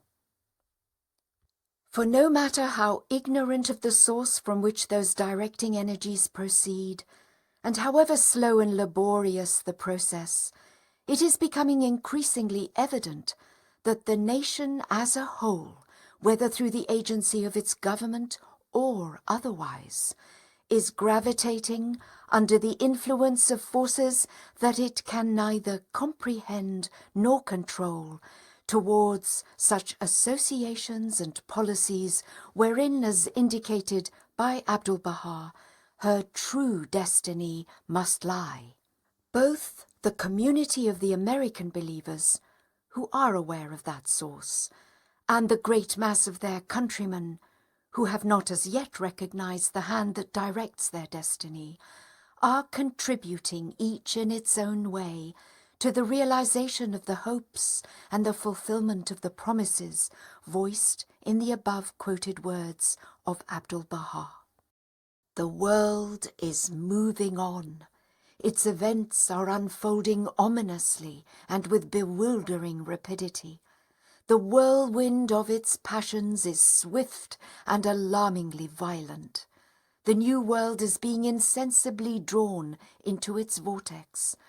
The potential storm centers of the earth are already casting their shadows upon its shores. Dangers, undreamt of and unpredictable, threaten it both from within and from without. Its governments and peoples are being gradually enmeshed in the coils of the world's recurrent crises and fierce controversies. The Atlantic and Pacific Oceans are, with every acceleration in the march of science, steadily shrinking into mere channels. The great Republic of the West finds itself particularly and increasingly involved. Distant rumblings echo menacingly in the ebullitions of its people. On its flanks are ranged the potential storm centers of the European continent and of the Far East. On its southern horizon there looms what might conceivably develop into another center of agitation and danger. The world is contracting into a neighborhood. America, willingly or unwillingly, must face and grapple with this new situation. For purposes of national security, let alone any humanitarian motive, she must assume the obligations imposed by this newly created neighborhood. Paradoxical as it may seem, her only hope of extricating herself from the perils gathering around her is to become entangled in that very web of international association which the hand of an inscrutable providence is weaving. Abdu'l-Baha's counsel to a highly placed official in its government comes to mind with peculiar appropriateness and force.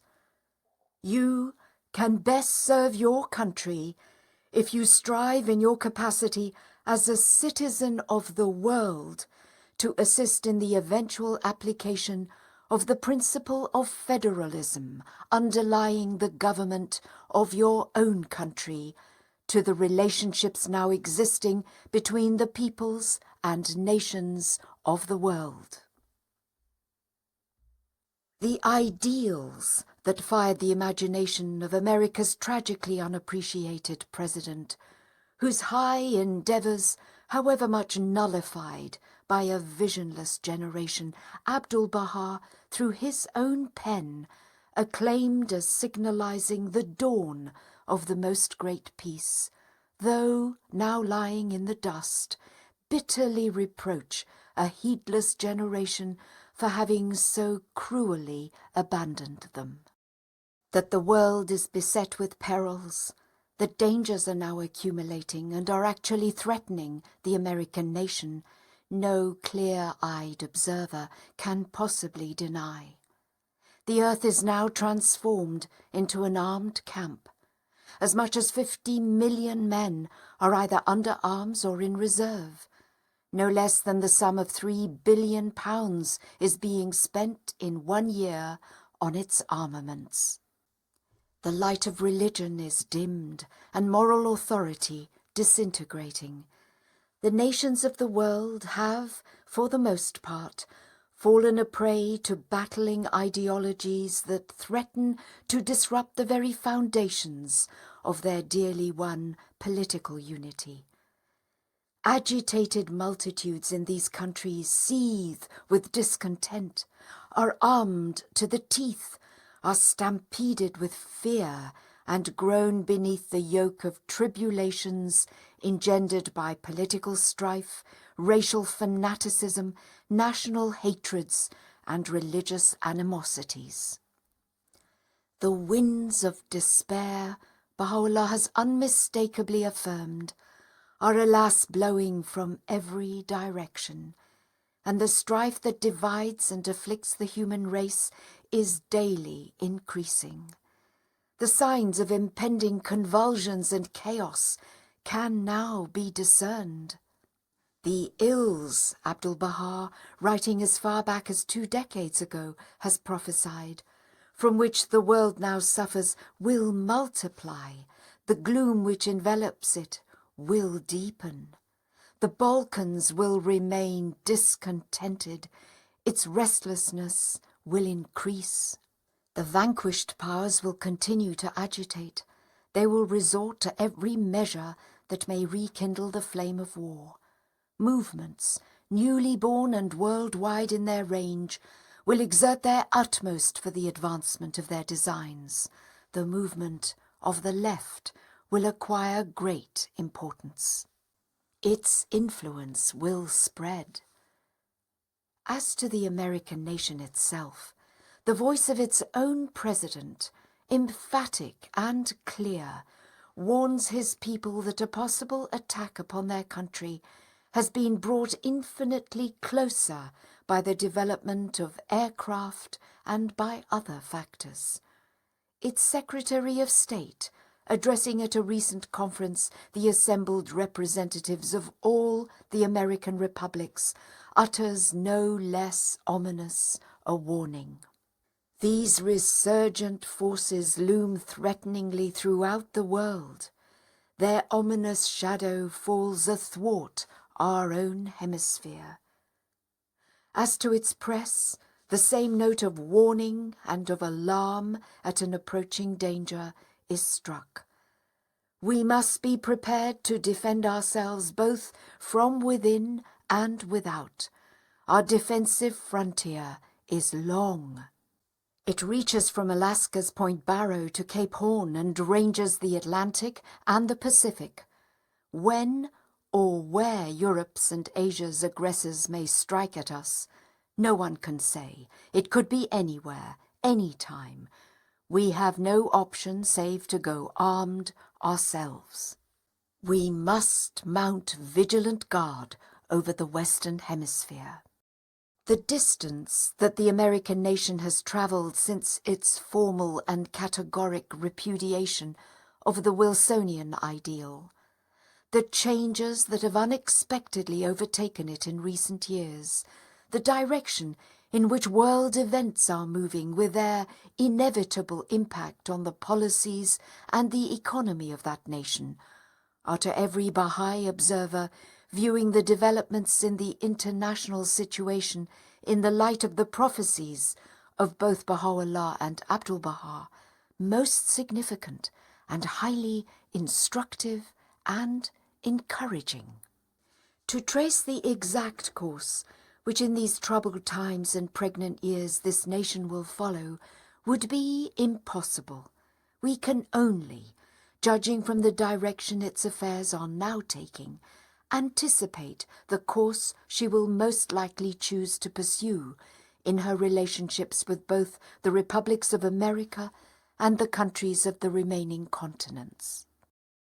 A closer association with these republics on the one hand, and an increased participation in varying degrees on the other in the affairs of the whole world as a result of recurrent international crises, appear as the most likely developments which the future has in store for that country.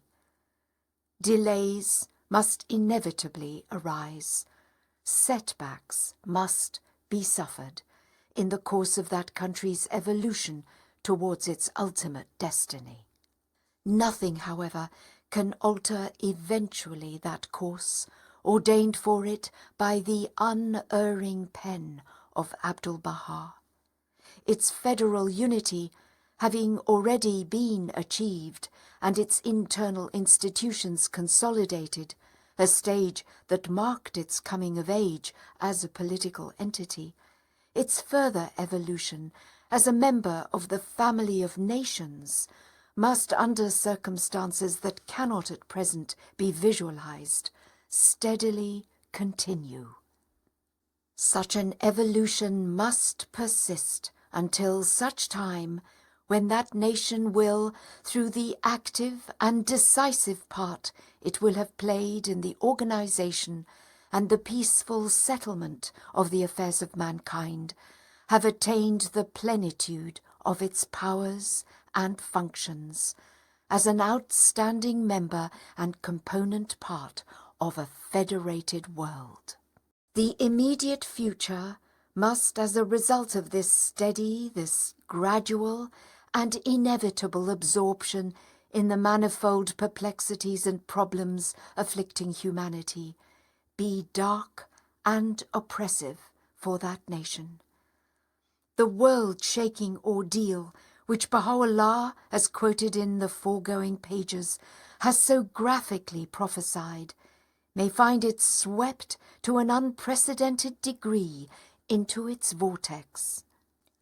Out of it will probably emerge, unlike its reactions to the last world conflict, consciously determined to seize its opportunity to bring the full weight of its influence to bear upon the gigantic problems that such an ordeal must leave in its wake, and to exorcise forever, in conjunction with its sister nations of both the East and the West, the greatest curse which from time immemorial has afflicted and degraded the human race. Then, and only then, will the American nation, moulded and purified in the crucible of a common war, inured to its rigours and disciplined by its lessons, be in a position to raise its voice in the councils of the nations, itself lay the cornerstone of a universal and enduring peace, proclaim the solidarity, the unity and maturity of mankind, and assist in the establishment of the promised reign of righteousness on earth. Then, and only then, will the American nation, while the community of the American believers within its heart is consummating its divinely appointed mission, be able to fulfill the unspeakably glorious destiny ordained for it by the Almighty and immortally enshrined in the writings of Abdu'l-Baha.